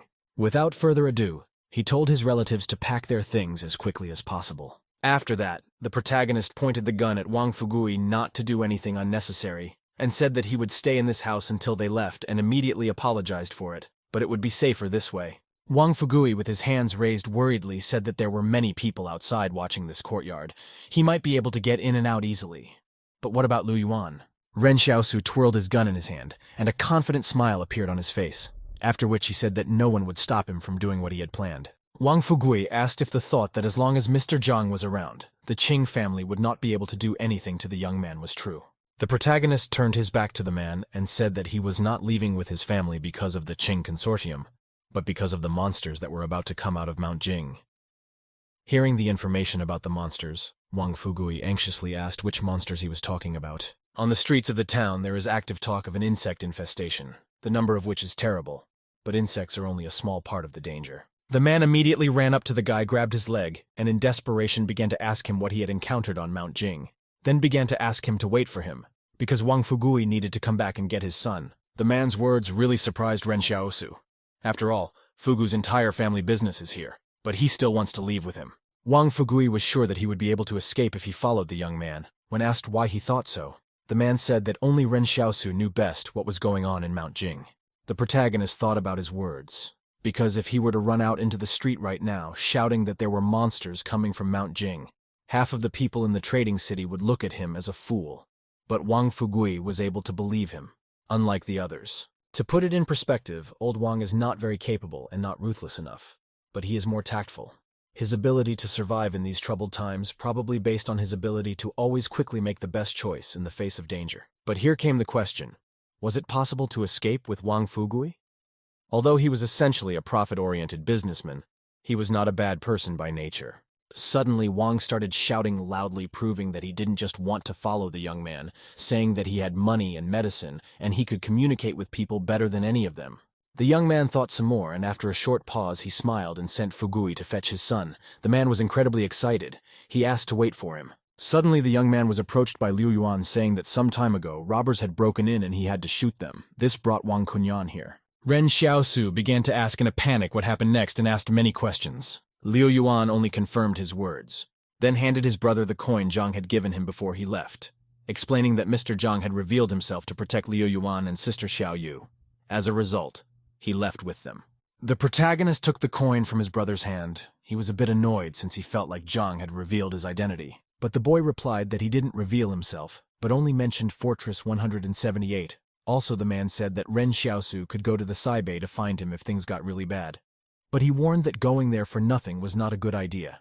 The young man clutched the object tightly in his hand and said that if they were cornered, they would follow Mr. Zhang's advice and go to the Saibei to find him. After their conversation, Sister Xiaoyu came back to them, a smile on her face that showed the hope of salvation. She said that all the things were packed, even though they had nothing to take. As soon as the young man shifted his gaze to the bag behind the girl, he was stunned as it seems that Sister Xiaoyu had picked all the cabbages that Teacher Zhang had planted in the backyard. A thoughtful smile appeared on the face of the protagonist, and his brother, Ren Xiaosu, said that it was very similar to him, but he saw no need to take all the cabbage he had gathered with him, telling the girl that she could only take bread, and the wild vegetables they could pick up on the way just startled the girl. Suddenly they heard the screams of a boy being pulled by Wang Fugu. His son couldn't stop shouting that he didn't want to go anywhere. Wang was angry at the boy and asked that did he really want to be eaten by bugs. The boy asked in response why didn't he let him take Li Yuqian with him. Ren asked in surprise who Li Yuqian was, to which he heard his younger brother reply that she was Old Man Li's daughter. After that, the young man said that he would not take this girl with him. Hearing these words, Wang's son began to sob. Through his tears, he shouted that Ren is the deputy teacher of the school. Then why does he allow students to leave? The boy also added that if Zhang was here, he wouldn't have left her. After saying that, the protagonist shrugged and said that it seems like this boy has love if he was so worried about her. After he said this, Wang Fugue asked with a dumbfounded look, was this really the right time to say such a thing? Liu Yuan and Sister Xiaoyu were no less shocked by Old Man Wang. After a while, the boys did pack up and headed out. To begin the escape, the young man suggested climbing over the wall first to avoid being seen by strangers. Just as he stood on the wall to jump off it, he heard someone shouting his name. As it turned out, they were spotted by strangers who shouted that he had returned to wait out Xiaosu, just as all the residents had assumed. They immediately started trying to grab him, but the young man immediately reacted and pulled out a pouch and his pocket, immediately opening fire on the inhabitants. Bullets were flying in all directions. There were hits on some strangers who wanted to grab him. Jumping off the wall onto the ground, the young man asked his boys to step back, as there was about to be a fight and they couldn't be hit. The strangers immediately burst out of their seats, heading towards Ren Xiaos. Even though he had a gun, they continued to attack him. As soon as they moved, the young man immediately opened fire on them. Many of the boys began to fall to the ground dead. When several lifeless bodies were already lying on the ground, the other guys immediately turned around to run away, as they realized that they wouldn't be able to overpower the young man. Noticing the guys running away, Ren Xiaosu addressed them that they must be running away to call for help, after which several bullets hit these guys to prevent them from committing the intended act. And so, there were dozens of bodies lying in front of the guys. Wang Fugue kept trying to calm his son, who kept screaming. After a short pause, the protagonist said that it was time for them to get out of here as quickly as possible towards the southwestern Fortress 109. Even though the boys were headed for the wall, they didn't know for sure if the military and residents would take them in. But they had no other choice, for they had lost their home, and now it was their only hope for salvation. At this time, the spider invasion was already happening, and it was a horrible sight, where a huge spider eats a living person. An unfamiliar woman with an infant in her arms is just accepting her end of life as she has already been attacked and severely injured by a spider. Suddenly, the boys felt the ground beneath them begin to shake, indicating the start of an earthquake. Seconds later, the ground that led to the exit of the fortress split in two, and it was harder to reach the gate. Suddenly, huge cracks began to appear in the high wall that led to the exit. And then the guys realized that the wall was really collapsing because of the strong earthquake. At this point, they did not know what to think and how to escape from here. Suddenly, the boys saw crowds of people running towards them who were trying to escape the massive earthquake. Once before, Liu Yuan asked his brother what would happen if the wall guarding humanity collapsed. At that moment, the protagonist didn't think it would come so quickly, and that wall would actually fall. The wall could collapse at any moment, but now was the worst possible moment as monsters appeared behind the wall. Wang Fugui and his son called for help as they were being chased by a huge spider that was about to snag them. Ren Xiaosu, continuing to run, turned around to them and shot at the spider. After which, he asked the man to move faster, as they had very little time and needed to get away from this place in time. Sister Xiaoyu asked the young man if the rest of the town would survive if the wall did collapse, to which the young man replied that it would be enough if they survived. Just then, Liu Yuan told his brother that some strange light appeared near the wall. Looking up, the guys saw some kind of bubble in the air above the wall, which seemed very familiar to the guy. Ren Xiaosu decided that it was the same bubble that Zhang Baogan had blown back in the day, and it seemed that he was still alive. Suddenly, one of the residents shouted that a superhuman was here. Suddenly, the bubble burst. At this time, different insects that were of different sizes kept flying towards him. After the bubble burst, the townspeople were convinced that this was indeed a superhuman. Many more of the same bubbles appeared above the city, and the insects kept moving towards them. Already, after a few seconds, all the bubbles had burst in an instant. From the fact that there was a small explosion, the insects' alarm started to move back as if they were startled by it. The residents looked for a way out of the situation among themselves and decided that they had to run away as fast as possible before the bugs swooped down on them. When the residents started to flee to find a secluded place to survive, Wang Fugui alerted Ren Xiaosu about those hundreds of people running towards them. The young man said that in that case they would have to speed up even more, as it was likely that these people would bring a tail, so they would have to keep their distance. The young man knew these people all too well, and that they would do anything if they wanted to achieve something. But once you pointed a gun at them, a rabble like them would immediately turn into a disorderly mob. The guy handed Lu Yuan a gun and asked him to hide in his place. After a while, they managed to break away from the others. It was already starting to get dark outside, so the guys decided to spend the night there. When they found a place to sleep, the boys began to gather branches for the fire. Wang Fugui's son asked how he could become one of the superhumans, since they were so strong. Liu Yuan suggested that perhaps some conditions were needed for this, like luck, bloodline, or something like that. The boy turned to Liu Yuan with the words that in that case, his father wasn't superhuman either. Liu Yuan decided to calm the boy down, saying that there was no need to be upset. After all, it was not at all a fact that he was his birth father. At this point, the boy did not know what to say to him. After that, he started sobbing loudly. His father immediately ran up to him to calm him down and told Ren Xiaosu that he and his brother were too sharp of tongue. Wang Fugui also claimed that although this Zhang Baogeng had become a superhuman, it was still unknown whether his father was the same. To his cries, the protagonist and his brother gave the man a little shout-out for being so nerdy. At this time, the people of the town also stopped to wait out the night. They talked about how Wang Fugui seemed to be quite intelligent and had a high status, but as a result, he was running behind the backs of several young boys. Residents also mentioned that Wang Fugui must be carrying around a lot of money, since he has been a shopkeeper for so many years, and he obviously has some possessions to escape.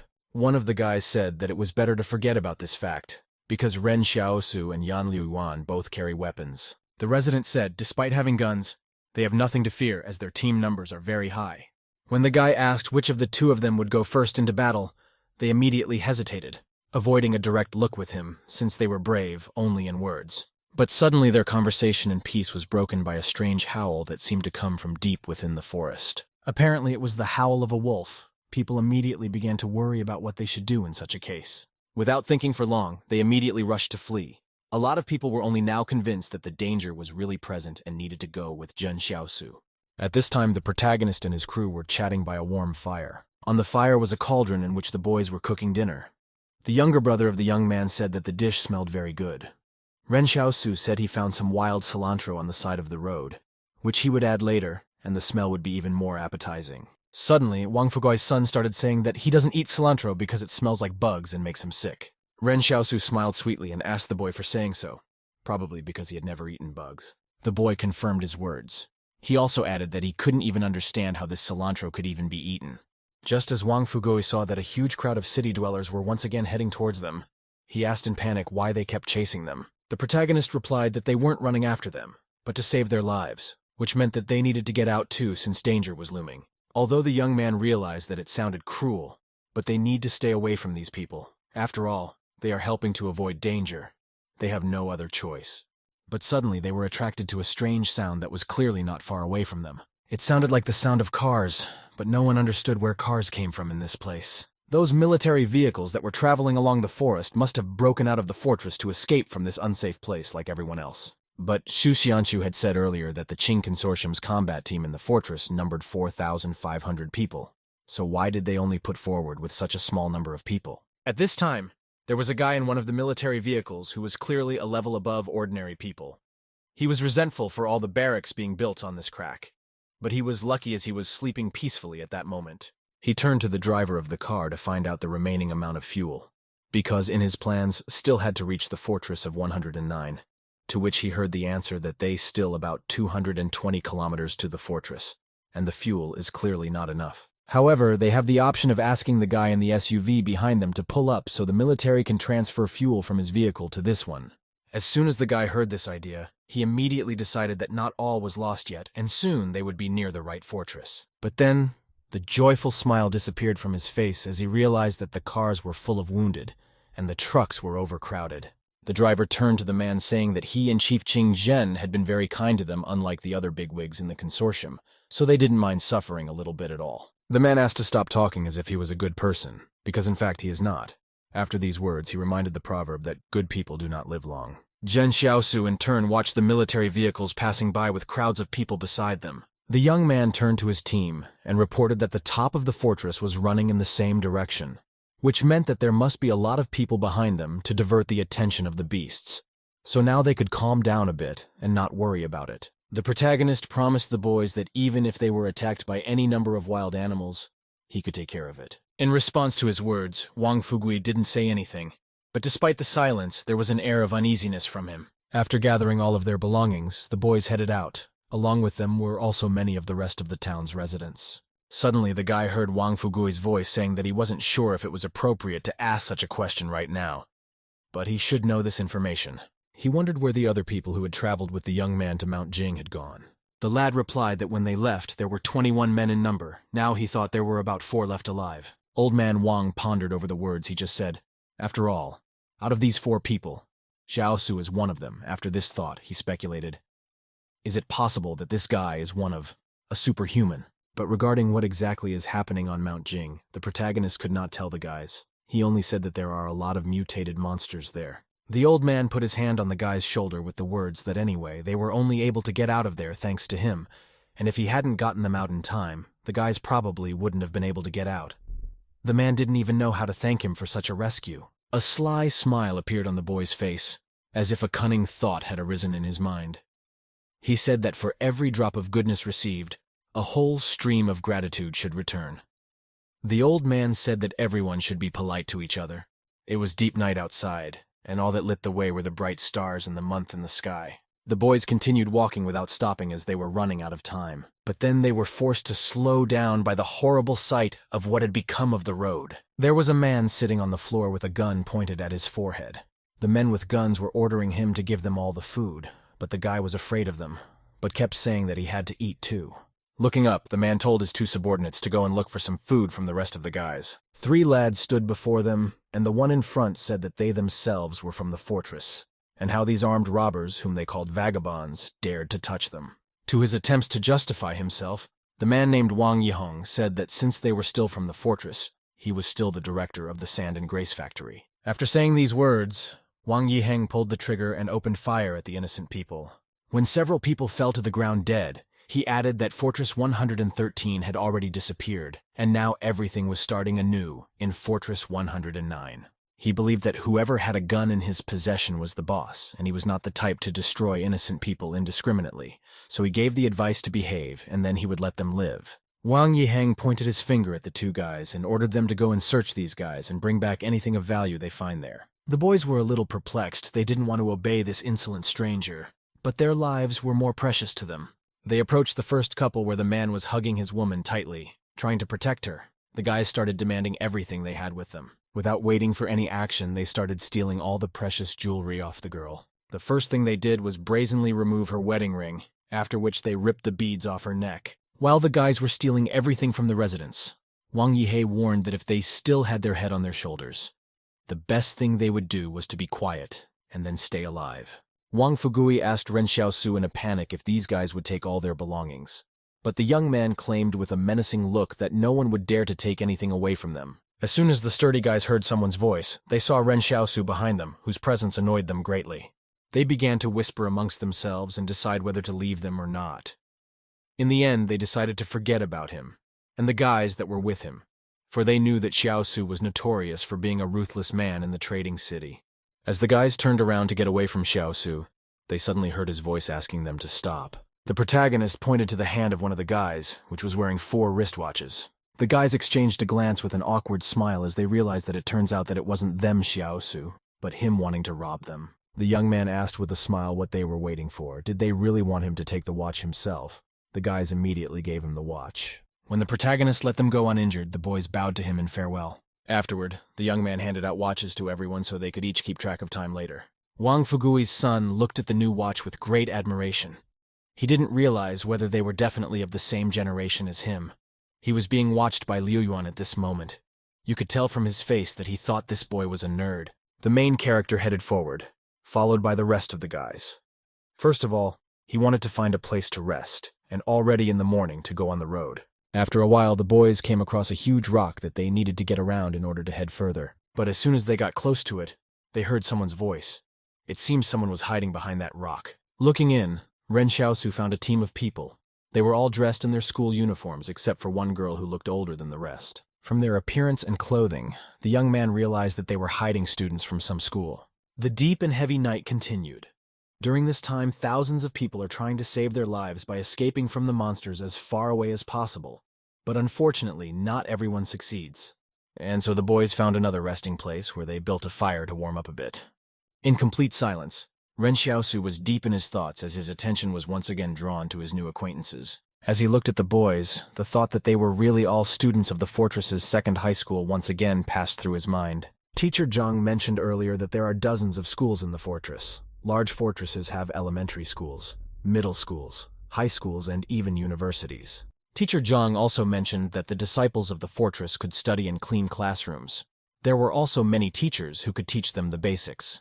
They don't have to go into the wasteland, they don't have to work, and they get some apprenticeship benefits. That sounds nice. The young man would love to be born inside a fortress where he could have all these qualities. But although he said that, the guy didn't know for sure what happened to those little brats who had been in school earlier. He also no longer knew how to receive gratitude in the trading city now. But then he remembered that he must have gathered all the gratitude from himself when they unlocked their weapons. He worried about whether he could easily complete tasks if he could thank himself. If the Black Blade is so powerful at the starting level, does that mean that at the next level, when it is unlocked, the blade will be invincible? The young man began to thank himself for everything that fell to his mind in his attempts to activate the power. But unfortunately, there was no response, which was very frustrating for the young man. At this time, a girl from the high school who had to sleep on the damp ground approached Teacher Zhang saying that she was very hungry. The woman hugged her students in despair. She reassured them that if they kept going, they might be able to get something to eat. The people from the fortress would come to their aid. But if they could stand it no longer, she could gather wild plants for them. After she said that, the guys caught on and started asking around about what these edible wild plants looked like so they could go assist them. The woman asked the boys to look at the strangers sitting around the campfire. She then said that these people looked confident enough, so they would collect and eat what the guys would collect later. But one of the guys asked why they didn't just ask them for help. Teacher Jiang explained that after their fortress disappeared, they needed to realize that not everyone was obligated to help them, which meant that they had to help themselves. The students looked at each other in bewilderment.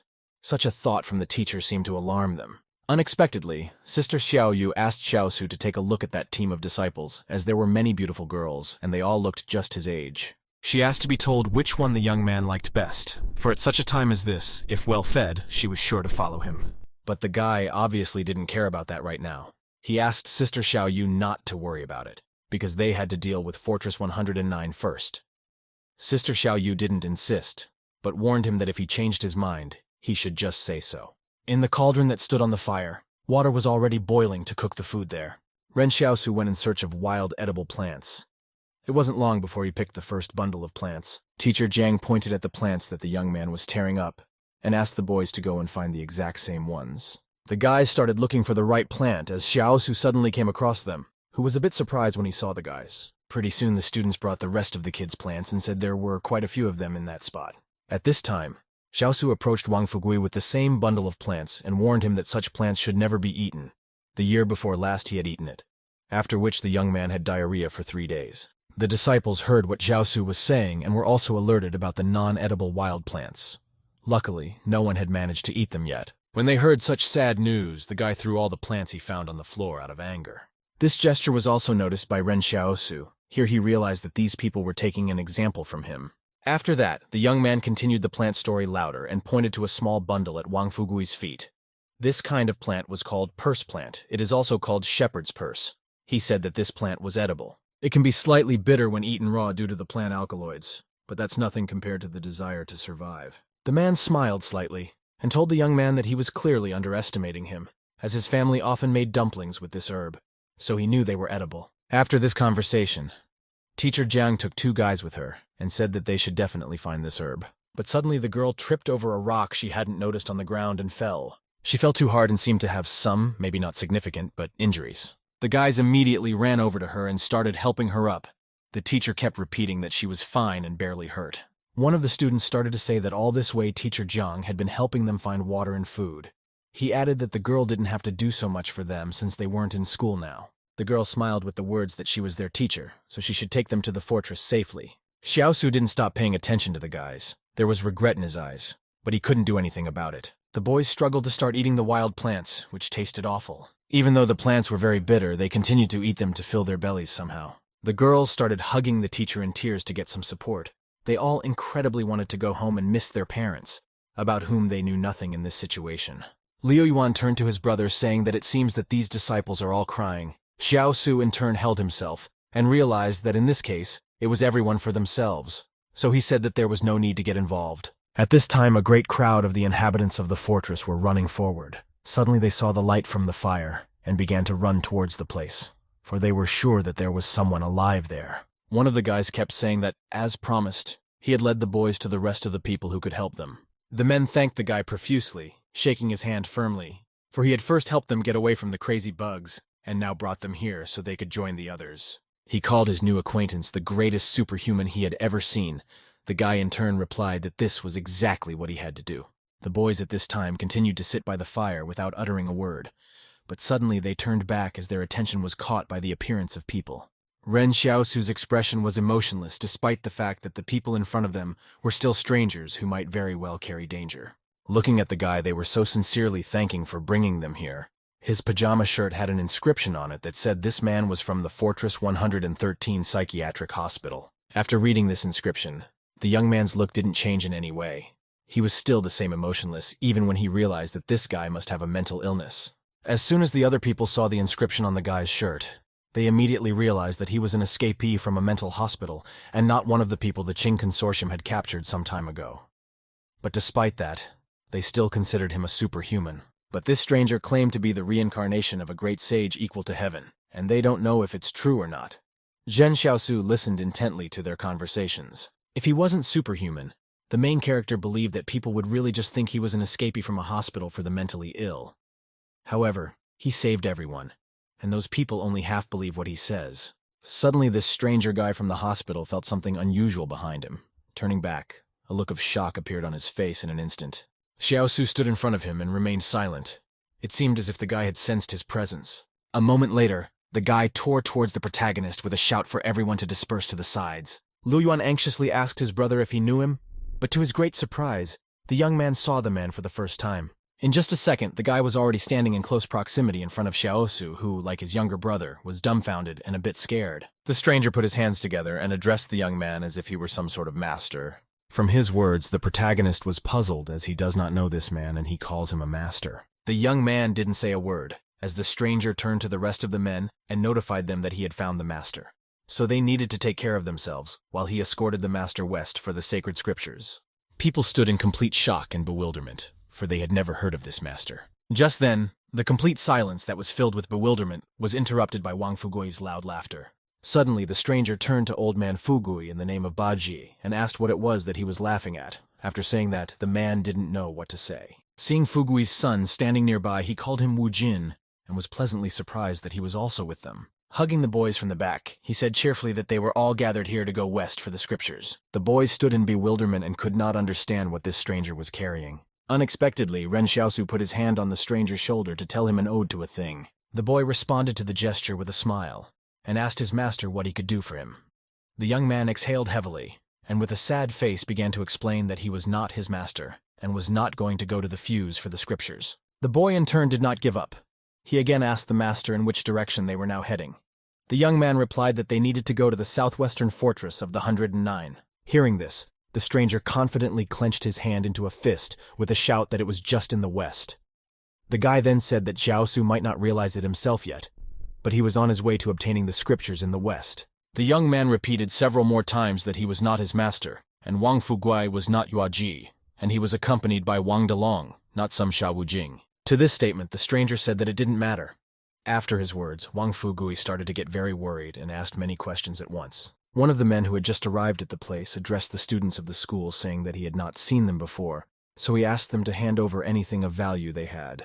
Turning back around, one of the men looked scared, though he had previously demanded the guys hand over everything they had on them. The stranger pointed his bat in his face, asking if he was the same Xiao Zhuangfeng. But the guy couldn't answer as he didn't understand what he was talking about. He decided to get rid of this strange guy and carefully picked up the gun that was behind his back. The stranger continued to stand in front of him, his eyes full of confidence in his actions. The guy took his gun and pointed it at his face as if this weirdo was controlling his actions. The next instant, there was a loud gunshot that rang out all around. The boys stood stunned and didn't understand how this could have even happened. Wang Delong looked at his father with frightened eyes, who couldn't look away after what he saw.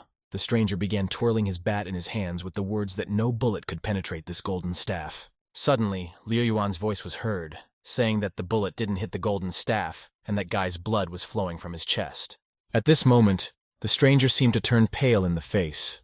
He seemed to realize that he had done a foolish thing without realizing it. The stranger that was with the rest of the crowd of people stood in one place and didn't even move as his shirt around his chest was bloody. Suddenly, from the sharp pain that pierced his body, he collapsed to his knees, as if he had just realized that he had an injury. The guy was very surprised to see his reaction. He didn't know what to expect next. The stranger clenched his teeth in anger. He immediately remembered the legend that said that the bronze head and iron hands of the great sage Equal of the Sky were invulnerable to swords and pikes. Suddenly he screamed loudly. How could this small bullet hurt him so badly? He threw the bloody iron bullet on the floor. In such a gesture, his aggression that attacked him because he was wounded was evident. The guy with trembling hands took his gun and pointed it at the stranger from the mental hospital. With the same trembling voice, he pronounced that this guy was superhuman. After a moment, the young man saw that this guy would attack him, screaming that he was about to get hit by his gold staff. The young man didn't have time to react. His body felt as if it was stunned by the fear that ran through his entire body. As soon as he received the blow, he immediately collapsed to the ground and hit his head hard.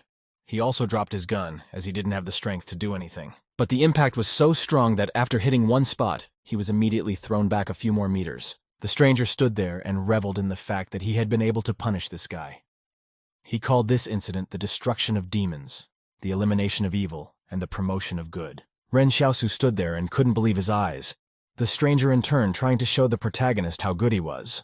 Turning towards the young man to see his reaction, to the guy's surprise, Xiaosu didn't answer him anything. At this time, the lifeless body of one of their guys was lying on the floor, causing the entire neighborhood to be completely silent from so much surprise.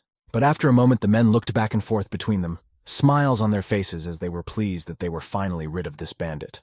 They all bowed together before the guy and thanked him for the job. The young man approached Ren Xiaosu and said that in this case you should thank his master. The protagonist in turn stood puzzled. After all, he had done nothing.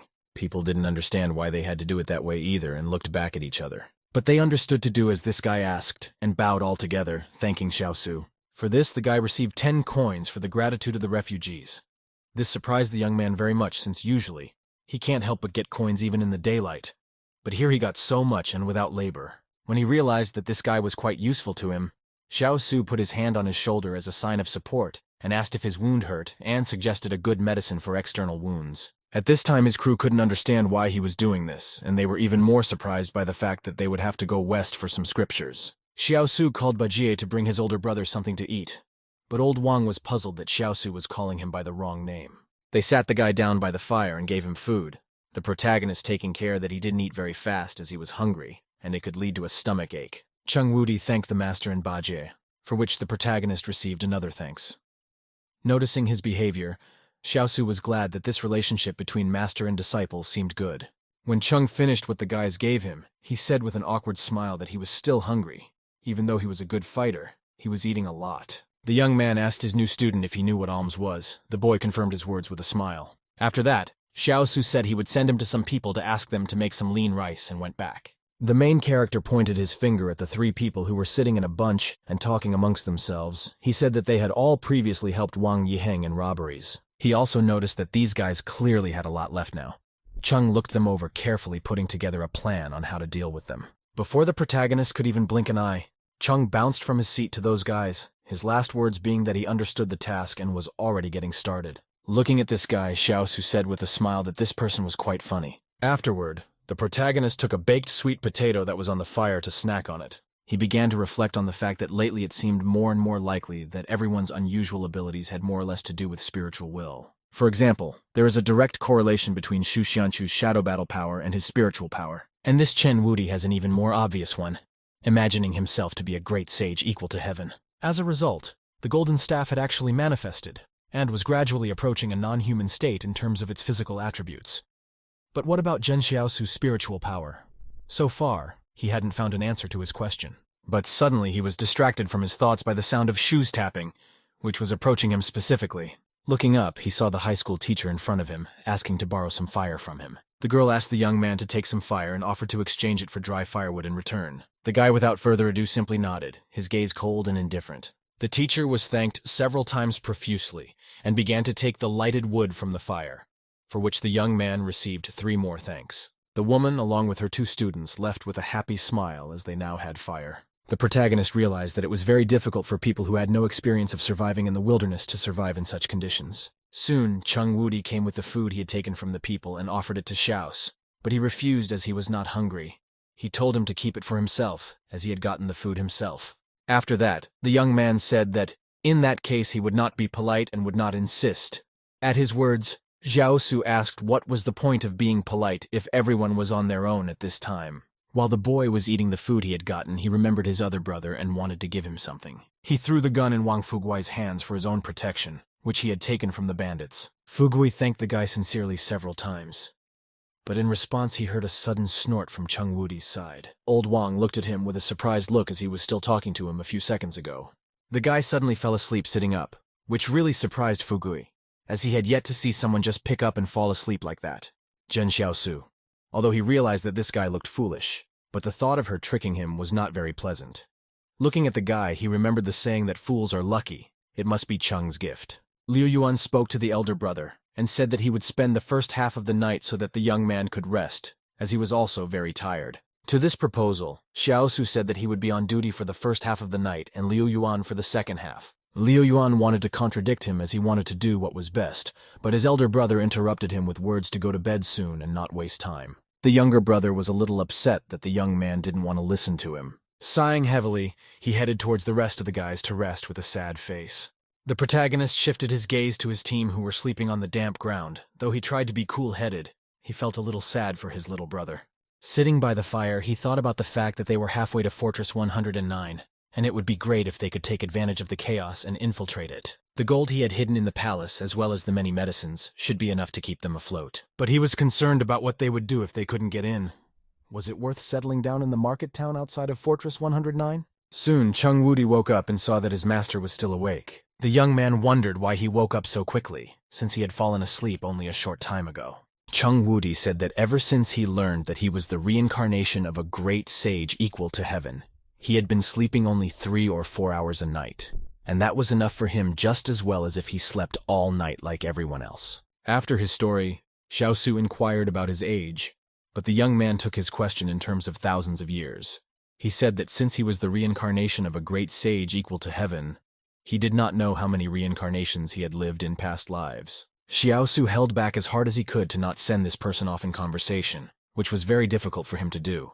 He repeated that he was talking about this life, not past lives. To this, Cheng Wudi reached out and said that he was 22 years old, which meant that Xiaosu was 5 years younger than him. Despite being younger, Xiaosu had somehow become his master. Were these really the legendary youths that the older generation should bow down to?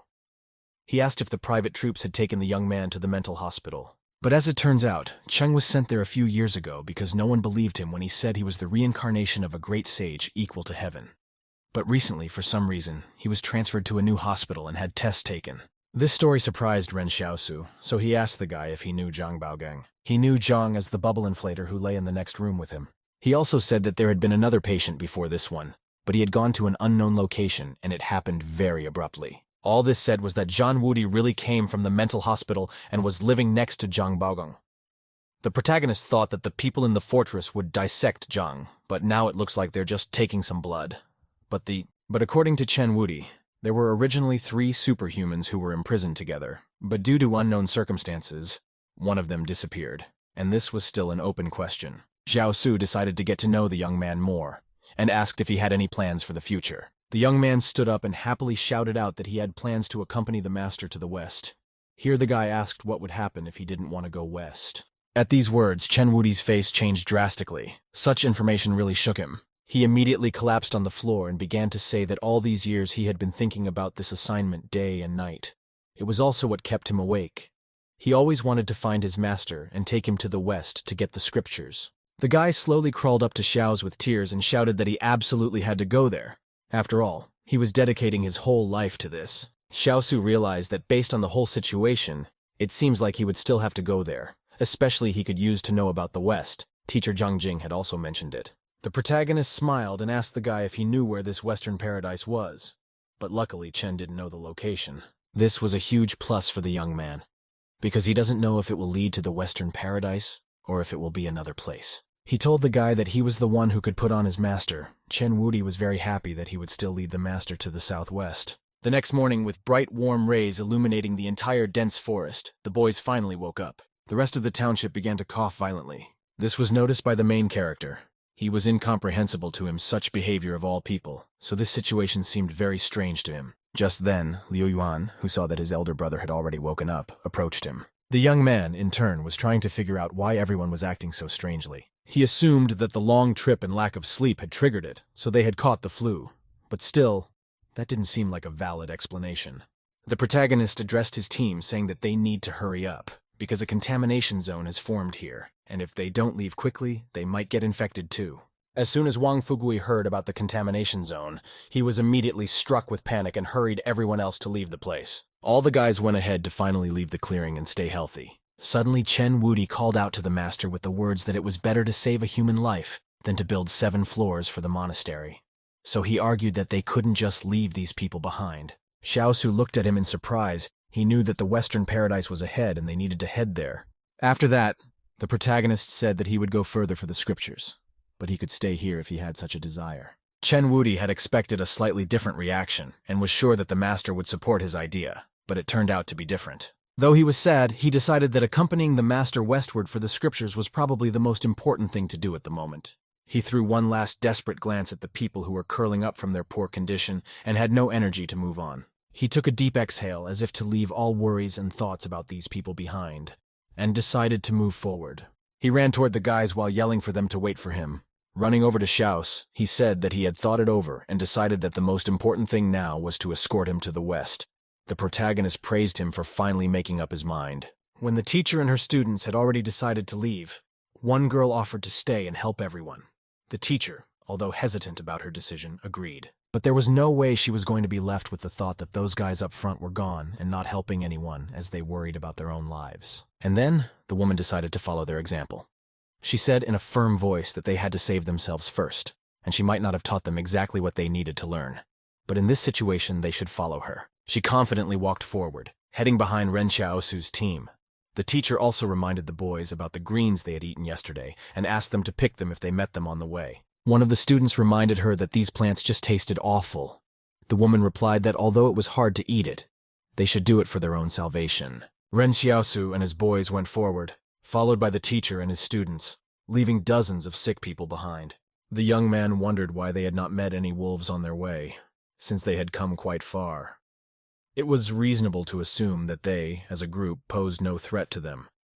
Perhaps they were scared off by the large crowd of people.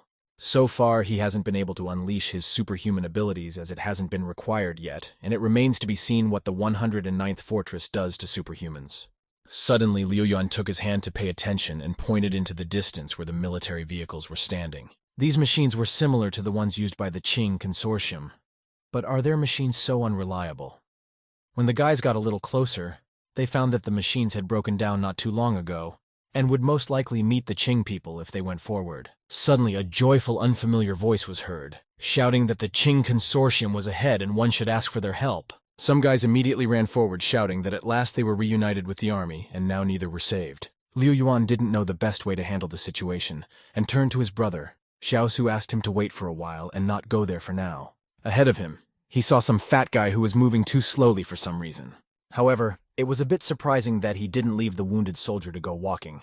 The man stared ahead in surprise, some strange coat over his shoulders and a cigarette sticking out of his teeth. As he moved around, the young man found the fat man amusing, for it appeared that he had put the seat cover on himself when he got out of the car. Just then, the captain of the military team saw the many strangers that came to them. He immediately ordered the soldiers to take away all their weapons, if they had any, so that these refugees would not make a mess of their camp. The soldiers immediately started following orders and began walking towards the refugees to search them. People immediately panicked and didn't know whether to stand still or run as they hoped for help. Xiaosu realized that it was best not to go to them for help as they would deprive them of their weapons. He walked past one of the soldiers while the rest of the armed guys stood in formation nearby. After a while, when it was beginning to get dark outside, the soldiers built a fire and sat around it to warm themselves. While not far from them, refugees sat in groups. The protagonist said that they should already look for a place to stay for the night, since it was getting pretty late. Wang Fugui was wary of being close to the people from the consortium, so he asked if it was dangerous for them.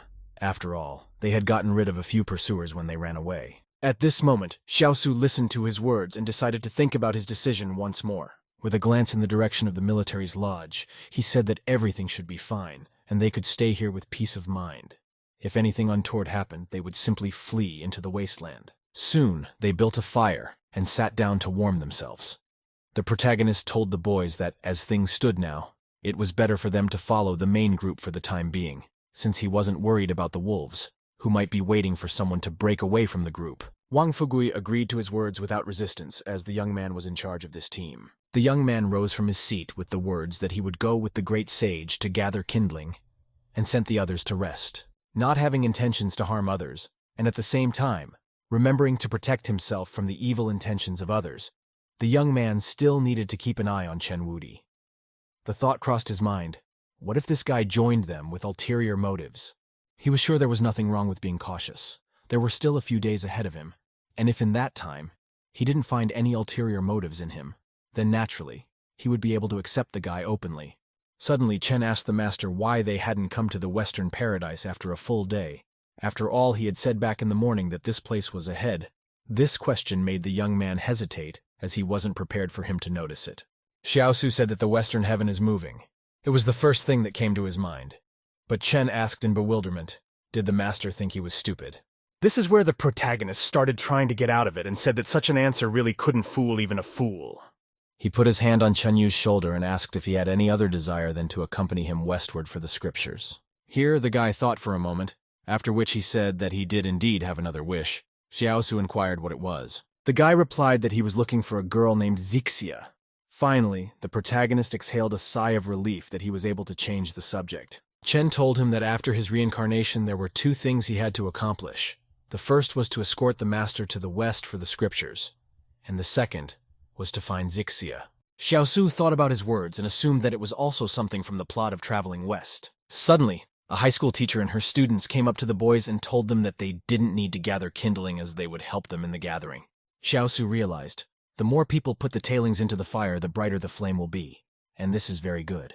He accepted the boys' help and thanked them.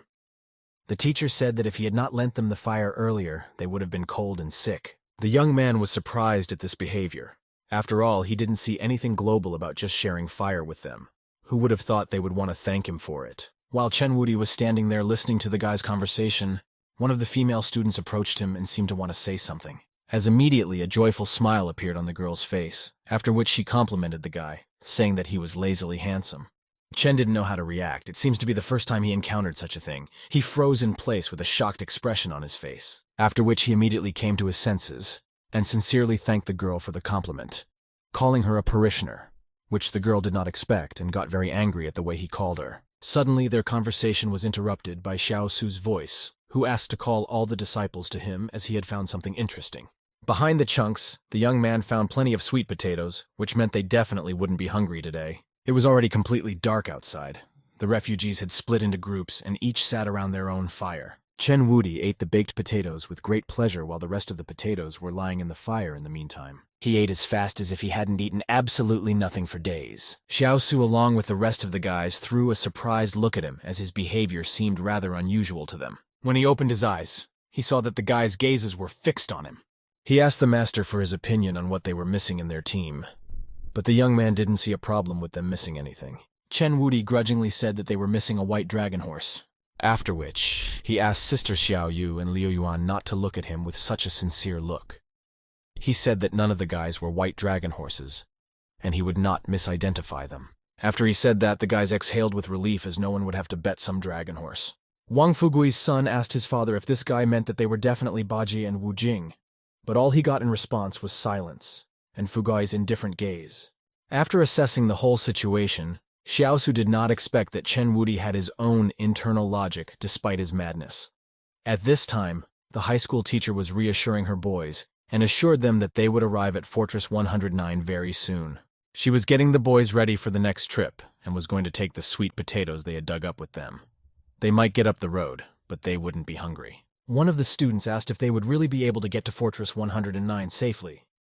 The teacher said that it might well be possible.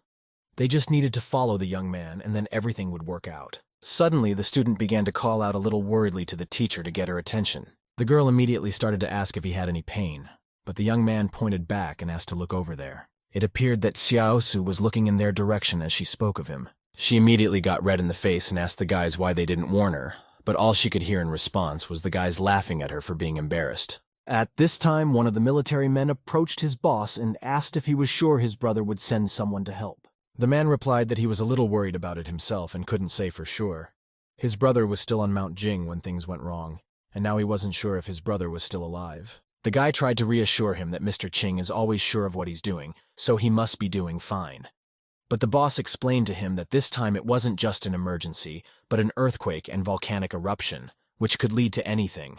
They were close to Fortress 112, and if something went wrong with their fortress, there was a suggestion that Fortress 112 might collapse as well. The man was also worried that his brother might face a very harsh punishment. But this was a little incomprehensible to the military man, for he was sure that this fault was not their responsibility, for any fortress would not have been able to bear it. Mr. Ching had made too many enemies in the consortium in the past, and since he once got rid of many people from other consortiums, his consortium might be worried that he can't control the guy and might be sent away for a while. But this is all temporary, because Qingzhen consortium for him to do his job, because others will not be able to do the job as well as Qingzhen does, and they will not be as ruthless as him. At this time, Qingzhen's subordinates were catching up with him with the information that the consortium bureau wanted him to answer their call, but the young man was avoiding talking to them. The man listened to all of the consortium's claims and promised that he would pass everything on to Mr. Ching. They relayed the information that Fortress 112 and 113 no longer existed, but Ching had already guessed this, so the information didn't surprise him at all. The man said with a frustrated look that he was also told the same thing over the phone. The young man noticed his employee's so distraught look. The Bureau also relayed that they wanted Qingzhen to pursue to Fortress 111 to investigate as soon as he came off the mountain, and it was also not allowed to leave the confines of the fortress without authorization. The partner asked if this was about house arrest if he was not allowed to leave the property, but there was silence in response. It had been a long time since then. Qingzhen was returning to Fortress 111. The captain asked his partner to call Liu Yuan from the 109th fortress to ask him to send someone to look for Luo Lan. His partner told him that this fortress controlled by the Li Consortium, and Liu Yuan as the fortress manager might not have much say in the matter. But the young man believed there was always the possibility of sending a few private troops. He also told the young man to tell him that if he did not find Luo Lan, he would go to the place from which no one returns. At this time, the refugees were still awake and continued to warm themselves quietly by the fire. Luo Lan sat and ate his dinner. Looking at all the refugees, he realized that these poor people knew how to be practical in everyday life. He called out to Tang Zhou and told him to go to those people and buy fried sweet potatoes from them. The deputy inquired why they can't just ask them for some. His suggestion made the boss very angry. He yelled that he wouldn't blink an eye if he had to take someone's life from the source of the flames, but robbing a bunch of refugees of their sweet potatoes is low. As soon as Tang Zhou got ready to go, the boss told him to take a few more people with him for safety. The young man was a little concerned from his boss's word that you can't let these people sneak up on you. The boss looked after the soldiers who went to buy food from the refugees. He exhaled heavily at the thought that he had always considered himself a worthy member of his generation, but never thought he would have to beg for food from refugees. When his subordinates left, he continued to bask by his fire. After a while, the military men were already heading back with a satisfied expression on their faces. They opened a small bag containing sweet potatoes and began to count. There were 5 potatoes in quantity. Glancing back, he counted 3 more military men from his team. He said it would be everyone 1/2 potato per person, and no one should eat more. But the wounded could eat 1 whole. His assistant started baking potatoes and threw them all into the fire until they were ready. The military man kept a close eye on the check and made sure he didn't go overboard with the timing. Soon he got one potato and brought it to his boss to eat it. The man took the cooked potatoes and broke them in half so that everyone had enough for a little snack. He gave the other half to Tang Zhou. The young man was surprised, so he told the boss that he didn't have to do that. And how could he even take only half?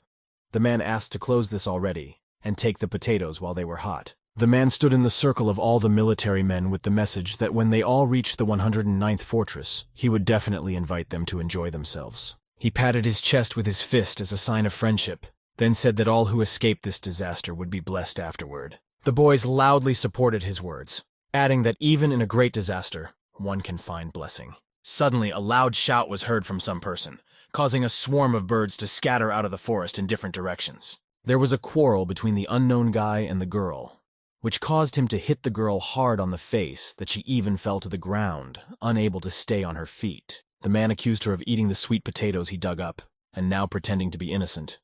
He also reminded her that her husband was long gone due to the disaster at the fortress, and if he hadn't gotten her out, it was unlikely she would be alive now. The girl repeated again that she would give him the money for the potatoes when they reached the 109th fortress. The guy collapsed beside her and started shaking her body, screaming that she couldn't give him anything since they all had nothing. He then grabbed the girl by the hair and pulled her behind him. The whole ambulance was watched by the other refugees, but they dared not interfere. The other guys, though, they could have stood up for her, but they didn't want to get themselves in too much trouble. Just as suddenly, Chen Wudi's voice was heard, shouting to the stranger to stop. The young man decided that it was the same leopard king who thought he was superior, causing him to decide that he needed to be dealt with and ran forward.